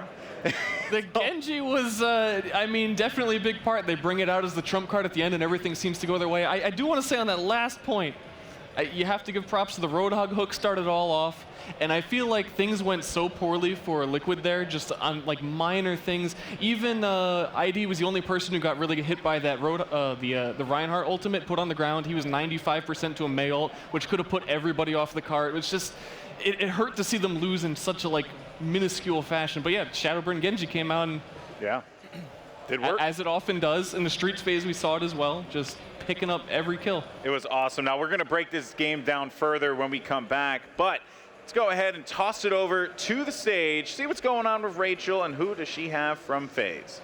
Oh, I've got two easy, Golden Boy, and we've got some stuff to talk about here because this matchup, if you looked at just the first match, I don't think anyone would have expected this outcome. So talk to me about the first map and the mistakes from your perspective that you guys made. I mean, just they played a really good first map. Like, we got the first point instantly, but after that, like, we didn't switch our comps. Like, we stayed Genji for a really long time. So, I'm sorry. Yeah, they had a soldier who was like basically free farming, and our like, I don't know. They just played really good, I think, on Hollywood. Well, talk to me about how you guys prepared for this event, because a couple of the hero choices you've made some really creative, interesting decisions. It's exciting to see you back on Roadhog. I'm used to seeing you on McCree and Tracer. I know the meta's a little different now. Where did you guys envision yourselves at in this tournament, and how did you prepare to get yourselves there? I mean, this meta is really straightforward. You just have to run like 3 or 4 tanks, so we just practiced that like the whole boot camp. We just went like 3 tanks. I mean, well, you've got a heck of a lineup ahead of you, a bunch of great matches. Who do you think is your biggest hang-up in this group now that you've taken out Liquid? In this group, I think Cloud9. Like, they're a really good opponent, so yeah. Well, we will see how you do against Cloud9 a little bit later on another day. But for now, I'm going to hand it back to Golden Boy in the analyst desk. A man of many words, Too Easy seems. Of course, you know, that was a grueling matchup, and I certainly don't blame him if he's a little, you know, exhausted from that one. All right, so we were talking a bit before about, you know, how that really played into itself, especially in the overtime. But a couple things to note here. Huge shout out to you guys for talking about the Pharah coming out here, and that was also very exciting. It's almost as if you analyzed it, man. Who would have thought? Yeah, when I was saying it, I was like, dude, Pharah, no one's gonna use Pharahster. What are you talking about? It's so nice to see it actually come out and be as effective as it was. Because on that point, there's so many things you can do with her. They went through streets, but you could push people off the sides. You're just finding rocket after rocket on every person, cleaning up every kill he needed, and made me proud. Made him proud. If you're not expecting it, it can work so well. If you get the Winston, the D.Va in there disrupting things, giving Mercy and Pharah the room they need to kind of rain down rockets over everybody. And this is the thing I love about Overwatch more than anything, is when you have teams that have specific plays, like you might see in like a traditional sport or something like that, where at this point on this map, we're using this comp. When it works, we're switching to something else. It's stuff like that that makes me really excited for the future of Overwatch, because I think what we saw from Team Liquid in that map, you know, one very specific comp for one very specific task, swapping it up to something else immediately after it does its job, I feel like we're going to see a lot more of that as the game kind of evolves. I'm glad you mentioned that, actually, because while they were very successful on that push and they were able to get that point, they did have a lot of ults on the table. And then they decided to switch out. And Flame, you were kind of like not the biggest fan of that. Why? It's risky. You know, I don't think they won the Streets phase very convincingly, but I think it was more on FaZe making mistakes rather than Liquid playing exceptionally. I think there was a sound barrier that came out from Forsaken that didn't actually save Fact Fiction. So they tried to take a fight down there Reinhardt, and then you saw like kind of a panic attack visor from Zombs, which had no business being used. So they kind of threw away the advantage that Liquid just presented to them. I'm surprised, though, that FaZe was able to like clean up their act for the third point. That hold was so long. There was like 5 minutes. They brought it down to 8 seconds. They did a great job. But yeah, I'm not a big fan of switching off 4 ults above 60% just to say, okay, we don't like this comp anymore. Yeah, but to Doa's point, though, right, it does create an interesting dynamic as players begin to think about like very specific situations, you know? You even talk about on Hollywood when you saw the Torbjorn pick, like that clearly worked very well on that point on Hollywood start. Yeah, that's exactly what I was going to say, is when you know something works very well in one spot, why not go for it? Pharah works very well at that point right there, so they went for it. It was effective. I mean, however things worked out, they were able to take the street phase as well, and again, I just got to say that was a great match from both teams. That was so down to the wire. That was overtime in the final map. Yeah, certainly, and we did talk about it before. Liquid felt like they were right there with FaZe, if not surpass him, and while they came out short here, still, it was a great showing from Team Liquid, a squad that, in my opinion, I think really needed something like this. This was a nail-biter game, Flame. Well, I think more than anything, what I feel like we saw is like is two teams that were really trying hard to play a meta that they didn't really want to play. Neither one of these teams feels like they want to play 4-tank suit support. And when they swapped off of that, especially with FaZe, when they swapped Shadowburn onto the Genji, it suddenly seemed like, hey, what do you know? The team really knows how to play around him as Genji. He's a great Genji player, and they started to find a lot of success when they made the changes. And Team Liquid, with that swap over to the Pharah comp for that 1 point, did really well too. So I'm really curious to see how these guys are going to handle things going forward, because if I were the coaches for these teams, it kind of seems like part of me would want to say, just play what you're comfortable on, because more than anything, it seems like they looked the best when they did that. What's angering me, or what angered me about the interview, I guess, was Too Easy mentions, we don't want to get you angry, man. We've been practicing. I'm sitting closest to him. I really don't want to get him angry. Yeah. We've been practicing 3 or 4 tanks for all week, and I think they lost every single fight that they took with 3 or 4 tanks. Especially on Numbani, there was not a single fight that they won where they were running all 4 tanks. Every single fight that they won on Numbani was on the back of a Genji, a Tracer, a Zarya, something that was not the traditional 4 tanks. And I actually talked to Too Easy before this tournament. I was like, you guys just need to nano boost Shadowburn. Just give him the ball, let him put it in the hoop, and just play around it. And it shows, but he seems delusional during his interview where he thinks, oh yeah, we won because we were really good at 3 tank meta. Like, no, you're very good at not running 3 tank meta. Please don't run more tank meta. Oh my goodness. Well, gentlemen, thank you so much. Of course, congratulations to FaZe as they move on in the bracket. Liquid, of course, we'll see them again tomorrow and see how they fare. It has been certainly a tough matchup for both of these teams, and rest is much needed. But folks, coming up next though, it's going to be a great matchup. Fan favorites NRG, led by the one and only, the Bird, Seagull, will take on Cloud9, a squad that is here with something to prove. Who comes out on top? We'll see you in just a few.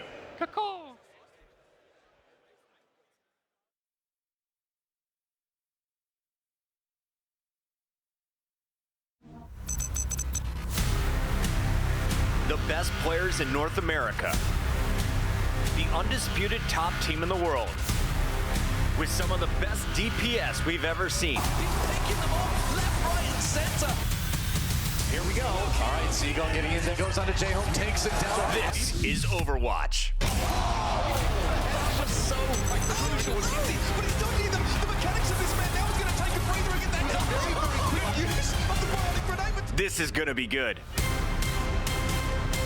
It all starts right now.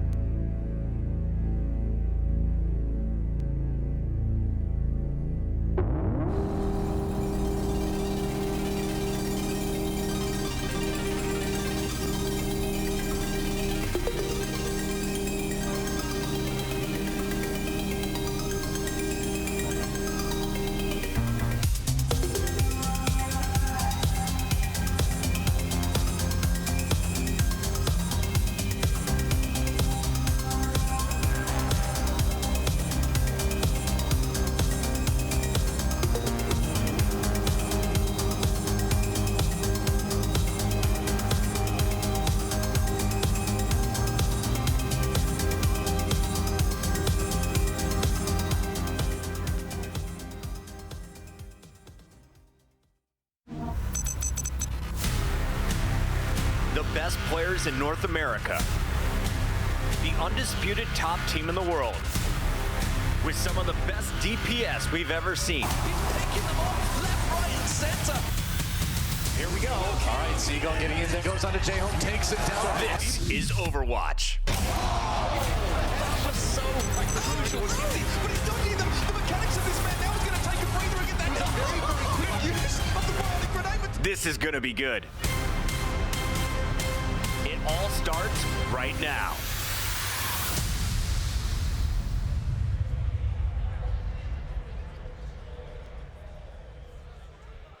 Hey everybody, welcome back to the Overwatch Invitational here at MLG Las Vegas. Things might look a little bit different now on the desk. I know I'm not Golden Boy, I'm not as handsome, I'm not as lovely, and I'm not as funny, but I'm here and you're gonna have to deal with me. Luckily, I did bring some special treats with me to the desk here. I've got Huck, I've got Monty, and way down at the end, I've got Flame. I more than make up for Golden Boy. Absolutely, It's okay. I mean the vest, the green, it's beautiful.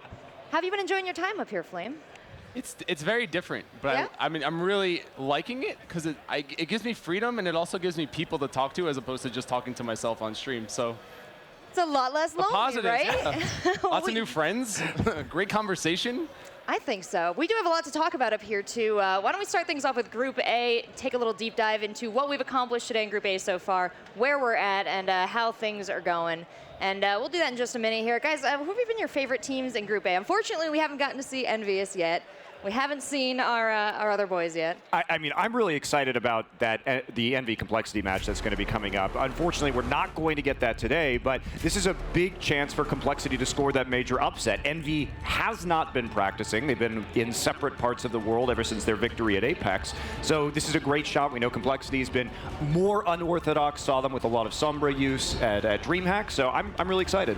Yeah, the circumstances are definitely not playing in Envy's favor for this tournament, and it's definitely Complexity's match to lose, I think, just based off the circumstances.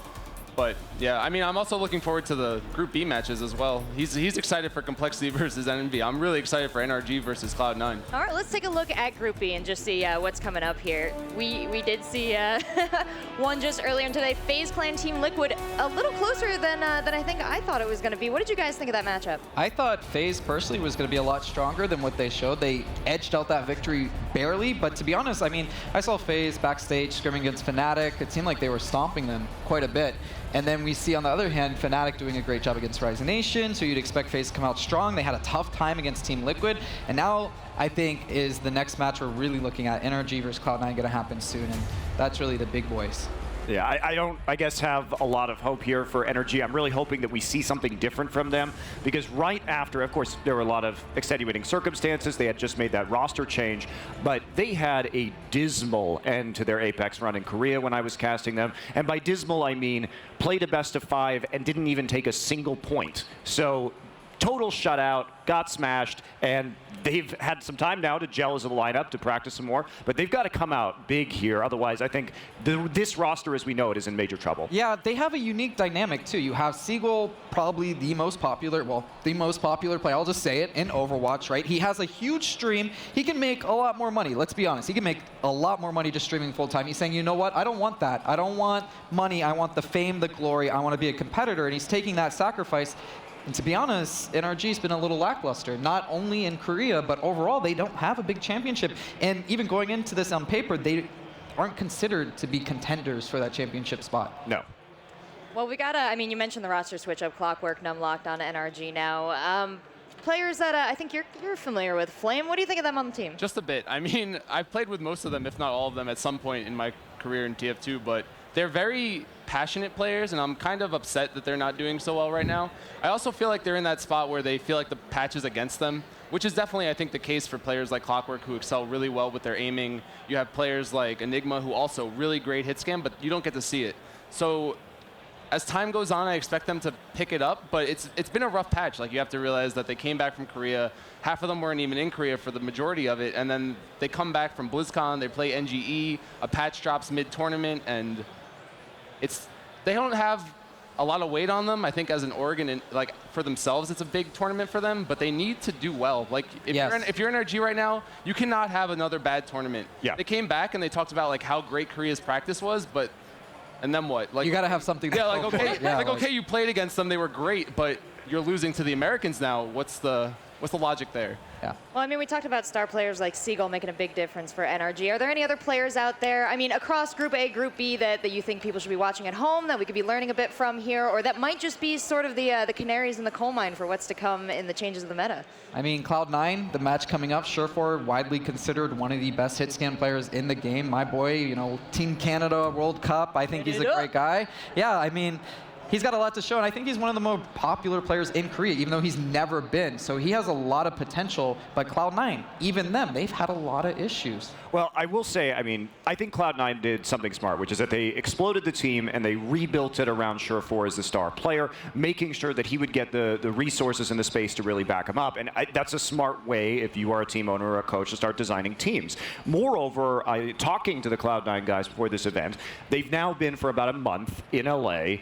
They were living in the League of Legends team house, and then during the offseason now have their own apartments. So they have been practicing very actively, and they're one of the few teams alongside Envy that is dedicating resources in Overwatch to this team house, or at least team localizing that team like Envy is in Charlotte. And so this is for Cloud9. You look at the condition of Envy coming into this tournament, you look at some of the other favorites, and for me, this is Cloud9's tournament to lose.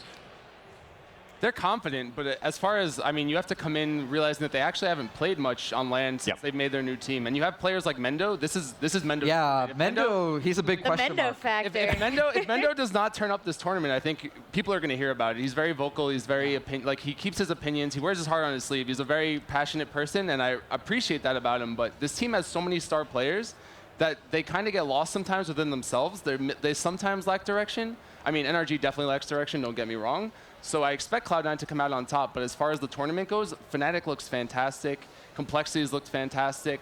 I wouldn't go as far as to say it's Cloud9's tournament to lose, but they have a lot of talent that should be able to win this tournament at the end of the day. It's weird. It's almost like we have two different teams, right, in this tournament. There's one team that where it's like they have had issues. It's like you're kind of waiting for some big changes to happen, and then on the other hand, you're like not sure what's going to happen. Well, we were on the topic of Mendo, and actually we have Golden Boy in the back with Mendo Kusai, so let's see what he has to say before this matchup. All right, well, I'm down here with the one and only Mendo. Mendo, I've been waiting a long time for this. You and I talk a lot online, and it's a pleasure to have you here. And actually, something to note as well, this is your first ever live event. Like, this is big for you. This is like your big debut. Yeah, I've never played a game competitively before Overwatch, so I'm really excited, hopefully to prove myself. What was it about Overwatch that excited you about this and made you want to compete? D.Va's pretty cute. Tracer looks fun. That's what actually got me into the game at the start, and then I just loved it. All right.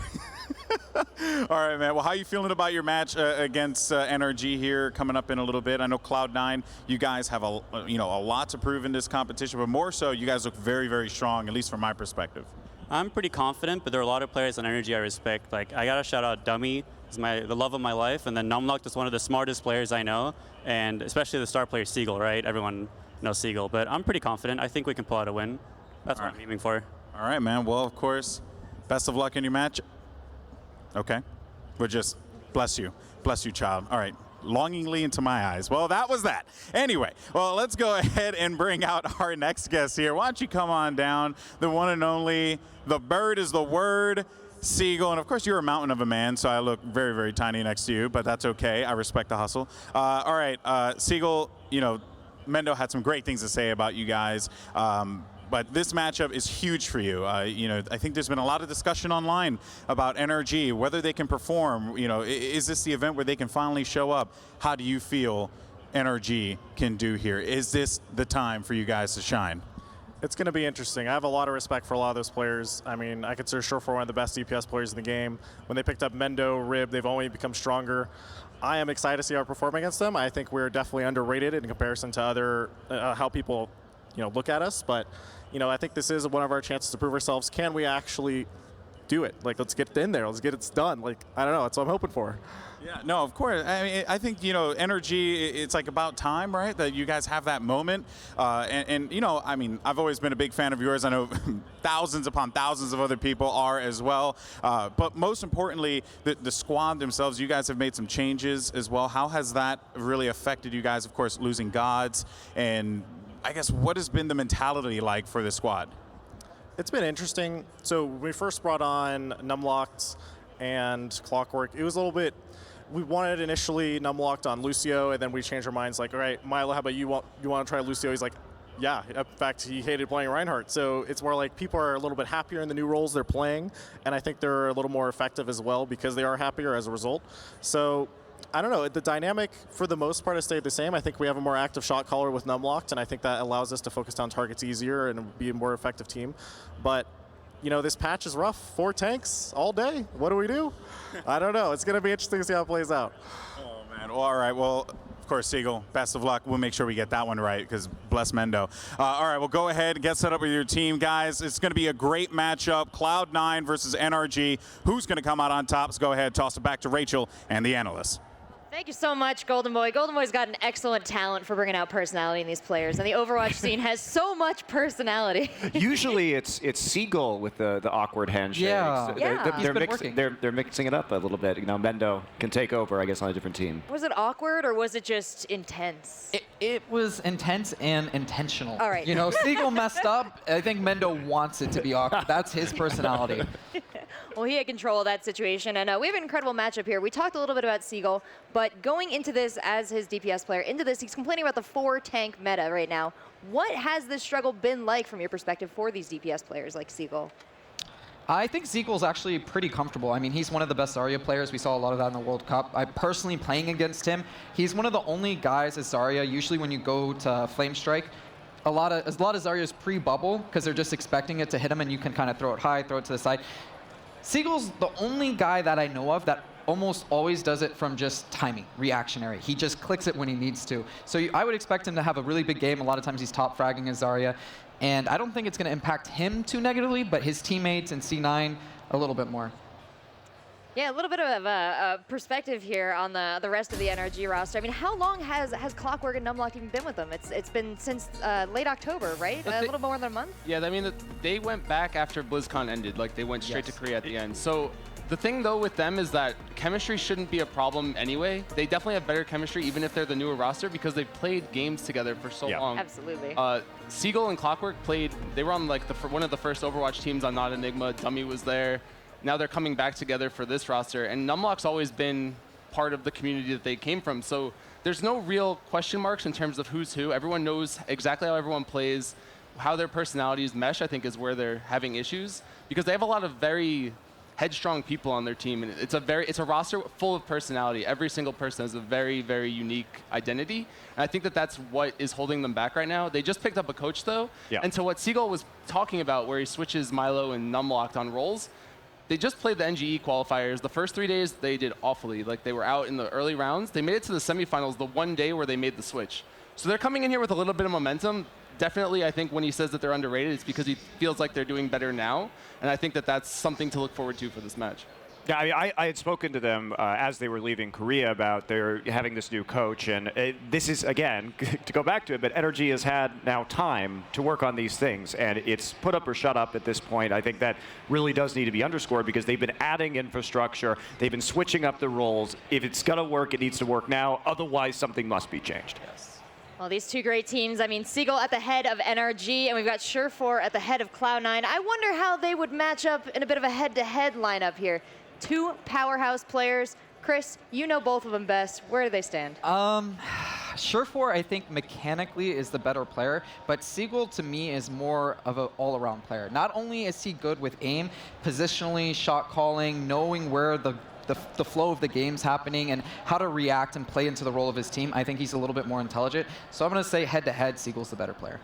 Interesting. Do you guys feel that way down the line here? Manji's got his smile on. I never trust that. I mean, I'd take Mendo over both of them, to be honest with you. Oh, wow. All right. I mean, for me, when I watch Surefour play, one of the key things throughout all the esports that I've ever worked on has been when I look at players and I look at their star power, it's how well do they adapt in the moment? How well can they do something creatively, quickly on the fly that you've never seen before and that maybe they haven't even done before, but they have this certain very fast instinct. And I really see that a lot of the time with Surefour, where he just will pull something amazing out. And it's not like it's a situation he could have been practicing for, just very fast reflexes to do the right thing. And I think he's one of the best players in Overwatch when it comes to that, so I rate him very highly because of that ability. I mean, a key ability here, you were just talking about it, the importance of Seagull and his Zarya timing with the bubbles. So it's all about timing, all about instinct, and these two guys have put so much time, so much effort into the mechanics, learning it over and over. Now, how is that going to play out? Our first map is going to be Hollywood. This is a map they faced off again on head-to-head. What is the difference here? Yeah, you guys were very soft on this desk with like hard predictions. I want to keep a score. I want it to be set you know what, in Chris? stone. I'm here. I got my pen. Lay the law down. Let's do some predictions here. We got Hollywood, we got Ilios, we got Numbani. This is NRG versus Cloud9. Give me your score layouts. Monty, start us off. 2-0 Cloud9. 2-0 Cloud9 from Monty. I'm going to say 2-1 Cloud9. I'll go 2-0. 2-0. Don't leave it big. Okay. All right, a lot of confidence for Cloud9 here. Do you think NRG has any sort of stuff up their sleeve that's going to allow them to topple this prediction? I don't think they're going to be too creative with the picks. I mean, Seagull's somebody that flexes over a lot of things, but overall, I think they're going to play to their strengths. And to be honest, from the qualifier, I don't think they have room to experiment a lot, right? Like they're having success lately, so I guess my response to that would be if you're going into a match that you don't think that you're going to win straight up, maybe you start pulling out the Crazy wild cards, stuff. the Metra picks, Well, the I mean, to go into that, like when Rise Nation earlier today was just straight up losing for tank, quad tank versus quad tank, I was like, okay, you guys are obviously worse than running quad tank. You need to do something. Like some change needs to happen. You can't be stubborn about that. And so that's what's so interesting about this. One of the interesting things I should say about this meta right now is, yeah, we can complain about quad tank, but at the same time, there are ways around it, and it does show diversity because if one team is clearly superior, you must change into something else. Which is what we saw in the Liquid FaZe match, where FaZe just needed to get off the quad tank to win at the end of the day, and in their heads, maybe they didn't think so, but it's apparent when you're not comfortable in a meta and trying to force yourself to play something that your team isn't good at, that's where it gets rough. Yeah, we've seen like a lot of thought ahead of this tournament. Maybe people were going to do some insane things with Symmetra. Maybe we were going to see, we're hoping, Sombra come out here and do some wackiness, and I've seen no indication of that so far. I'm with you.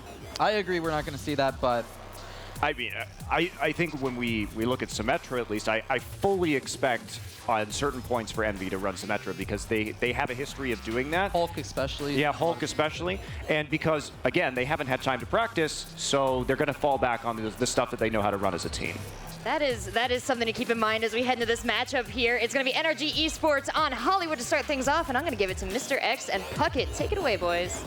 All right, thank you very much, Rachel. We are live from Las Vegas, and this is our third and final match of the night. It's about to go down here on Hollywood, Matt. Yeah, and NRG has a ton to prove in this matchup. The desk kind of hit it right on the head. They have not been performing great as of late. Their NGE performances, online, the qualifiers, not the best. Cloud9 comes in with a lot of hype, and I feel like, with the things going on with Envy right now, this is definitely Cloud9's tournament for the taking. And they were talking a little bit over at the desk. Maybe we see some Symmetra stuff. Well, it looks like here, at least at the start from Cloud9, you're going to see Torbjorn and Symmetra in play. Oh, it's happening. I talked to Cloud9 backstage right before the match. I was like, you bringing out anything tricky here with the new patch? They said, look out when we're on defense. And it looks like they are going to be looking for a stronghold. The door's opening up, and already you see those shield barriers going for it. Yeah, you see Adam just firing off those warning shots, just letting NRG know that there is a Symmetra on the other side. And for NRG, you're going to have Seagull on the Hanzo, so he's going to be trying to get a pick here early. He's just getting rid of some of these turrets, going to slow them down a little bit. Now NRG, they're just going to have to kind of form some kind of strategy because now you don't know where the Symmetra is going to be placing these turrets and whatnot. And also, they do not know that the Torbjorn's in play yet. Yeah, haven't seen that Torbjorn yet, and you're already going to see the shield drop for now. It's going to be Surefour on that Roadhog, though. It's going to be the key player for me to watch in this first fight. Look out for Seagull on the Hanzo, trying to get an angle on the stairs for now. Let's take a look at the opening action. Already the Torb is down. Kai and friends are going to have a whole lot of trouble on this point in a moment. Yeah, it's a beautiful shot there by Seagull, able to take out Mendo, but he's just not able to get onto the point here. It's going to be NRG having the jump down. You're going to see Kai jump up on the Diva, going to pressure Seagull down from the high ground. But it's still going to be NRG picking up 2 kills here early. They get one of the turrets as well from Torbjorn, so that's out of play. Now they're going to just try and bum rush onto the point. They push Rib all the way back. This is looking pretty good for NRG. And there you see the nano boost coming out. Rib trying to deal with it. Earthshatter is going to come down, drops 3 players. Enigma surviving through it, though. Short4 trying to clean them up from up top. There's the hook, and now you're going to see 3 straight kills coming in. Adam doing a lot of damage there with the Symmetra. Yeah, and you see they have Enigma on the ground. It's going to be Short4 with 1 shot, then a hook. You're going to be able to take out Enigma. So the push going to be stopped by NRG. They do get 1 tick at the top, so getting closer to unlocking the payload. Short4 just kind of... If you're not dizzy yet. And you actually see, so Adam gets his ultimate there. There is the shield barrier that Symmetra has now. It's going to give everybody on the team an extra 75 shield, which is huge. Yeah, and of course, Torbjorn is going to be dropping armor for this squad. Everyone fully loaded on the defensive side here for Cloud9. Still plenty of time for NRG. You got 2 minutes and 6 seconds to work with before unlocking that payload. But they got to win a big team fight here, and it looks like Clockwork, he's got to go for this opening pick, Matt. Well, you see Short4 coming up the stairs with Rib. He's going to use the whole hog and just push NRG back. He gets nano boosted as well. It's not going to kill anybody, but he's going to stop the push from NRG. You see it's going to be Clockwork up in the top. He was actually just caught off guard there. He's going to have to back down, split off from the team. But you see NRG trying to just get through this front gate, which they do, but they're just still trying to figure out how to get past these Symmetra barriers. And now you see the self-destruct coming in from Kai. He's going to be able to pick up 2, and NRG can barely get through the gates, Chris. This is not looking good. Adam looks so comfortable on Symmetra right now, and Short4 is just tearing through NRG. It hasn't worked yet, Matt. Do you switch things up? I know you got 4 ults to work with here for NRG. Well, you do have 1 minute and 15 to go. You're going to get very close to the Graviton Surge, and you have the Hanzo ultimate as well. So you have those 2 to combine. You also have a nano boot. You have pretty much every ultimate on the table here for NRG. So you're looking in pretty good shape, but Mendo does have that Molten Core, so pay attention to Torbjorn when we get into this next fight. Here comes Dummy, nano boost. Going to be the game changer in this next fight. Rolf nowhere near his. And it looks like Numlock says it is time to make the push.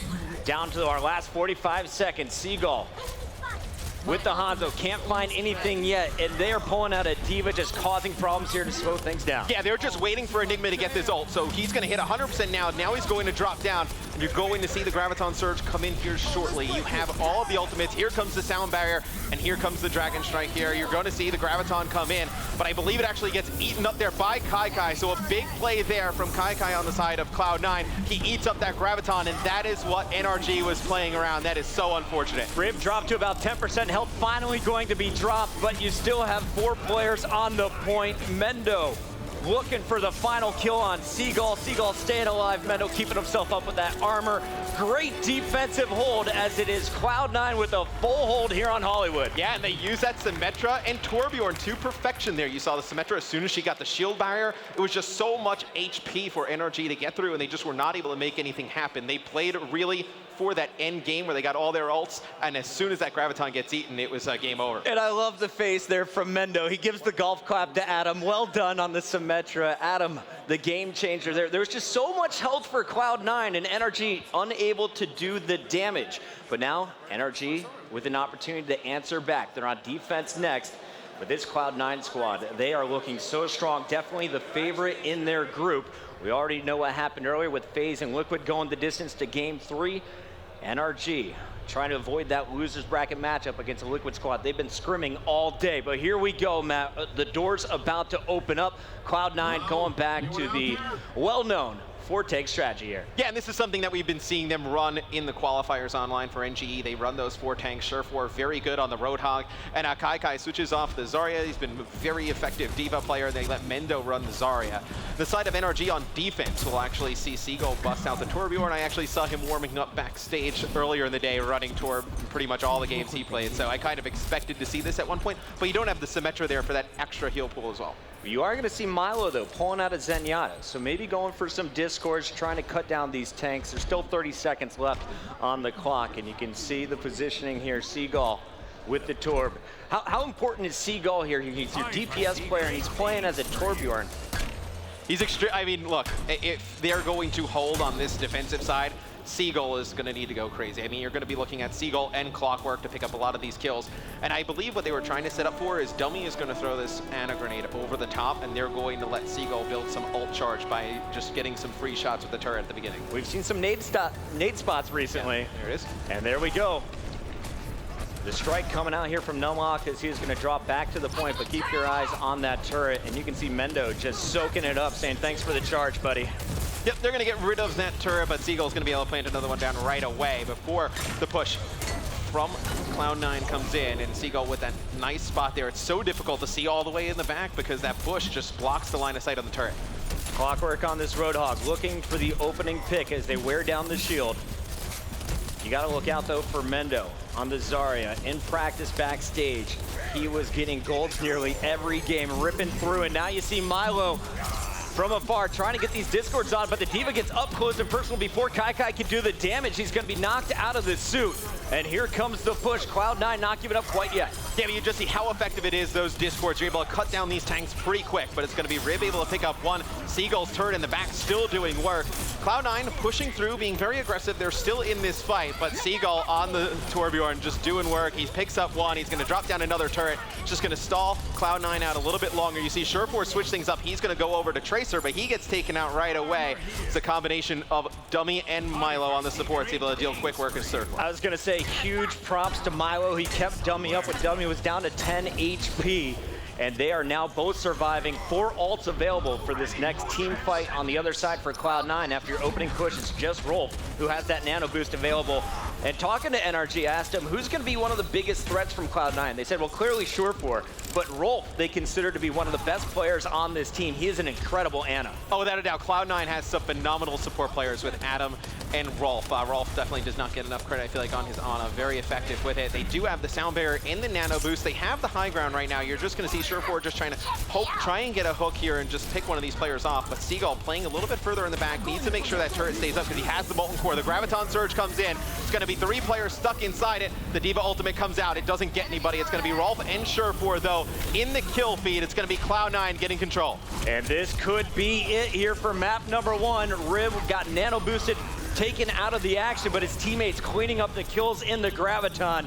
Cloud9 at 75%. Enigma trying to stall out. You got Clockwork split the opposite direction, going for the hook, and this is a big one on Rolf. Rolf not dropping, though. The D.Va comes in to save the day. Transcendence coming out. Milo trying to buy some time. Yeah, and you see the D.Va ultimate coming in. It's going to be Enigma just grabbing one here, and he's going to drop down onto the point. And you still see Enigma doing a fantastic job. Contest this. It's going to be NRG getting right back into things. Surefour, though, on the Tracer, able to get one. Mendo's going to pick up another, and this is getting dangerous for NRG. You see Milo's going to fall as well. Enigma's going to drop. They need to get some players close to this point, or else it's going to be Cloud9 winning our first map. Clockwork just trying to stay alive with that Tracer. Finally going to be eliminated. Mendo's going to finish, and it's Cloud9 taking game number 1.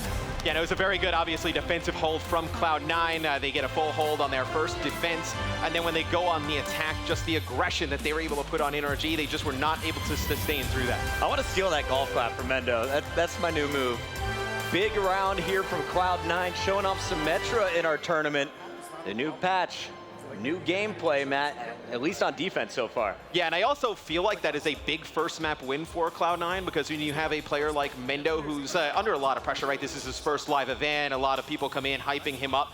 To get a good first map win, like under your belt, just get all the nerves out. Because you and I, we know we've been in esports for a while. It's like you have a player that's hyped up. You get to your first event, and then like there's that upset scenario where like coming out of nowhere, it just starts to mount that pressure on that player, and sometimes they just can't overcome it. So that's a big map win for Cloud9. On the other side, you see Enigma talking to the squad NRG, trying to figure out how do we answer back. There's still 2 more maps potentially. We're guaranteed to see Ilios up next as we go into Control. When you look at these 2 teams, Matt, who do you say has the advantage in Control specifically? Oh, without a doubt, Cloud9. I mean, when you have the Control maps, you really just need that DPS firepower. And I think with Mendo and Surefour, that combination is just too strong for anything that the side of NRG has, where I feel like NRG is going to have to get a little bit creative comp-wise. There's a look at KyKy, captain of this Cloud9 team. I've been trying to get KyKy to open up. Tell me a little bit about the strategies here for Cloud9. He said you're just going to have to watch. Very secretive. Mendo, talkative guy in the background. He is willing to talk to anyone here. So if you guys have coming out to Vegas to check out Overwatch in person, don't hesitate to go introduce yourself to these pro players.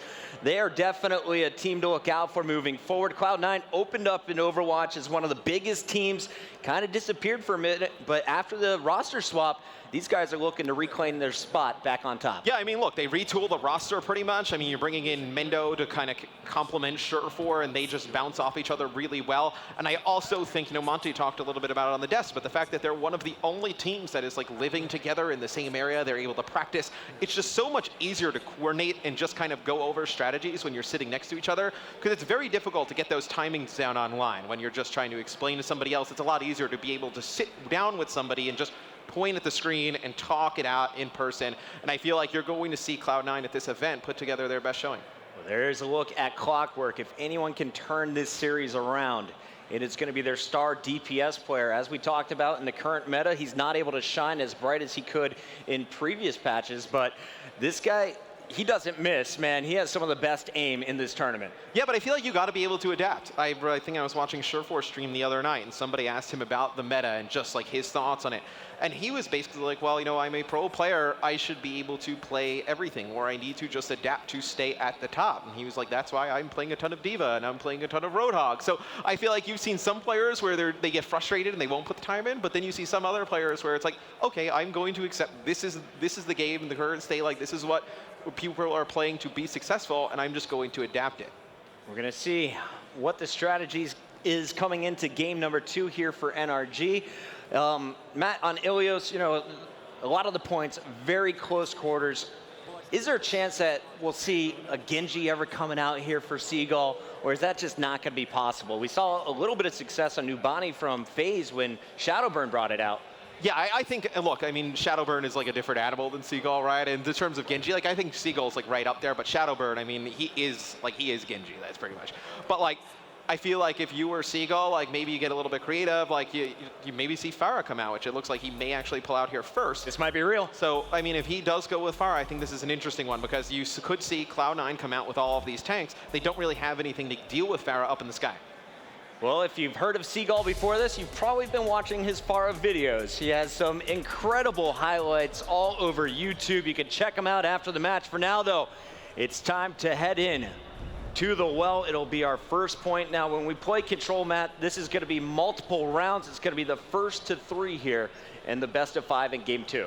Yeah, now we can just take a look at some of the comps here. At the beginning, we already talked a little bit about the Pharah on the side of NRG. Seagull should be running that. Maybe he changes it up, but right now, I mean, it looks like that's what he's going to be going with. And Cloud9, it looks like they're going to be sticking with those 4 tanks. So you'll see Mendo on the Zarya and Surefour on the Roadhog, and they're just pretty much going to try and work down Numlock's shield. Then Surefour is going to get a pick. We're going to open things up here with our blue team. You're taking a look at NRG on the attack. Seagull with the Pharah, not showing himself yet. He's got to look out for the D.Va, and he's going to open things up with a boop. Doesn't get the Reinhardt, and Kai is going to force Numlock, his tank, off the map. So already man advantage in favor of Cloud9. Seagull just trying to get some pick damage here, but that is an awful opening for NRG in terms of momentum. It almost went to perfection, though. As you see, it's going to be Seagull finally landing one of those rockets and knocking Mendo into the hole. But at the beginning, he didn't want to show himself early. He wanted to just bait the Cloud9 team closer to the well and then be able to knock them in. Kai surviving with just about 5 health. A great nade coming in from Dummy. Surefour going to back away, as well as his tank Rib, as Cloud9 already up to 13%. But here comes the big fight, and Numlock is going to get into the action. Seagull trying to clean up. D.Va out of the shell, and he is looking for the boop again. Down goes Kai. And Seagull just doing so much damage here on the bird. Oh, and he just picks up 3 as Pharah. They have nothing to get him out of the sky. I'm going to be looking to see if Cloud9 changes anything up, because Seagull is absolutely dominating this game here on well. You see, he's just raining these rockets from above. They have nothing to deal with it. Maybe you see a Soldier coming out, but it looks like, at least for now, yep, there goes Surefour. He's going to switch over to Soldier 76. Definitely a needed change. He's had enough of it, Matt, and we'll see if Surefour can counter Seagull. So far, that Barrage and Nano Boost are available currently for NRG. For Cloud9, you got Kai with his D.Va Bomb, as well as Rolf, who has a Nano of his own. Here comes the push. Rib right behind Kai, who is going to zone out. Rib's going to hit both tanks with a Flame Strike, but so far, no picks quite yet. Yeah, well, you actually saw Surefour take out Seagull, and he's actually going to be able to take out Dummy as well. So that's 2 players down for NRG. Seagull should be able to get back into the fight, though, with that Rocket Barrage, but it's going to be Cloud9 being very aggressive, just mowing down the members of NRG. It's going to be Clockwork. He gets on a grenaded and then just focused expired, and it's Cloud9 getting the point back. I like this comp switch. It seems to be paying off very well, and the ults still available here for C9. NRG coming off to spawn together, and they're gonna have to get their way through Kai first. Surefour just dropping back as he is going to let his tanks distract. He's looking for Seagull, though, and Seagull is going to be the key player potentially in this next fight. You got 5 ults, almost a 6, as Enigma is working towards that Graviton. That could be the game-changing moment. Yeah, you're going to look to see if they can combine the Graviton with that Rocket Barrage, and you see it's going to be the Earth Shatter coming in from Rib. Doesn't get anything. It's going to be Cloud9 investing a Sound Barrier into this as well. Milo's going to take it out at the beginning by Surefour, and there is the Graviton Surge coming in from the side of Cloud9. Surefour just raining in bullets to the members of NRG, and there you see a D.Va ultimate up in the sky as well from Kai. He's able to get one. The push stopped from the side of NRG, and Cloud9 has control of the point, 75% the way to go. Very close to closing out this first point, and I will say, Chris, that it is easy to stall out on this one, so Cloud9 in a very good spot. Absolutely. And you are going to go back over to Seagull. Let's take a look at the action in the middle of the map. The tanks all dropping back. They know they are going to have to deal with ults on the side for NRG. Into the action first is Numlock. He's going to get up close and personal. Looks like a tank battle as the Reinhardts are just going to be swinging at each other. Seagull gets the sound barrier and trying to get behind enemy lines. Finds Mendo. There's the barrage. So it looks like with Mendo out of the action, this is going to be a huge advantage for NRG. They've forced everyone back. Dummy even finishing off the Reinhardt. Fantastic stuff here coming in for NRG. Cloud9 going to be coming back, but Surefour going to have that tac visor available. Yeah, NRG has to use all their ultimates in that fight, and they get pretty fortunate because they're trying to set up the Graviton and the Rocket Barrage during that, but the Graviton of Enigma eaten up by Kai yet again. So we saw him do that on Hollywood. We saw it there again on Ilios, but Seagull's able to come over the top, pick up a few with the Rocket Barrage, open up the point for NRG. You see Surefour just trying to get behind lines here. He's going to put a lot of nice shots into Seagull, trying to take him out. Seagull just dives into the well for some cover, but Seagull going to be taken out by Surefour. And now you have the tac visor. It's just they're going to need to get on the point, push NRG a little bit further back before they use that ultimate. I love watching Surefour. It's like he has a permanent tac visor. His aim so pure. You can see waiting for Kai to get back into his mech, and, well, there's a nano boost, so tac visor is forced out as well, but a Roadhog is going to be the first opponent. He sees Clockwork surviving, able to get that bubble, and it looks like Surefour, though, able to put more damage down while the sound barrier comes in. Cloud9, they want to finish it right here. Yeah, and you see Seagull switch things up. He's going to go off of the Pharah, switch things up, and go to Mei, and just trying to use the Mei to stall us out for as long as possible. Surefour just putting a ton of pressure. The tank's coming in from Cloud9 as well. It's going to be Milo trying to get on the point. He dropped. It'll be Cloud9 taking our first point here on Ilios. I thought the nano boost came in a little bit early, but it didn't seem to matter. Cloud9 just winning the engagements, and you know, the Mei came out there for Seagull, but was it too late? No, I think, you know, the Pharah is being extremely effective. I think you stayed on that. And I mean, look, it comes down to a one-on-one between him and Surefour. If he's able to win one of those engagements, you think that game could go completely different, where he just has the free reign to just stay in the sky and just rain down those rockets on the tank. But Surefour wins 2 or 3 of those engagements towards the end, which ends up swinging the game in Cloud9's favor. And of course, that is just the first point. We now switch it up as we head to the Lighthouse. Your blue team, still NRG, Cloud9, wearing red here in game number 2. We're going to open things up with Enigma on the Tracer. Yeah, no, this is going to be a little bit of a different comp from NRG. You'll have Seagull running the Zarya, so Huck talked a little bit about what makes Seagull such an effective Zarya player, so see if we see any of that in this matchup, and it'll be Cloud9 going back to those 4 tanks. Enigma, he is their flex player. He can do it all. We've seen him on D.Va, now pulling out the Tracer, just trying to get behind enemy lines and be a distraction. The Roadhog's going to force him back, though. And it looks like Cloud9 is going to be making their way to the point. Numlock did a big battle, gets Kai out of his mech. The D.Va is going to be cleaned up, so a 6v5 advantage currently for your NRG team. And it looks like they're going to be going after this Ana next.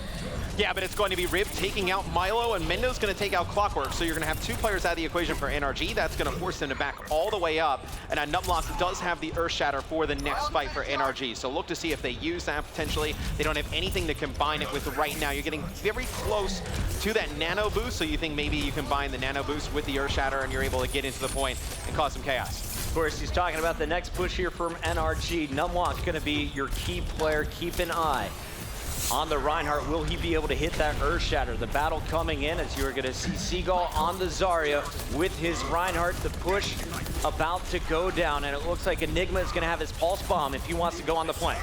Yeah, and you're also going to have Rib or Cloud9 with his Earth Shatter as well, and you see it's going to be Numlock. He's going to fall as soon as he gets Nano boosted, but jumps right back up. You're going to see the Nano come in from the side of Cloud9 as well. The Graviton Surge coming in from Seagull. He's able to get 2, but it's Cloud9 fighting back. Kai and Sure for a kill apiece. It's just going to be Clockwork up. He's going to drop. Cloud9 holds on through that fight, and now it's Big Chris because they have the ultimate advantage coming in this next one. That was huge from Cloud9. They made their opponents waste so many ults. Enigma didn't get the big bang off as well, so that Graviton just not successful for Cloud9 though. You're gonna have Surefour available with a whole hog.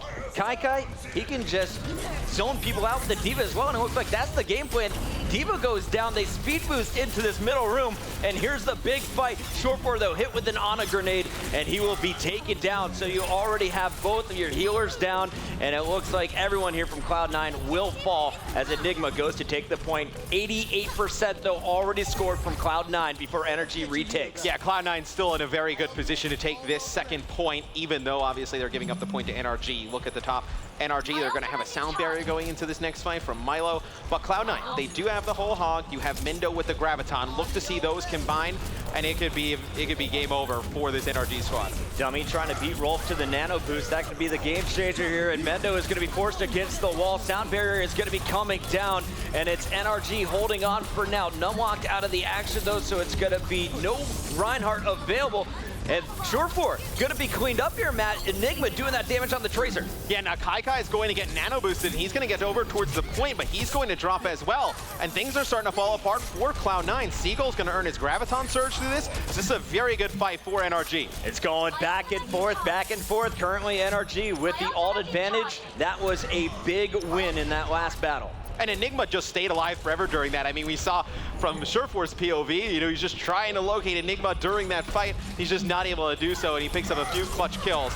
But here comes the next fight. You're gonna hear the Graviton Surge come in. Surefour, he's gonna get some teammate assist there from Kai as Clockwork drops, but it's gonna be Seagull and Enigma getting a kill apiece and swinging things in this NRG team's favor. Seagull trying to hunt him down, and you see Rib just saying, I'm out of here. They're gonna give up on that fight. They know they have 1 or 2 left. Kai will be able to get out as well. So Cloud9 will have to regroup, but time is ticking away. 76% already. Remember, it was 89-0. NRG right back in this game, and one more hold, they could lock it up. Yeah, and this next fight is theirs to lose. I mean, they're going to have a whole hog, they're going to have an Earth Shatter, the Pulse Bomb as well. So they have all of the tools to win this next fight. Here comes Rib leading the charge. The sound barrier going to be brought down for Cloud9. The whole hog, though, going to force Mendo off the map. Adam, their Lucio, is cleaned up as well. Cloud9 in a 4-on-6, and they just lost Rib. It is NRG in overtime taking this one. Their last desperation attempt coming through here as Mendo is going to switch to Tracer, but it's way too late. NRG coming back and tying this one up at 1 point each in game 2. Yeah, it was just fantastic team play from NRG. Once they got the point back, they never let Cloud9 get close. And you just saw some great ult usage from the side of NRG. You know, a few fights went their way where they were able to conserve some ultimates, and Cloud9 just could never get back. We're going to the ruins now, Matt. Does this change up your comp at all, knowing that this is a much more wide open control point? Well, Enigma was very effective with the Tracer. So you're going to see some kind of change from the side of Cloud9. It looks like at least here early, you'll see Surefour switch things up and go over to McCree. So it's going to be his job to single-handedly shut down Enigma. The flex player for NRG causing problems in the second point.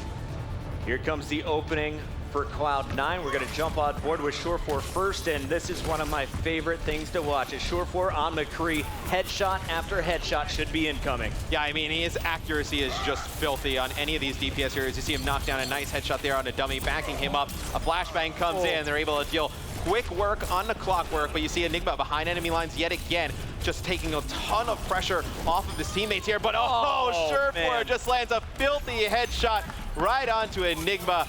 You're trying to figure out how to counter the Tracer on the side of NRG. That is an easy way to do it. One bullet of the Peacemaker right to the head. Is there anything more satisfying in that ding from the headshot coming in with the Peacemaker? Surefour working on the shield. Flame Strike's just being eaten by Mendo. He is playing some fantastic Zarya. NRG trying to figure out what they're going to do next. Enigma getting off the Tracer as soon as he saw that McCree. I was just going to say, that's like the respect you have for Surefour on McCree. Like, as soon as he brings it out and it's like, you can try it once, it's like, all right, let's get off that. We're not. Nice shot, buddy. Yeah, nothing's going to happen good out of this. So it'll be Surefour backing up a little bit, has the Deadeye, just going to use this as a zoning tool, just trying to get some players out. Not going to be able to get anything with it.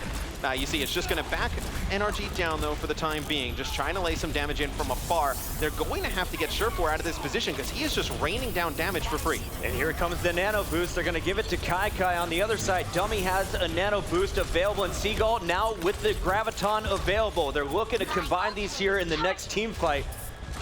But up first, they're going to stall out. And Matt, what are they waiting on? Well, I mean, they're just waiting to get in a position where they can actually attack, because Ruins is a map where if you have control of the point and you push up a little bit further, you can really just kind of stall people out in this choke for a very long time. And Surefour able to lay down this damage from afar. It's really just giving NRG a ton of problems. And you see, it's going to be a big Earth Shatter coming in there from Rib. He's going to have the nano boosted Numlock, though, right up in his face. It's going to be return Earth Shatter as Mendo's going to fall. And this is NRG's best chance to get to the point. Absolutely. They knocked down 3 with that Earth Shatter. Kai on the point is going to get speared, and Numlock just slapping him around, looking for the baby D.Va, is going to be able to hunt this one down with the help of Enigma on the D.Va. Rolf all alone. He is going to fall. Once again, it is 89-0, make it 91-0 before the point is finally taken back from NRG, but this is something we've seen before, Matt. I was going to say, this is just shades of the last point we just watched, where Cloud9 went up like 89-0, and NRG was able to get the point and come right back. So now, NRG, they have a sound barrier, and you're going to have a whole hog into this next fight, and we'll see what Cloud9 does. Surefour switches things up. He's going to go over to the Roadhog, and he falls right away. So you're going to lose that big DPS tank here at the beginning for Cloud9. Already not looking good. Milo down to 20 HP as well, as it looks like it's going to be your 3 tanks and your Lucio up for NRG. Enigma in the back line just trying to poke. He's going to find Rolf. This is a huge kill if you can take out their Ana, and he's going to be able to do so. So NRG holding on to the point for now. Cloud9 at 50%, but they keep stalling it out. Kai about to be knocked out of the mech. Yeah, but once they take out the Ana, it's obviously a lot harder to keep healing up these tanks. So you're going to have the support players for NRG getting back into the fight before Rolf does, and you see NRG able to hold on to the point. After Surefour went over to the Roadhog, it looks like we're going to see Clockwork pulling out the Tracer. Enigma staying on that D.Va, distracting on the left side while Clockwork tries to get the damage on the right, but Surefour says, not in my house, brings them in and shuts them down. Cloud9 looking for 2 more picks. You got the D.Va and the Zarya to get through, but a nice bubble there is going to keep Enigma up for a little bit longer. Yeah, but this is where Cloud9 really needs to take advantage. They use the sound barrier. They're able to push onto the point, but you do have Enigma behind enemy lines just harassing Rolf. You see he's just going to put a lot of shots into him. He's going to force players from Cloud9 back to help their supports in the back line. See an Earth Shatter come out there from Numlock, not able to get anything with it, and he's going to just charge in. He's going to try and take out Rib. The players just dancing on the point. It's going to be NRG getting close to taking the lead here. With every moment, NRG continues to score. Cloud9, even though they have the ult advantage, not able to clean up this point yet. Whole hog coming out with the Graviton combo. Mendo locking 3 up, and Surefour make sure it is secure. Clockwork forced off the point, can't get in there for the contest. Cloud9 has gotten up to 99, and it is NRG in overtime desperation mode. They can't get to the point. Cloud9 going up 2-1 here in game 2. Yeah, it was a perfectly timed Graviton Surge coming out from Mendo, traps 3 players inside it, and Cloud9 able to deal quick work from them. Clockwork, the only one from NRG, able to stay on the point for a little bit as Tracer and contest, but as soon as he is dealt with, Cloud9 takes the point, and they are 1 round away from taking this series over NRG. I'll be honest, game number 1, kind of a blowout on Hollywood, but these 2 teams trading blows. When it comes to control, we are going back to our lighthouse, and we're gonna see, will Cloud9 be able to lock in a 2-0 sweep over NRG, or will we see a 5th round here of control? Yeah, and this is the one that we did see NRG come back. You know, they were down that 89-0, and we just saw they were able to get the point and hold it for the extended period of time. So Enigma will be going with the Tracer yet again. Surefour will be starting things out on Roadhog. We'll see if he's effective, able to take out Enigma with Roadhog. If not, you'll probably see him switch back to that McCree. It worked so well at the start of the last game, the opening fight. It's going to be Zarya's bubbling Reinhardt's, and Cloud9 is getting very aggressive. The spear, though, coming in from Numlock is going to shut down Rip. It's a 6v5 already.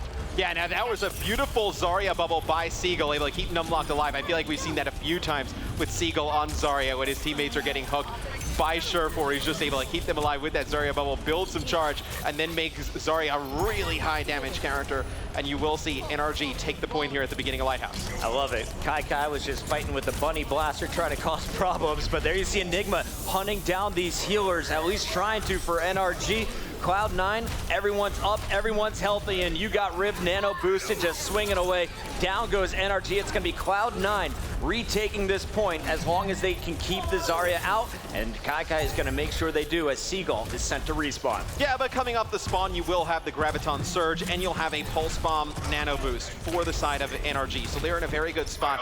Look to see if Mendo can land a really good Graviton Surge to kind of stop the push from NRG right in its tracks. We haven't seen too many huge Earth Shatters. Last game, it was Cloud9 nailing a big one as Rib helped retake control of the point. This time around, though, the Graviton comes out. Everyone getting stuck in it. Surefour's going to pull out the whole hog. NRG, they're going to lose this fight, but they will have the ult advantage for the next one. Yeah, I mean, look, it's one where they burn one of the ults on the side of Cloud9, and you get fully stacked with all your ultimates going into the next fight. So that's not a bad loss there for NRG.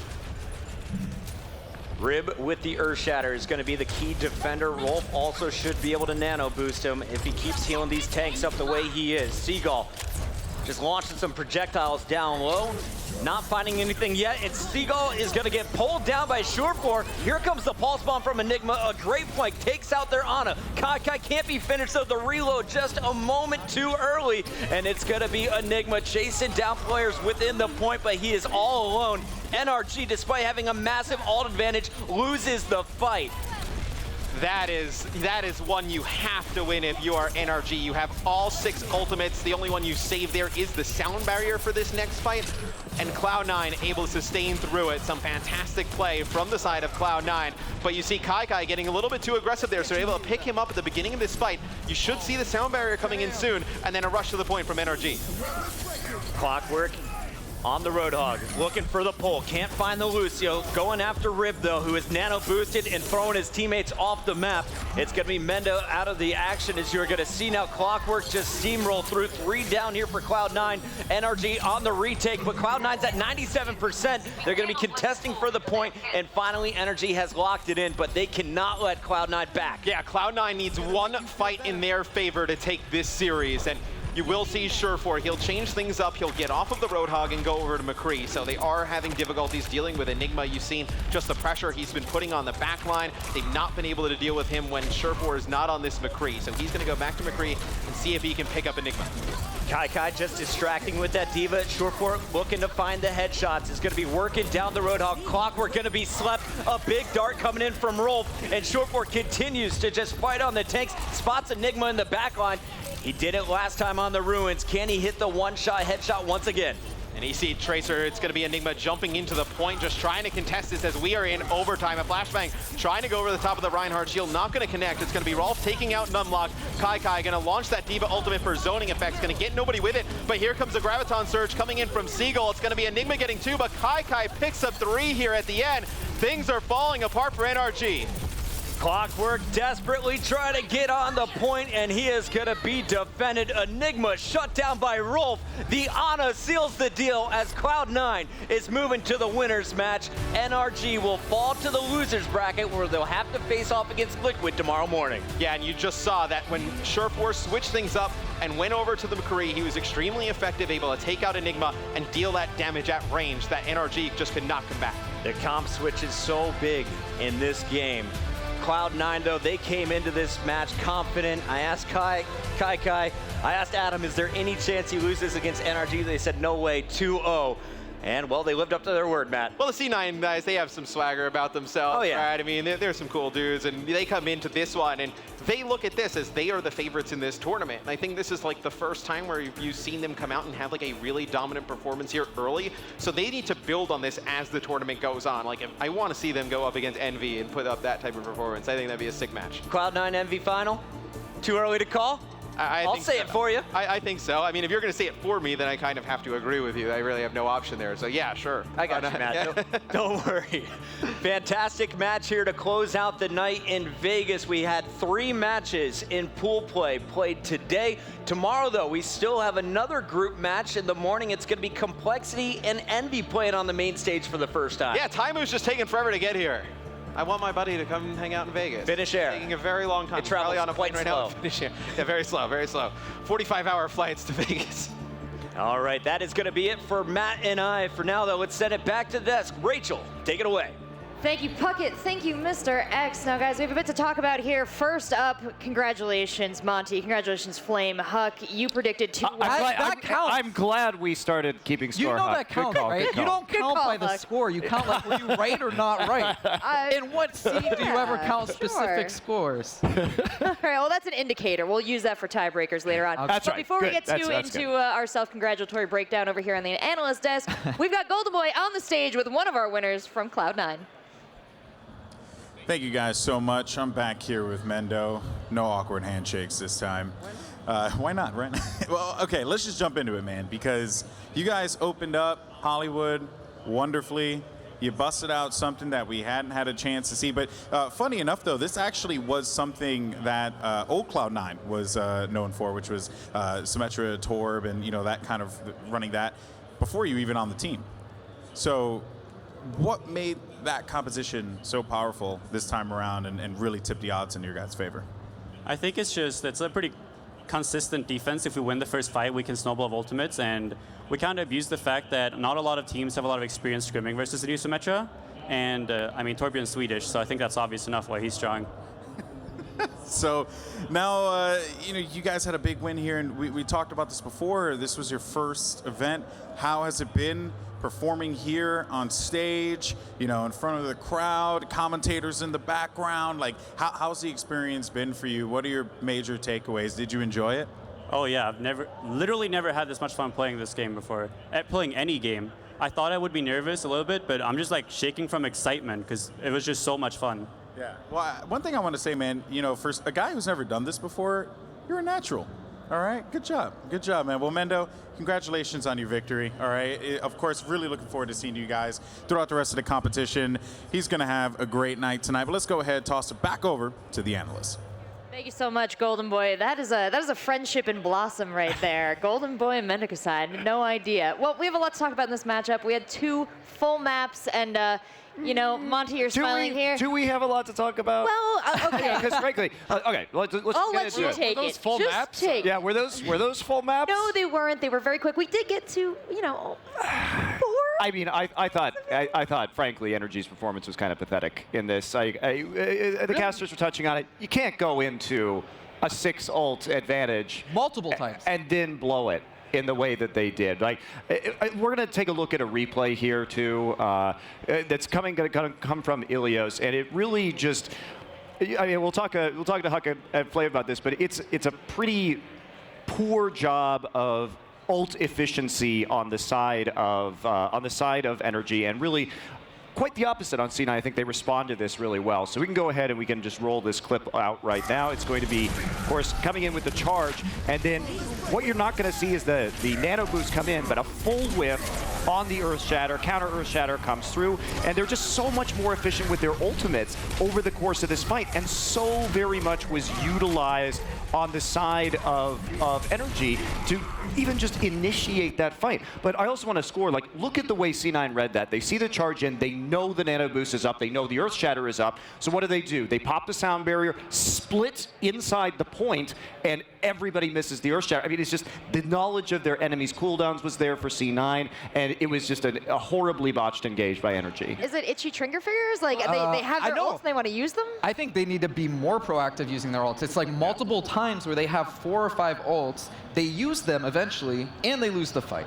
Like, that's horrible. I mean, we even saw it on Hollywood, where they saved all their ults to the last push, 10 seconds left on the clock. They have 6 ults, and they still lose the fight versus only 2 or 3 ults. I mean, you can't have that. It's a strategical thing. Like, if you're going to go in with the Zarya Hanzo combo and you're not going to just keep suicide, they had such a great advantage at the beginning of that fight, don't get me wrong. They should have won, I think, after the first minute. They had 2 picks, and I think a Symmetra got a 3K after an Earth Shatter. That just should not have happened. But if you're going to keep with that strategy and not switch off the Hanzo, you need to get that Graviton up. Yes. It can't take 4 minutes. But like everybody else too, holding their ults? Well, especially like, if you're going to go for that Wombo combo, you're not winning a fight no matter what without the yeah, but Graviton. you save those 2 and the other 4 you could play with. Yeah, I mean. We also saw, I mean, when we talk about the Graviton was misused many times. Kai was eating them for breakfast, lunch, It goes and dinner. back to that. Like, you have to respect the diva. And if that's going to keep happening, you have to jump in, crouch, and throw it at your feet. So D.Va can't stop you from getting the Graviton. I guess to what Huck's saying is, you can use Sound Barrier as like a catalyst to get more ults or Bait out faster some other ults, ones, yes. or even just like Sound Barrier so your Zarya can go in and do more damage to get that Graviton faster than 4 minutes. You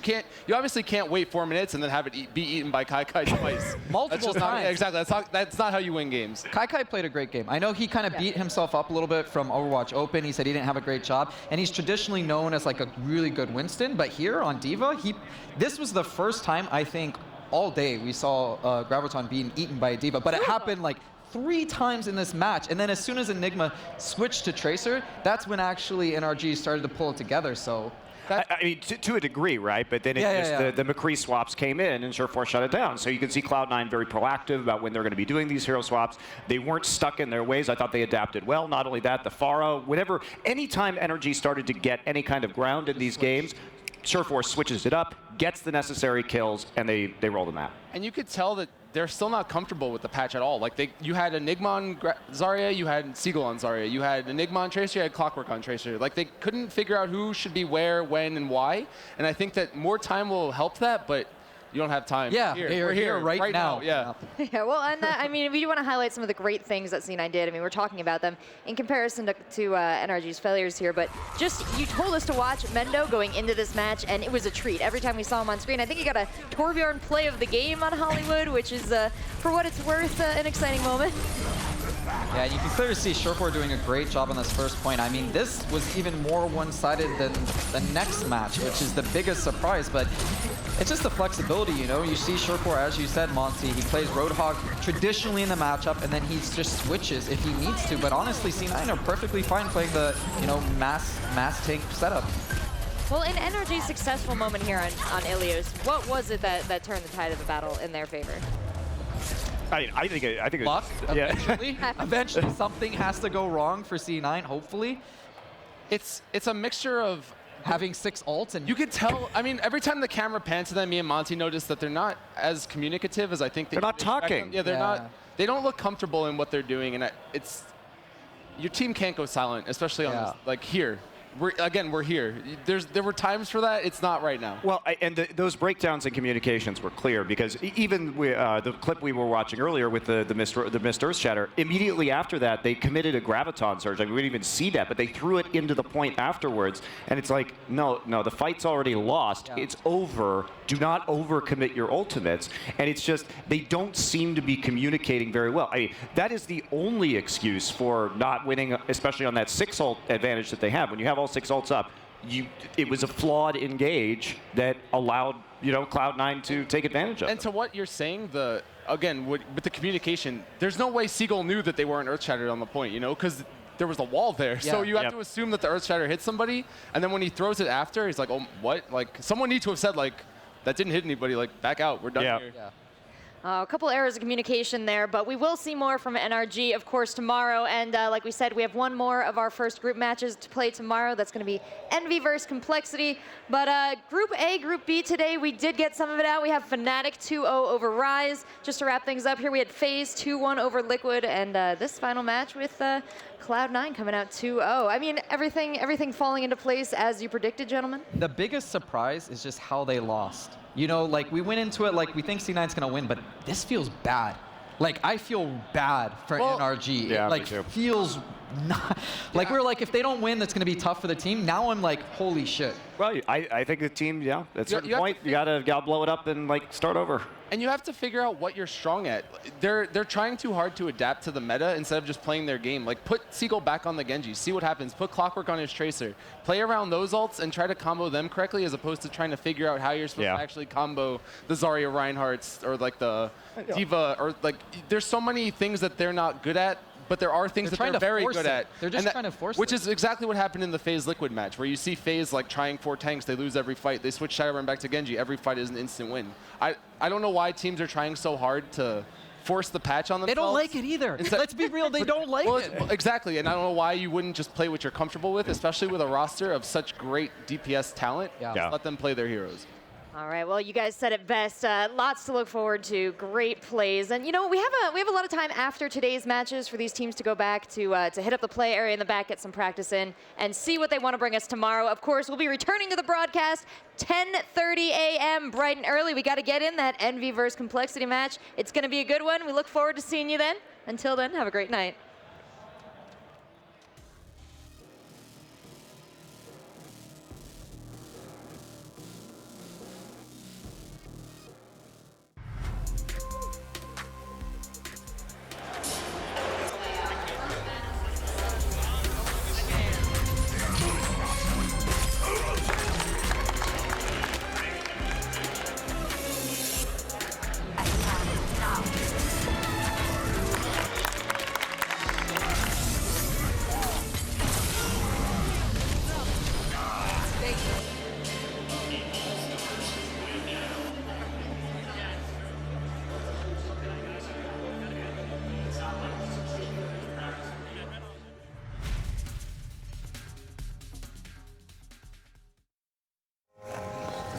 So graceful.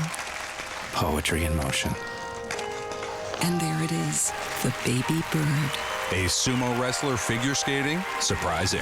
What's not surprising? How much money Heather saved by switching to Geico.